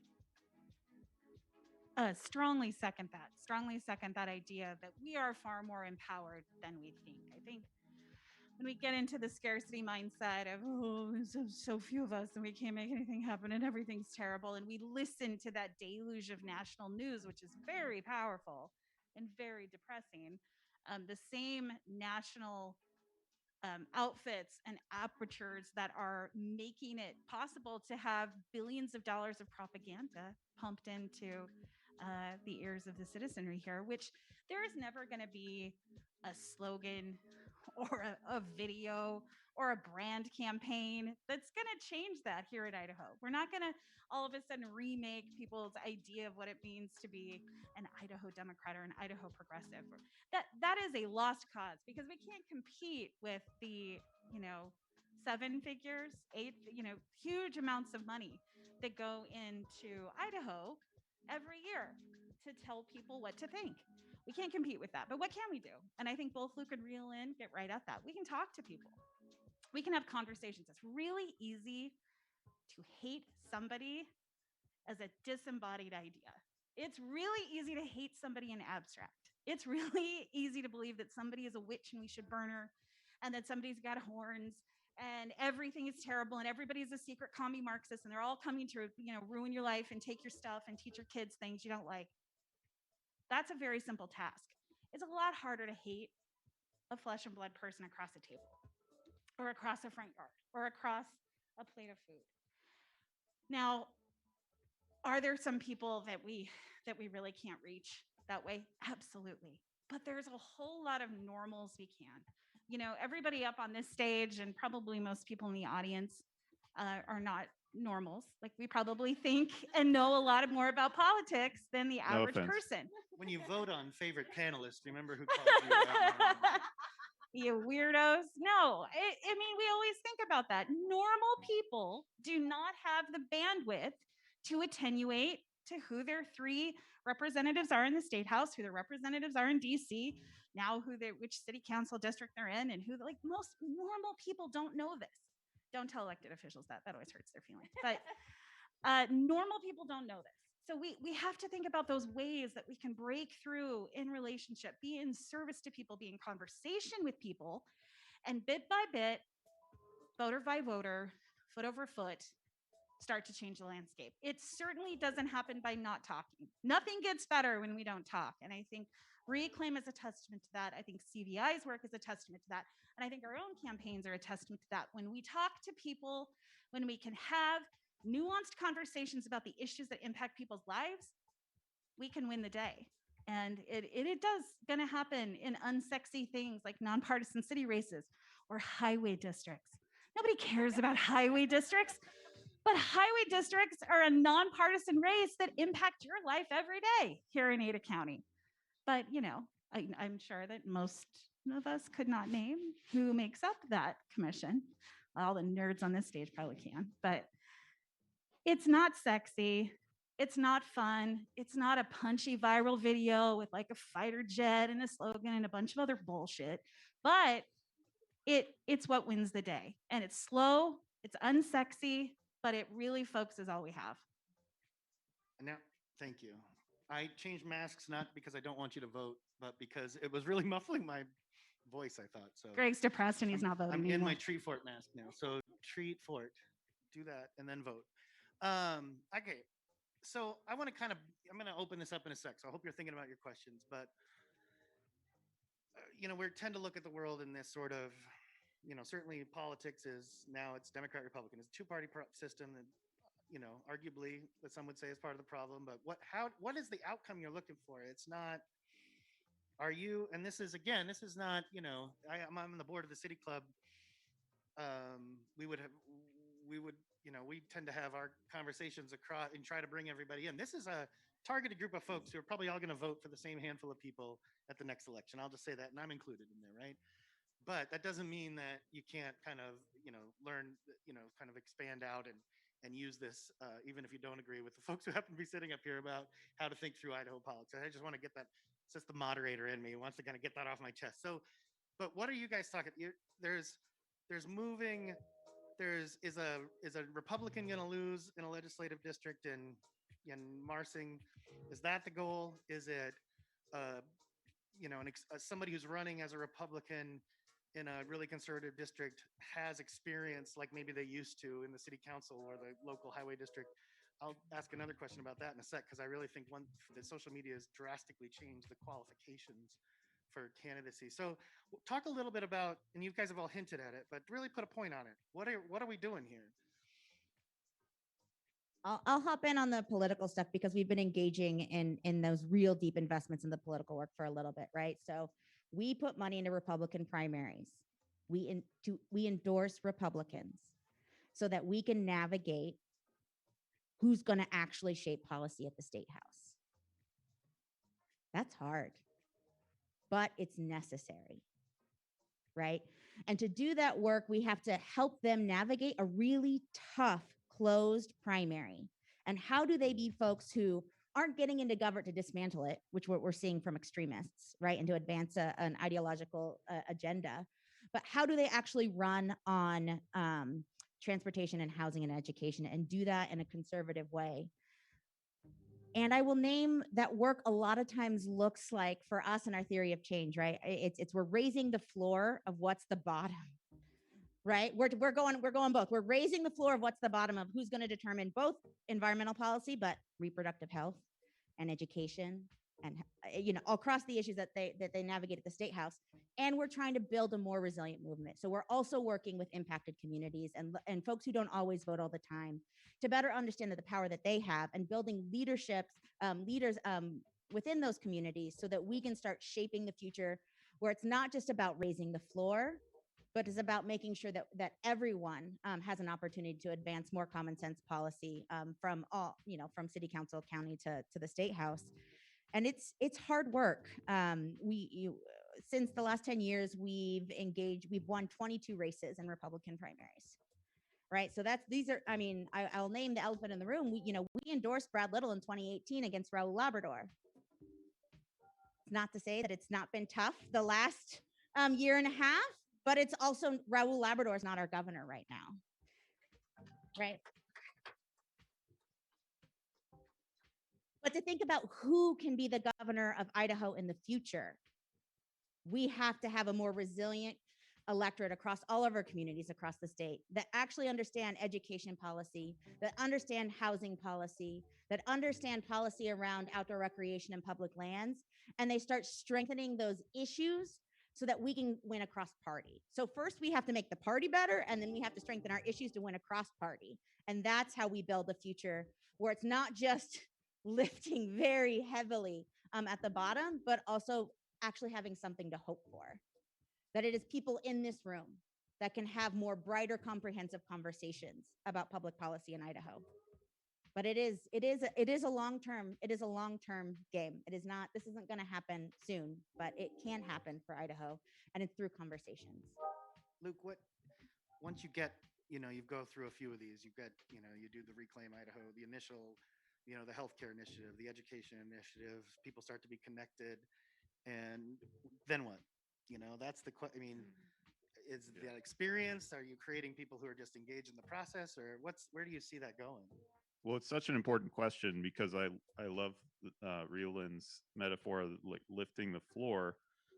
With these one-off initiatives, if you design them in the right way, they can really, lift the floor up quite a bit on a given, on the issue of healthcare, for example, Medicaid expansion really brought up the floor pretty high compared to where it used to be, and just changed the whole dynamic in the legislature when it came to that issue. But that's only one policy. And we've got about, people remind me a lot, there are about 30 urgent things that need action immediately. So this question of what beyond these one-off initiatives and what's really the fruit of this longer term organizing. I'll give one example that has inspired me. Probably on a kind of per capita level, if you look around the state, the place where we're most organized as an organization is where we started in Bonner County. That's just where the most people are involved compared to the larger population. And it has had an effect. I mean, it's not, I can't prove this, but there's a lot of indication, including from people on the ground, that the organizing that's been done there has had a big effect. Has it flipped any legislative seats from Republican to Democrat? Absolutely not. Not even close. But here's something that happened. In the last 2 cycles of local elections, they were able to keep people off of the library board who don't believe in libraries. They were able to keep people off the hospital board who don't believe in public health. They were able to keep people on the school board who believe in public education. They generally ran and they came together with people of all different political stripes in the community. And their campaign was, we're going to elect the qualified candidates. and you had like prominent Republicans in the community repeating that same slogan, elect the qualified candidates.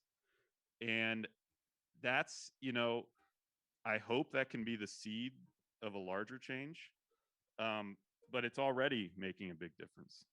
And that's what we hope to see in more parts of the state, as we want to contribute to that. Got a question. I'll come over here.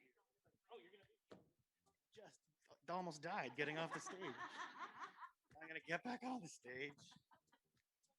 So my name's Greg Olson. I have lived in Idaho most of my life. Actually, some of the members of Reclaim Idaho go to our church. I go to Camp Glory Lutheran, but irrelevant. 350.org, Inclusive Idaho, United Vision Idaho, the EV clubs, Sierra Club, all these different groups. I was part of Occupy Boise. Some of the best meetings we had was with Tea Party people. These groups, and I'm going to start with, I'm saying this with absolute care for the effort that you guys are doing, and I want you to do better, but nobody's networking. There are no common email lists where the United Vision people are talking to the old Occupy Boise people, who are talking to the EV Club people or the Sierra Club people. I'm just not seeing it. And so like we had Northwest neighborhood is a neighborhood I'm in. It's now one of the largest neighborhoods in the Boise area. It could swing elections. Last year, during this startup of these different neighborhoods in Boise starting to divide, I asked your groups to contact these different neighborhoods to assist in the election, to try to help and or pick different people who are running for these different local offices. And I didn't see any of that. And so I'm wondering, why aren't we networking? Why aren't we talking to the people from United Vision Idaho or Inclusive Idaho or any of these other groups? Because there are people that are like-minded, like you have said, but I'm just not seeing the networking. So can you answer guys that? want to jump in? I will say the world is a small world and Idaho is even smaller, right? We do work with the individuals within those groups. And I will tell you, most of the folks that might be in a CVI member is going to be a member of Sierra Club, is going to be a member of United Vision for Idaho, right? Like our community is pretty interconnected, but you're right in the ways in which we don't always coordinate strategy, but it's also because we can work in different ways, right? There are people who are engaged, or what sparks their civic engagement and what sparks them to get involved is a leader at United Vision for Idaho, right? And so it is hearing from them that helps them keep engaged in the work. And sometimes the folks are, been year-long members of Sierra Club and deeply care about those issues, and hearing from those messengers is super important. So it's okay to have the multiple vehicles for folks to plug into this work. And I will tell you, most of the leaders of those organizations do know each other, because we are all navigating a broader, tougher environment. Can our tools get better? Can the ways in which we think about campaigns, the things that we're doing is shared from the top? I would say we're not the top, but we are a funded organization, right? We do grassroots work, but there are grassroots groups that don't have budgets and staff. If there are ways that the work is coming from here to there and there to here, sure, there's definitely more room for that. I think part of the challenge is that we're all navigating the dumpster fires around us, right? Our attention is divided amongst the many ways in which there's so much to do. And so how do we navigate what's here now to think about what we need to do to change the long term is a good question. Yeah, and just to piggyback on that, I mean, I would say there's nobody on this stage that probably doesn't spend most of their every single workday and personal time networking with people. Like, this is a people business. It's all relational. From the campaign standpoint, we are a field-based firm. We really pride ourselves on direct voter contact, taking all kinds of forms. And we specialize in talking to the electorate, talking to voters and being out. And we have volunteers, we have a huge, but we organize within communities to get what needs to be done for that candidate. So there's so much, though we are a small place. And I think definitely like the activist class of people is a small one. There are a whole lot of other people that are engaged all the time in a lot of myriad ways that it looks a lot of different ways. So my activism used to be centered around public schools advocacy and working in neighborhoods and like working on energizing our neighborhoods, working on free public pre-K. Everybody is plugged into the things that they're really passionate about. And I don't think it's necessary that we be one constant unified listserv. I don't think that necessarily gets people where they live and where they need at that moment. I think the activist class is able to do that, but I think normal Idahoans on the whole just aren't. Let's jump in the back corner here real quick. Oh, sorry, over your head, sir. You need. Well, first, I'm really glad you guys organized this to begin with. I think there is a lot to fix in Idaho, and how to fix Idaho's broken politics is a important topic. My name is Amos Rothstein, and up until a month ago, I was the executive director of the Idaho Republican Party. And I am now with the Idaho Association of Commerce and Industry, which essentially serves as our state chamber of commerce. I've been all around the state. I've been to well over a majority of the counties. I've spoken to people on all aspects of our party, which represents 53% of the registered voters in the state, in the spectrum that they fall on. And overwhelmingly, they still stand with Brad Little. And there was a reason more. There's a loud minority. Obviously, we have to deal with them on all fronts, and they're obnoxious. But I will say that we all want to go to a bar with you and hear the stories. I'm around. I'll be at Neuralix later. So anyway, I will say there is a lot more we have in common. I will say I was a little dismayed not to see someone involved in center-right politics on this panel, when this is a state where a Democrat for president hasn't received over 40% of the vote since 1964. And 4-1 Republicans outnumber Democrats. It's going to take a coalition. It's going to take a lot of conversations with Republicans. And I can say from going around the state, there's a lot of them that are pissed off and that are very, very upset with the fringes of this state political spectrum right now. So with that, and I want to say also just very briefly on education and environment. I know I'm so glad you get involved in primaries to keep a lot of these crazy people out. But I will also say we talk about education on the right and on the conservative side. There's a reason that the Idaho Education Association endorsed Governor Little over Paulette Jordan. These are issues that we are talking about too. And when is there going to start being a more public and more visible presence, not just at Hackfort and Treefort, but around the state, of people who are on the Republican side to talk about these issues too? You'd be so shocked to see the amount of people that care very visibly about the issues that you're talking about. And when can we start making this happen? I would just like to say a couple things. So first of all, every one of the people up here spends a lot of time talking to Republicans, like a lot, because we have to.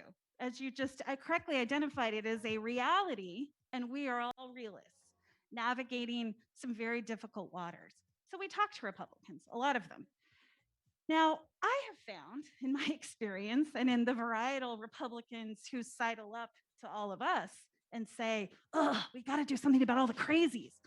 I have not seen a robust, visible, vocal, and courageous effort on the part of the Republicans to hold the crazies in their own party to account. What I actually see is a whole lot of haymaking and fundraising and stoking of the ideologue nonsense, the tinfoil hat garbage that held our state house.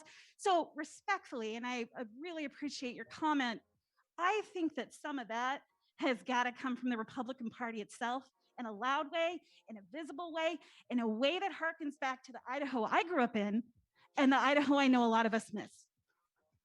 You pushed Melanie's button, I think, right there on that one. I do want to say, I'm going to plug City Club for a sec. We have a conversation actually coming up between Chuck Winder, who's in the Senate, and Raul Labrador about the future of the Republican Party, which is just taking on that. It's just those two folks talking that through. So I agree with you, and you heard me hedge at the beginning. Like, it's a little bit weird to be up here with, without, and here representing the other side is this. But I'm a firm believer in this sort of long, drawn out civic conversation. And that, you can't solve everything in every panel, and you can't surround every issue with every discussion. And so I appreciate you kind of chiming in on that, because I think it's pretty valuable to hear. And it makes me want to, you guys could respond to that, but also in the process, what is it, is the movement going to come from people who believe a different thing about education, or people who believe a different thing about interacting with other human beings? And like, what's the middle, where's the common ground? There's always going to be people disagreeing on the right approach, but what we have now is not even a discussion about some of these things, right?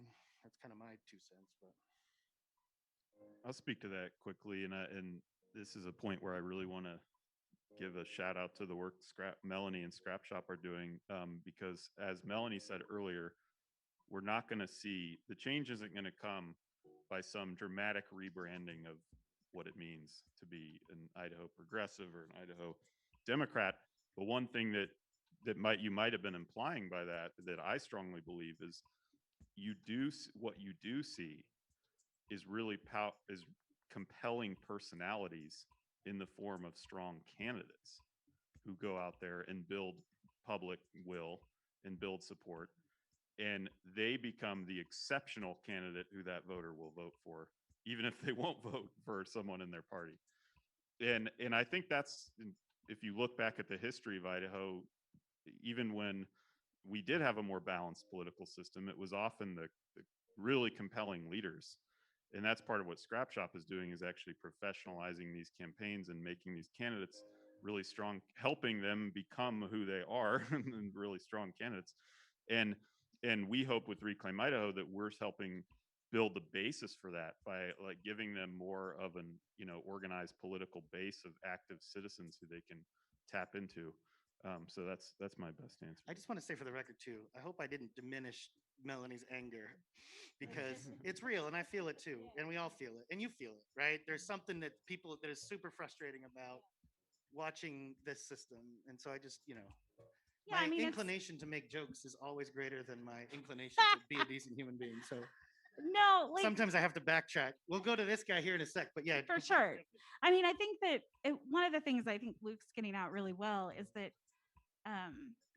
because we are all, I would say, in spaces that have to navigate that political reality, it's tempting to just be angry. But I think the three of us spend a lot of time just doing, right? And hopefully building infrastructure and motivating people and getting people engaged so that they can build alongside and have those conversations that I think are absolutely essential to seeing one another's humanity. I chafe at this idea that it's the responsibility of the three of us on this stage to fix the Republican Party. That is not my job, nor I don't have the ability, because they wouldn't listen to me in a million years. So, it's that idea that we're all in this together, but there are some of us who need maybe to take some additional responsibility. Could I squeeze in a comment on your question earlier? I find myself constantly torn, because on the one hand, like in terms of the long-term outcomes of what we want, or like say the medium-term outcomes, every year we've got to pass a Medicaid budget.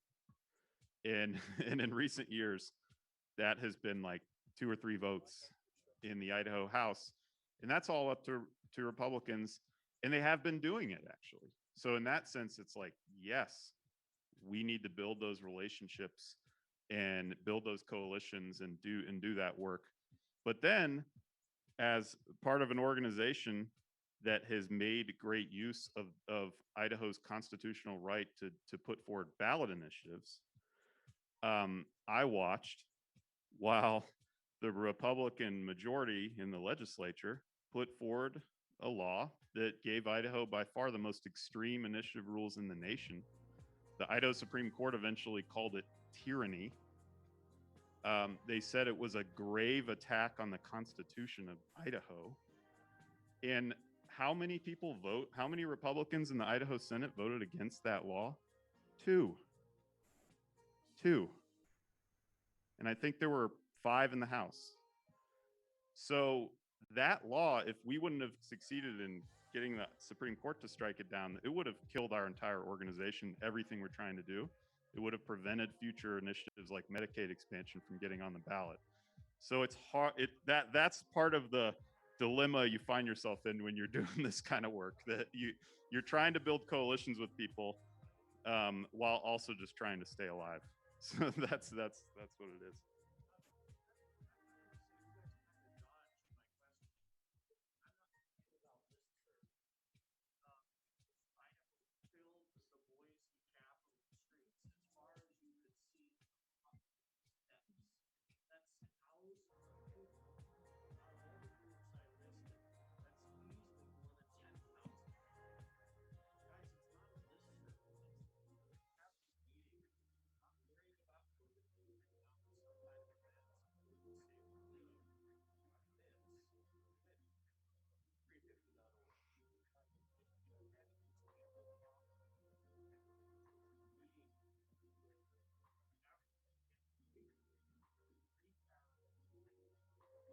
Sir, let's keep it quick, please. So yeah, we got a few. Yeah.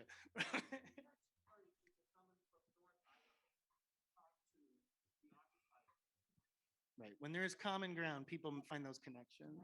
So how do you? Okay. Right. Yeah. Does anybody want to talk about that? I'll follow up with a super quick question. So what are we talking about? Are we talking about voter turnout? Are we talking about persuasion? Or are we talking about truly connecting over issues that exist right now that we kind of think about? I mean, where is the potential there? All of it. All of it. It's all of it, right? It's so. And that's why there's all these groups trying to do all these different things, right? It is all of it. And I'll say, Amos is somebody that I do work with, right? And so I also just want to name that even though environmental issues can be seen as a progressive democratic issue, in Idaho, how we do this work, it's about conservation values of the electorate. And conservation values in Kamei are different than conservation values in District 17 of Boise. And that's okay, right? We're building those issues stronger, that you care about them, so that we can start getting people engaged and changing the state house so that we have spaces to talk about policy. But it's also about, right, finding ways in which that folks are staying connected. But what Melanie said earlier is also really true. We're in a time like no other. We are exhausted as working families. We are trying to navigate a system that is failing us, whether it's education or healthcare. We have a moment to get engaged and to leverage our voice and our power through the ballot box, and then we return to surviving a really challenging time. There are moments when we can find community that's really inspiring, and we think about both how we change in the near term and long term, but it's also something that's just really hard for the everyday Idahoan. So how do we get them prepared and mobilize them and let them know, all right, I know I see you, it is hard right now, but now's the time to go. And I'll get back to you when we can actually start pushing on the policy. That's the work that we're doing, because everyone's exhausted about how hard it is to make a difference in the state, whether you're Republican or Democrat. Yeah. Let's get here. Good afternoon. Thanks My for your name- patience, sir. And I didn't even look over here. I apologize, guys. Yeah. You probably all had your hands up. My name is John Hergert. Funny enough, 5 years ago, I was the interim pastor at King of Glory Lutheran Test, Church. test. We are Is not this all. one on? Hello. But I also served on a There school it board goes. in Pasco, Washington for 13 years. In Washington, they changed. Hey, the everybody. law Thank you about so primaries. much I for mean, we coming had to out go to through the Hackfort court system. 2021. And it's a more open. I it's a top really, really two. appreciate Not my it. I know it's favorite, been a but you little gotta little come up bit with different in a something. year, but it means so, Has any so work much been done in to trying have to everybody change? under this roof and I mean, be geeking out. that through a It's all constitutional my nerds here. process or So I'm super, or, super, super the excited to legislative have process Anthony isn't on gonna work, stage but- today. So a court process. I had this to amazing open up opportunity those when I worked at primaries Boise again State to audit one of his that classes. Gets rid of And I had those so much fun. He taught me crazies a how to little code again. earlier. He taught me how to make games.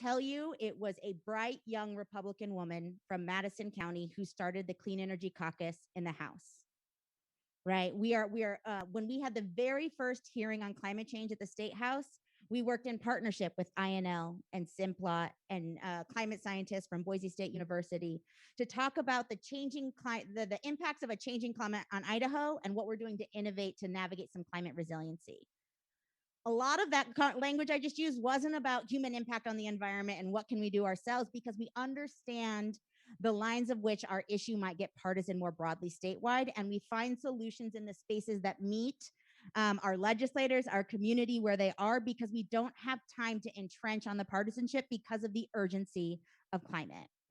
And on the other side of that coin, where we're working with Republicans to advance clean energy policy at the State House, We have an incredible mayor in the city of Boise who is not only leading on climate for our city, but I would say she's advancing bold she's climate. Not here anymore, so I we know don't she's have not to even say here that. to hear this. She It's was here great. a little bit. She was here a little bit.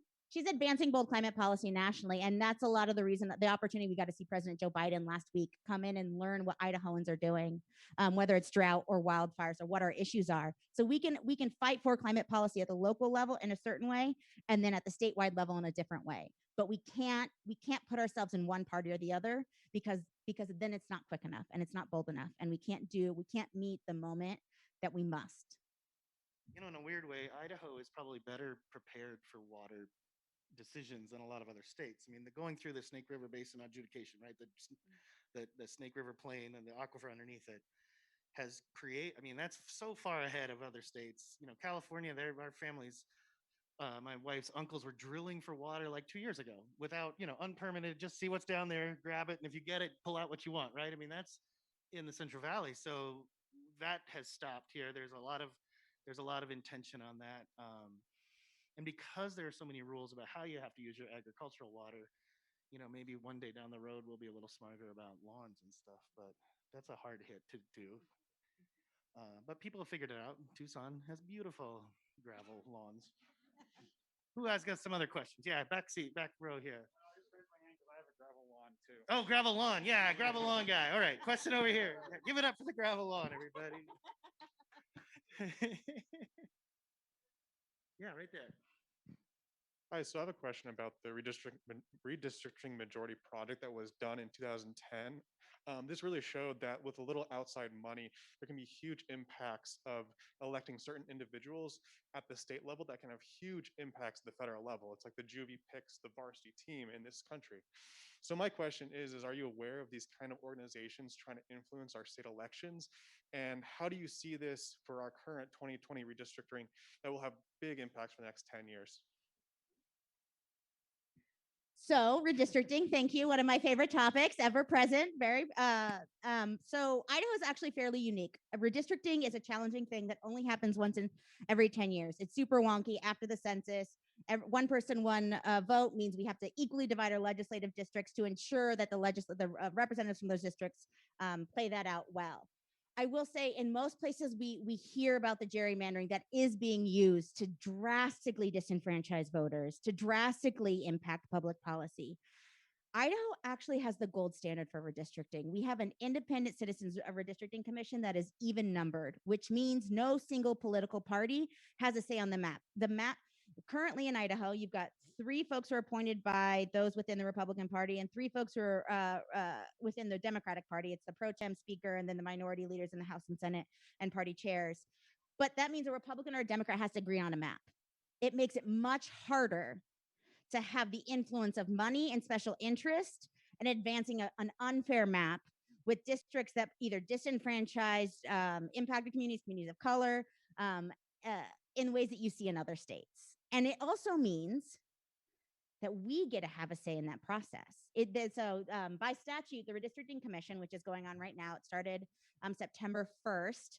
It's going around the state right now with public maps where people actually get to talk about and give input about where the political boundaries are and how politicians are going to represent them in their community into the future. And it is so accessible, but there are, again, it could be more accessible. It's in the middle of the day. And it's actually happened pretty quickly because the census data was super late. So now we have to do it really quickly before we get into the legislative session. So there are parts of it that it could be better, but overall we have something that is transparent and is more insulated from some of those special interest dollars and pressure. We had to fight for that. They actually tried to pass a constitutional amendment in 2019 to give the governor another addition to that commission, which made 7, which means the Democrats wouldn't have to be listened to at all. And we successfully fought against that in the state house on the basis of democracy and on the basis of this is something that Idaho does really well. And I do, it's worth pointing out that not only did the Republicans not ultimately pass that, though they might still one day, they created, this was a republic. It wasn't like everything was, split 50-50 back in the day and they decided to have a really great redistricting system. This was a dominant party that agreed to, it wasn't quite that simple, but yeah, there was a major step in doing this. I think the only thing more fair would be six people who have nothing to do with either party. Like that, if we could figure out that rule, then it would be even better. But like Reelan said, it's the gold standard. It exists in very few states, and in a lot of states, whoever controls the legislature controls the maps. Does that seem fair at all? No, absolutely not. So that is a real bright shining light in Idaho politics of something that is equitable, that is fully bipartisan, and that is quite fair. And I think personality-wise, it's set up to be a 4-2 vote. I'm not going to go into the personalities, but having covered these guys for a long time, that's my prediction. One Republican against, one Democrat against, and they'll go through. We'll see if I'm right. That really would be like the goal too, right? When we talk about reforming the primaries and we talk about opening primaries up, that idea that you've got to appeal to everybody, right? Instead of just the most extreme people in your party, you got to bring some Democrats along with you. You've got to appeal to everyone. And I think that's the goal, that idea that we've got to start, instead of just talking to the fringe, we've got to talk to the whole body electorate, and open primaries would really incentivize that. You could have policies that were more broadly popular and less partisan and extreme. I think we're good. Yeah, you guys have been great. I know Luke wants to say something about tomorrow. Yeah, I was going to bring it up, but he didn't. So, okay. Well, there is an independently produced documentary that's making the rounds of film festivals on on the Medicaid expansion drive by Reclaim Idaho in 2018. It's called Reclaim Idaho. And it is at Filmfort this year. So tomorrow at the Flicks at 1:00. And then just after that at 2:45 at Trailhead, we're doing a workshop that's more like participatory. We're just kind of facilitating it.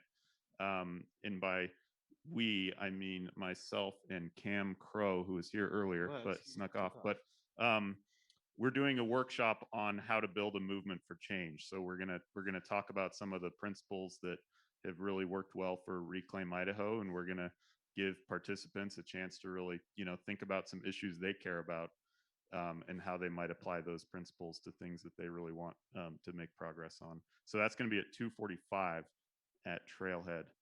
So why not just come out to the documentary and then head over to the workshop? Can't think of a reason. I can't either. Right? I don't know. Well, let's give these guys a round of applause. Thank you guys so much. Thank you guys for showing up. One other shameless plug. After Luke's workshop is also the Hackfort closing party, and there will be food and beverage at that party too. Thank you guys so much. Gabe, if you're ready, we can get you set up here.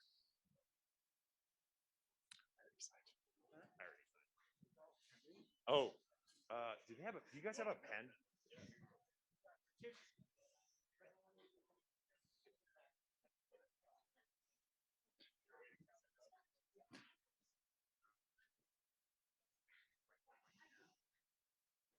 Our next one is our good friend Gabe, who we met this year. They're doing some really interesting stuff here in Idaho with 3D printing.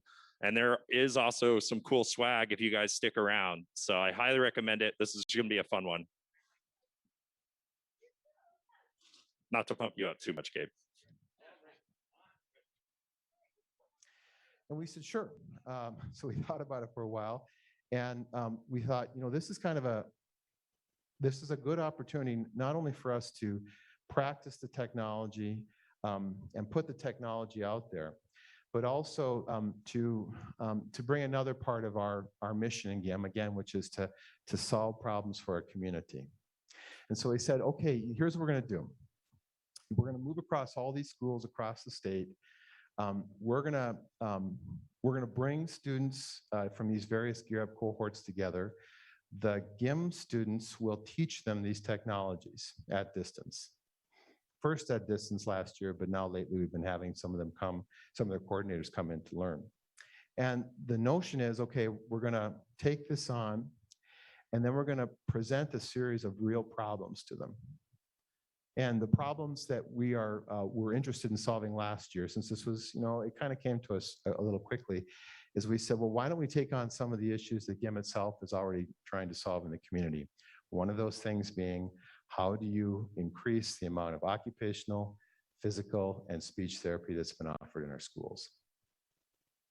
And so we said to the Gear Up cohorts, hey, look, why don't we build learning tools for the students?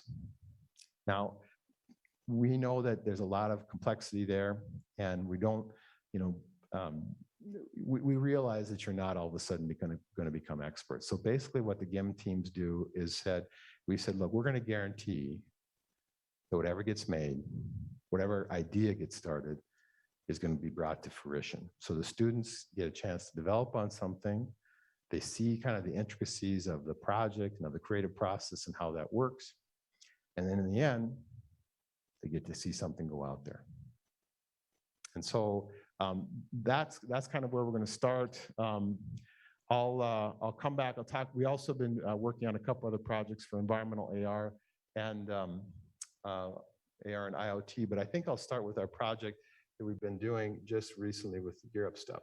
So some of you might have seen this. Hold on one second.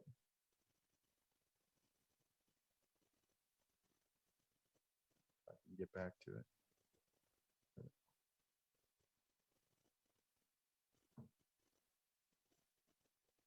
So here we have, this is one of our first projects. This was not done with Gear Up, although this inspired some of the things that were done. This is actually in the store right now. This is also an AR project, and we kind of use this as a template for some of the things that we attempted. This is a project, ABC Stories. It's freely available. It's meant for iPad only. It's a project which basically helps students. We initially did for the autism spectrum, but basically we found in dealing with a lot of different occupational therapists and teachers out there that no, this probably has a wider application. How it works, well, actually, you know what? I think I'll show something else. Just I think this will be, you'll forgive me, but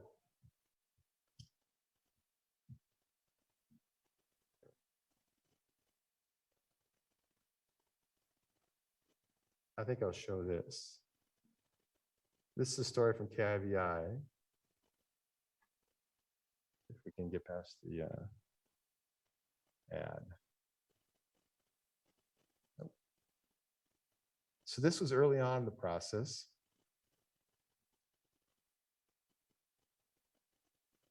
When we were first starting to make the app.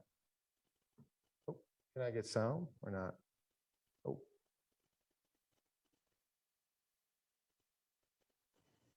We gotta turn something up. What's? Sure is, yeah.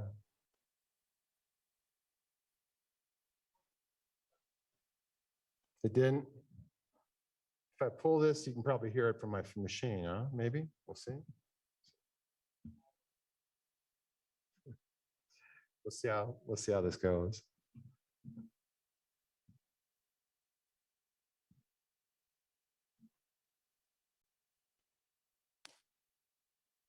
Okay, we'll do this way. After the kids entering Idaho kindergarten, Hard to hear. Unable to identify more than 11 letters in the alphabet. A group of students are helping kids prepare for the classroom with new technology. 6 on Your Side's Jessica Taylor shows us how augmented reality could improve. Oops, hold on. In tonight's Making the Grade. The air is throwing a surprise party for Francine McFly. Students will soon be able to turn their real lives into a storybook while learning to write inside of it. Augmented reality is like bringing something into our world. Virtual reality is bringing us into another world. So what this is doing is it's placing the child inside of their own story. So they get to see this story kind of evolve in front of them and play a part in it. Students in the GIM lab are developing an app that teaches children to write. So we're going to trace a line here. With specialized art and progress tracking that helps children with developmental delays or on the autism spectrum. We track all the data. We'd like to be able to present it for teachers and occupational therapists. The app creates a profile for each student that teachers can monitor. It can even help predict if a child is likely to develop carpal tunnel syndrome for how they hold the pencil. We can pinpoint those kinds of things so that teachers can when they start working with their student, they can just sit down and know exactly what they're struggling with. Awareness of written materials and writing skills are kindergarten Common Core state standards. Across the state, schools are lacking therapists, which is often how students receive handwriting help. One of the things we want to do is to increase the amount of occupational therapy, speech therapy, and other kinds of therapies that the schools are offering right now. We realize that that's difficult sometimes with budgets. More and more classrooms have iPads as part of their classroom materials. So this is a more cost-effective effort to increase occupational therapy for handwriting. The program, once completed, will be available across iPads and phones so students can access it at home. Jessica Taylor, 6 on Your Side. Okay.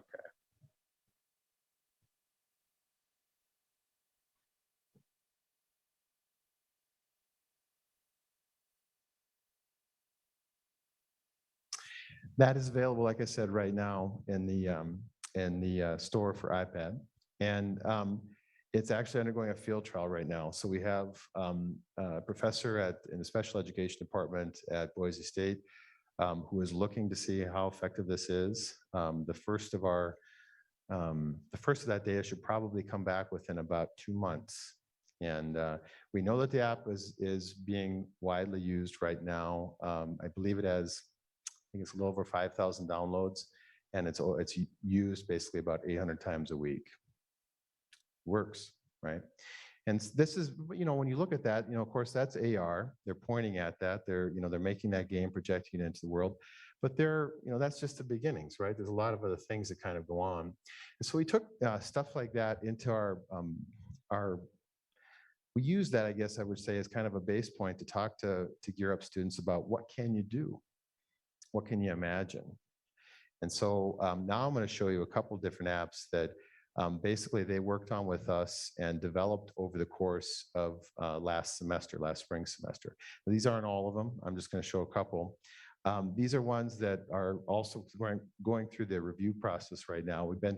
Since it's with kids, we get, we basically have to make sure that everything is working very well and all the privacy issues are taken care of. I fully expect we'll see these probably within the next month available in the store. The Personal Space Storybook is an augmented reality app that is currently in development. It is designed to help those who have trouble learning and understanding the hidden rules of personal space in social environments. It accomplishes this through a game where a student will play through a variety of short stories, needing to analyze the different social situations and determine what the proper distance is based on the relationship to the characters. The pin-protected instructor mode is where the instructor can assign lessons to specific students. This is also where information about how students performed on their lessons can be found. If a lesson was too hard, this is where the instructor can decrease the difficulty to give a student a better chance of understanding the proper distance required to pass the lesson. The Boise State University GimWorks dev team is partnering with Gear Up Idaho to provide both middle and high school students with an opportunity to work on projects like this, allowing Gear Up students to develop skills around C# programming, 3D modeling, 2D asset creation, testing, voice acting, and story writing. For the Personal Space Storybook project, Gear Up students will be creating lessons. Lessons are comprised of a story, audio, and voice acting, 3D models for the scene, and 2D characters. Once these assets are created, we will teach the Gear Up students how to compile them into a playable lesson through Unity and C# coding. The GimWorks dev team has a playlist full of tutorials ready for the students and will be in direct contact to answer any questions.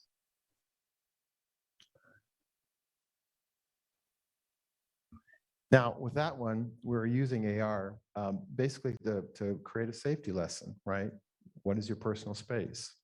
How close should you be if you're a family member, a friend, or a stranger, right? Being able to point it right at the ground and allowing a child to see, this is kind of how I should judge that. And then a little game that kind of follows it that lets them know, like, well, which people are within these various circles of space with me, right? Another app that we've made is Animotions. This one comes from this notion of how do you help a child to understand the facial gestures that a person is using. This is using the True Depth sensor. This is Swift app. And Emotions is an app designed to help kids who struggle with recognizing emotions to learn about emotional interactions. This is done through augmented reality, through these emoji-like faces that we're implementing to help motivate kids, and it incorporates stat tracking for teachers and therapists, and also it enables sentence construction, which will be a future feature down the line. The way that the application is designed is to help engage younger kids or kids that are on the spectrum to engage with learning how to recognize faces through the use of these emoji-like characters that we're working. The way that the gameplay will work is that students will be able to go to a store where they can purchase little faces using currency they earn from actually doing the lessons. So they're rewarded for partaking in the lessons that the teacher or therapist provide. And when they unlock those faces, they'll be able to see them in the lessons that they're able to do. So it's like a continual feedback loop that they'll be able to experience. There's also a section for review that students can see, so they'll be able to review what particular emotions are. If they're having trouble understanding some of the concepts, they'll get a visual representation through some art that another team member made. We made this project before at a much smaller scale using Unity. The systems provided by Apple are a lot more robust and allow for more rapid prototyping of these different features, particularly the AR and the UI kit functionality has been really helpful. And there's also a screenshot feature that will just capture the face itself without any of the UI elements blocking away. Using the blend shapes that Swift provides, we are able to detect a few parts of the face that will be critical for recognizing the basics of emotion. There were three goals that we had in mind for the visual design of Animotions. We wanted the app to have visuals that were peaceful, engaging, and functional. The original color scheme of the app was rather bold and saturated. In the app's new iteration, however, the colors have been adjusted to have lighter, more pastel hues. The music complements these updated designs, coming together to create a really peaceful user experience. However, we understand that apps targeted toward a younger audience should still have fun, engaging designs to keep them interested. Aside from the beautiful tree and animation elements that we have planned for that final app's menu, the 3D face masks will be a lot of fun for users to play with as well. Animotions isn't just a recreational app, however, and we understand that the designs for these face masks need to be functional as well as visually appealing. We want them to excite users and motivate them to keep progressing in the app, but they also need to accurately depict the expressions that we're reinforcing. We've been working with a group of students from Nez Perce, Idaho, and our goals for student participation were to have the students create some designs for the face masks in the app, also create some 2D icons for our app's store that represent these different face masks, and then to actually have some of the 3D face masks be created by students too. We've been working to achieve these goals by having weekly meetings with the students, introducing new styles of learning from our video tutorials. We want to give students the resources they need to accomplish their tasks while still encouraging self-motivated learning and creative freedom. The reason I feel like this application is important for everyone is that as someone that is on the spectrum, I feel like being able to pick up on social situations is very important. I got to receive a lot of therapy when I was younger, and I feel like this would have been a great tool for me back then. I hope a lot of kids, as they're growing up, will be able to use this to be able to navigate a very social world. I just want this app to be used by as many people as possible, just so that their lives can be improved and that the kids will be able to learn a lot from it. Sorry about that. So how it works, the Gear Up students were doing most of the 3D modeling. They would bake a variety of different faces, animals, characters, so on and so forth. We would then bring them into the app. They'd have to play a little game to basically earn the right to get different masks. And the game would be played about recognizing emotions. And the emotions that are recognized are on the actual face of either themselves or the person that they might be playing with. using the true depth sensor, right?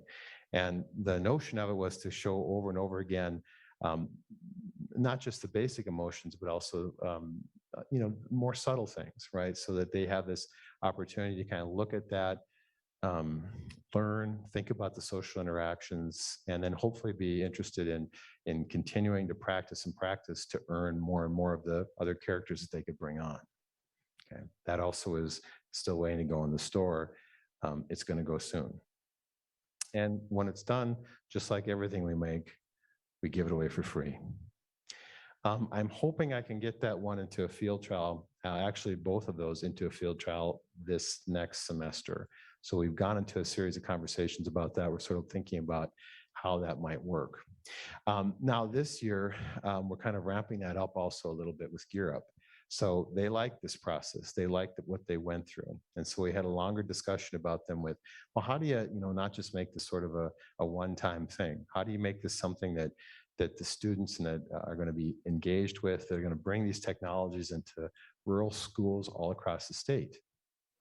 And the way that we've kind of come up with is we're going to move through the same process again. We are moving through the same process again of creating a series of apps that we think are going to help to solve community problems. Now, this time what we've done is we've opened it up to say, because we've had time to plan with them, to say, hey, each of the communities, you guys decide. What is the thing that's important to you? What do you think that your students are going to be interested in trying to do for the people around them? And then let's go through this whole creative process together. And so what's happening is we're beginning the discussions now about how do you blue sky the idea? How do you map it out? How do you begin to wireframe it and think through how it's going to come together? And then in about 6 weeks, we're going to have a tournament from all around the state. And we're going to bring them together, and they're going to put each of these wireframes and their ideas kind of up for a competition. And there's going to be prizes associated with it. Some in the beginning, probably they're going to be more hardware related or software related. We're hoping in the long run that we can attract other people who might want to give scholarships, right? So there would be a kind of a real way for some of the students to help them also continue on and go into higher education. And this process will continue through the rest of the school year. So we're starting with the wireframing, then we'll move into some of the design elements, and we'll have another tournament, which is basically looking at, our 2 or 3D design based on what they're going to do. Same thing again with prizes, then into the coding part. And then the last one will happen just before the end of the school year, in which we'll basically judge what will at that time be a final product. And how GIM students are going to work with that again is we're going to be talking with them all the way through the process. We have tons and tons of tutorials out there. And of course, we're also available just to answer questions. And if they do get stuck, if the idea is really good and they do get stuck, we'll step in, we'll figure it out. We'll make sure that it happens. And I think really this is the way, again, if we're going to bring Web 3.0 to the entire state, right, and get everybody thinking about this, this is, again, one of the best ways to do it.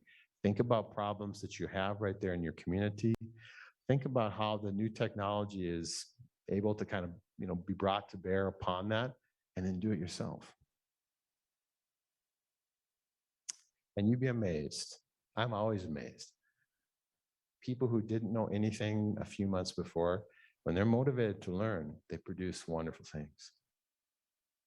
So that's kind of what we're doing at one level to help this idea of Web 3.0. But there's a lot of things that are going on too that are a little bit beyond what we're doing with the high schools.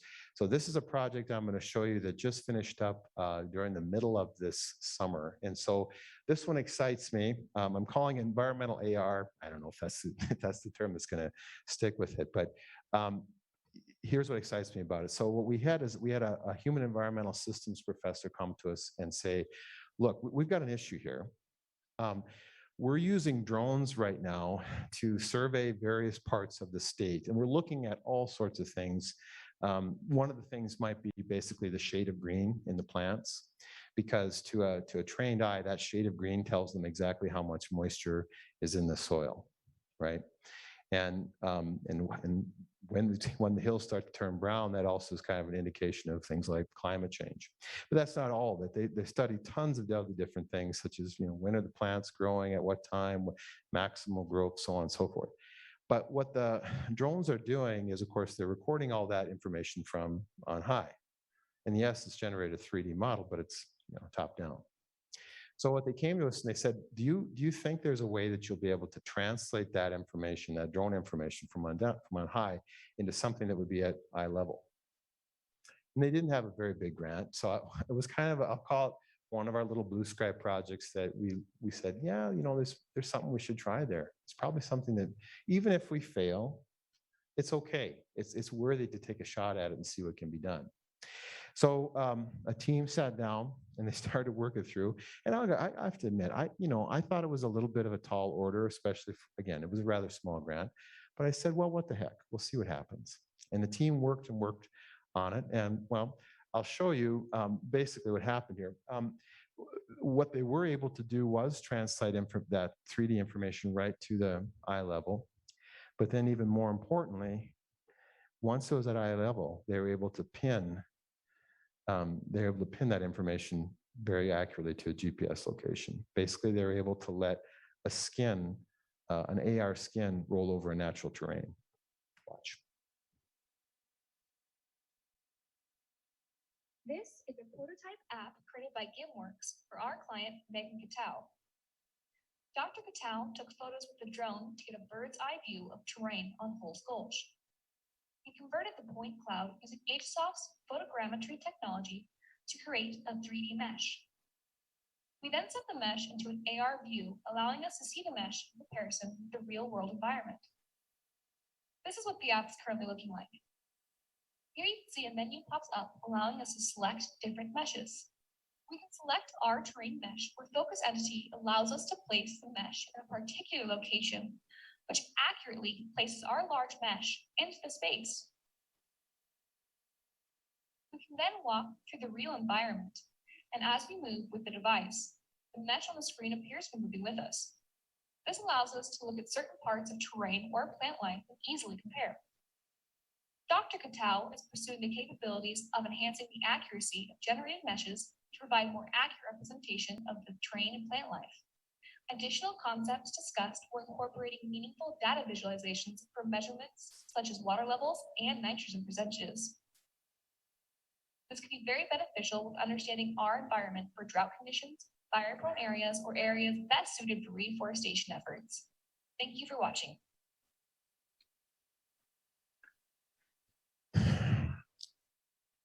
I was pretty sure they'd be able to translate the 3D to an eye level. I was much more pleased that they're able to anchor that mesh that way. And for those of you who do that work, that's not easy. Here's what's significant about this. Now, this was, again, a small project, so we basically had to stop there. I'm hoping we actually will restart this again fairly soon. Once we're able to lay that kind of a mesh over an environment widely, we can present any number of data visualizations, almost anything we want to. Theoretically, if I had the data, you could walk up with your phone next to a sagebrush, point your phone at the sagebrush, and it would know what's been the growth for that thing over the last 5 years. When does it change color? So on and so forth. I think the power of this, well, there's a lot of different things I think the person can do with it.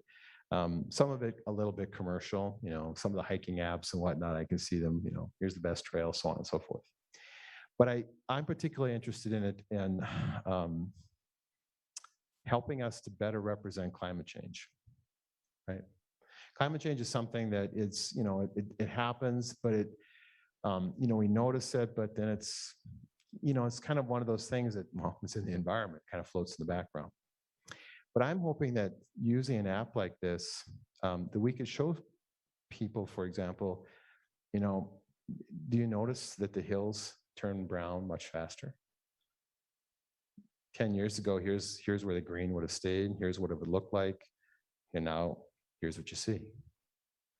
And I kind of feel somehow that when people are able to see this, that it might make, the idea more clear and present for them and help us to kind of talk about, well, what do we do about it? So this is a project that I'm pretty excited about that I'm hoping we can take a little bit further. I think it will probably, I do believe we'll probably get some funding in and start on this again a little bit later, probably sometime after the first of the year.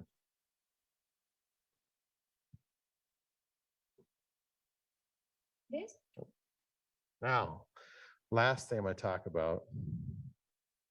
I'm particularly proud because some of the very developers of this app are sitting in the room right now. You might be, I didn't know this, by the way, the new versions in the Android store as we speak. We're still working on the Apple store. Of course, it always takes a little bit longer. Bronco Beam is really, I think, an excellent representation of, again, AR technologies, but also really I would call it IoT and a lot of different other things that we can bring together. How this app worked, initially President Custer came to us a few years ago and he said, hey, I'm interested in having you guys work on both recruitment and retention. You can pick which way you want to run with it, but do you think there's something that you can kind of bring together? And so as we sat and looked about it, the first thing we thought about really was this notion of recruitment. And so one of the things that we wanted to first test or wanted to first do was, let's say you're a student from a small town, right? And you come to Boise State, it's a big place. It's your first semester, you're in a big lecture class, you don't know anyone and you feel kind of lost. And really, the best way to get a student to feel comfortable and to help their learning is to help them get over that feeling of being lost and bring them into a learning community, right? But you can't do that if the person's too shy to ask the questions. And so the first thing we asked is, well, how do we get people to do this? And the notion we thought of is like, you could bring people, this time we used Bluetooth beacons, we could bring people into a room, know that they were there, and then allow them to ask questions informally and then on the app, and then as they came in, connect them. Like if you walk in the room, you could say, hey, that person that has the same question as you, they're right across the room from you.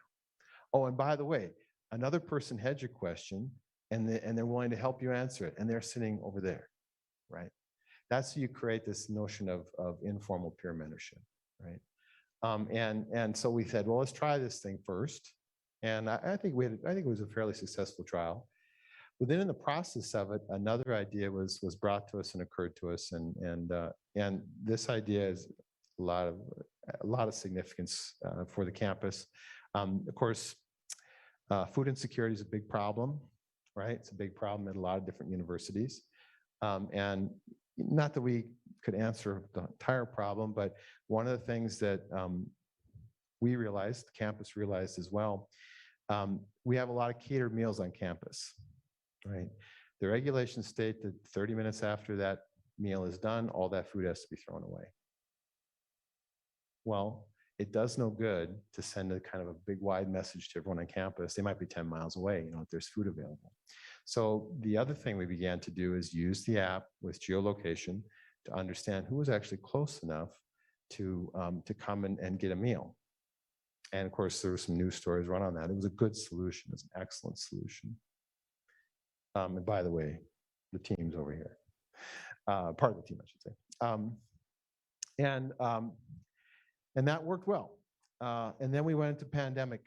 And then what that allowed us to do is to kind of rethink this thing a little bit further. And we said, look, Custer had first asked us to think about recruitment and retention. Let's come back. Let's think about recruitment now. And I'll give you a sense. This is where the app is right now. This is in the store. It's on Android right now. Again, it'll be on Apple here, hopefully fairly soon. But here you see Bronco Beam 2.0.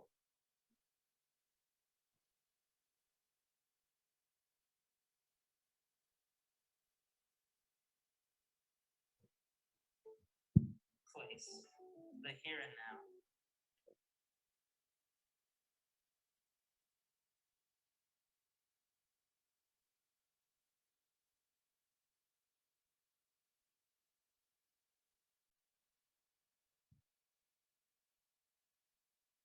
Hold on, folks. Maybe restart. Place, the here and now.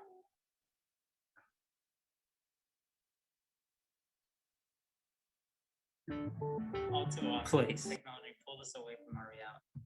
There, hold on. Let's do this. Oh, We here at GimWorks asked ourselves the question.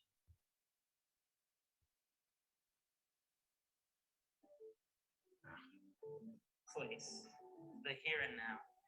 All too often, technology pulled us away from our reality. We here at GimWorks asked ourselves a question. What if it could bring us back?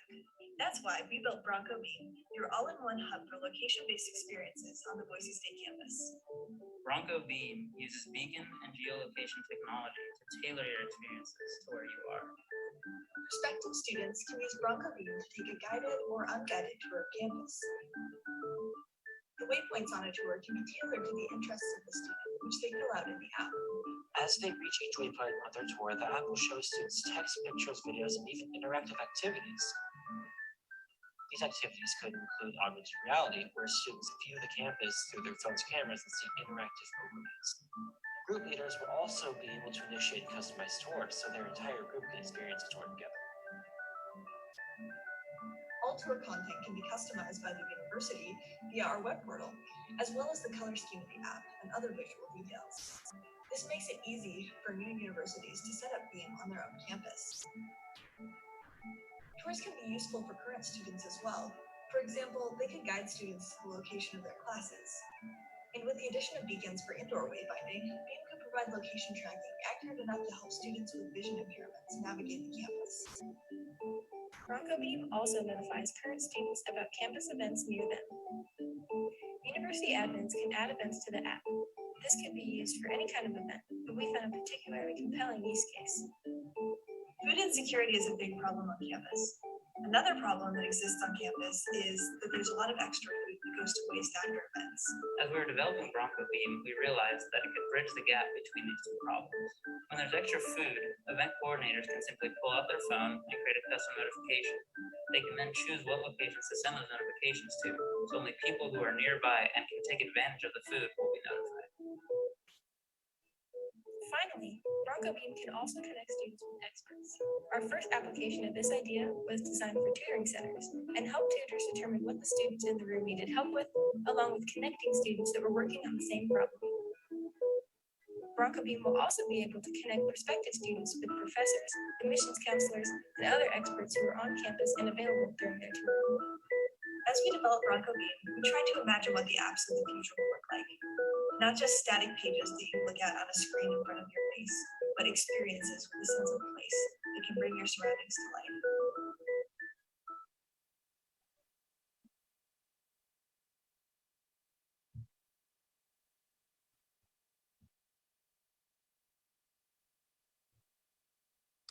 Not really. I think there's a few things we're kind of working on with that. So it's available. It's there. As soon as the Apple Store approves its version of it, we're probably going to start some pretty large field tests with this on the campus. We have some large groups that will be coming in from around the state that will be using this. The one thing that we had tested before, so you saw the accurate wayfinding there using Bluetooth beacons. We've been able to do that in a kind of a limited way in just a small space inside of the campus. And our test there was to help someone who had was seeing impaired, or the other idea that we'd had is people who had learning issues that perhaps they had like severe dyslexia. They're up in the stacks in the library. They need help, but we want to give dignity, right? They don't, maybe they don't want to come down and find someone and explain what's going on. Very simply, just press a little button. A librarian knows where they're at exactly, goes up, understands the problem, and helps them. Things like that.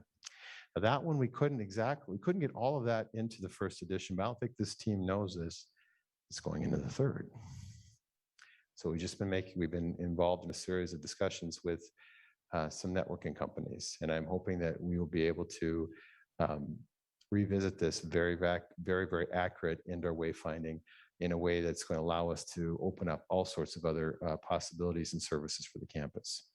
And my hope too with this is that obviously as we do things there, as we solve things there, that what the university ends up being is, well, kind of a hothouse for models that can be scaled, right? I mean, the university really is just a microcosm of Boise. If we can make things work there, chances are it'll work in Boise, and chances are it'll work someplace else. And that's kind of the idea that we're sort of running with. There's a lot of other things that I could talk about, but I should probably stop. There's about 10 minutes left. Do I have any questions? Yes.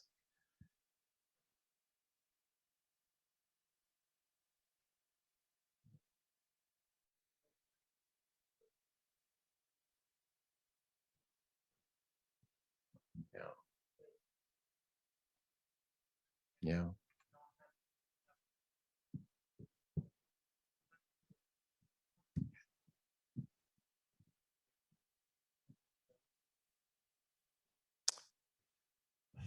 Well, yeah, no, it's a great. What's that? Oh, sorry. I guess I had a question again. Okay. So I am currently trying to create a nonprofit organization that wants to change the way we think about education by incorporating video games and apps and augmented reality, virtual reality, all of these things to kind of bolster the community. But being 5 or 10 people who have a lot of passion is not enough.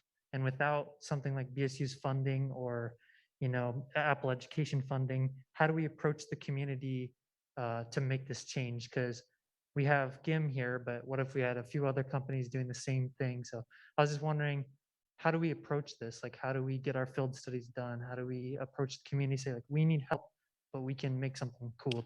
That's a good question. I think I have a couple of different ways to answer that. So first of all, we're not a business, right? So in fact, we're here to help the business community, the tech business community, and others kind of thrive. And so I think how we think about this is if we can show certain things work, if we can fire the imagination of the community, local government, whatever, that this thing is actually something that, it's tested, we can see it, it does the right thing. I would hope that that would open opportunities for companies to fill out the rest of the portfolio of tools that would be necessary to make that. We'll never be able to, I'm a college program where the students are literally going out the door every year, right? And so for us, although we can do very directed efforts at certain things, we'll never be able to answer everything. Business has to do that. So I think that's one way of answering it. I think another way of answering it is, I said a lot of the things that we do, they don't get funded because, usually they lay inside of areas where it's not as profitable, right? Where things are being concentrated and resources are being concentrated elsewhere. If we can do something more efficiently, maybe besides firing their imagination, maybe we can fire the imagination of the investor too. I know they're not the super specific answers because I know what you're asking.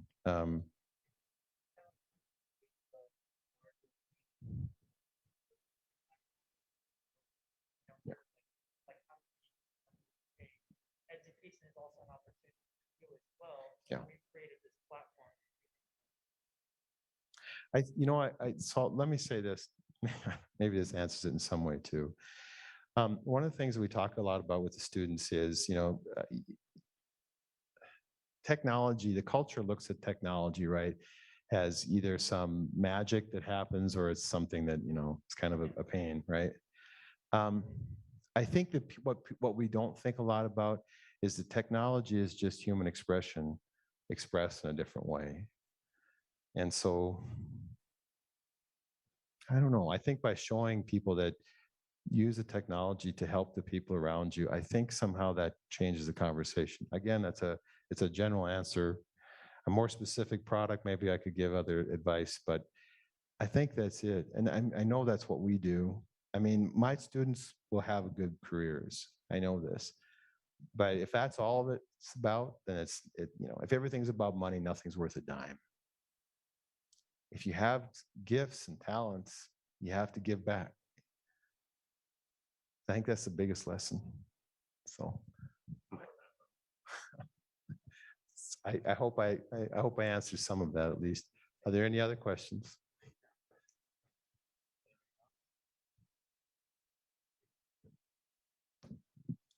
Anthony, thank you so much. Everyone give him a big warm welcome.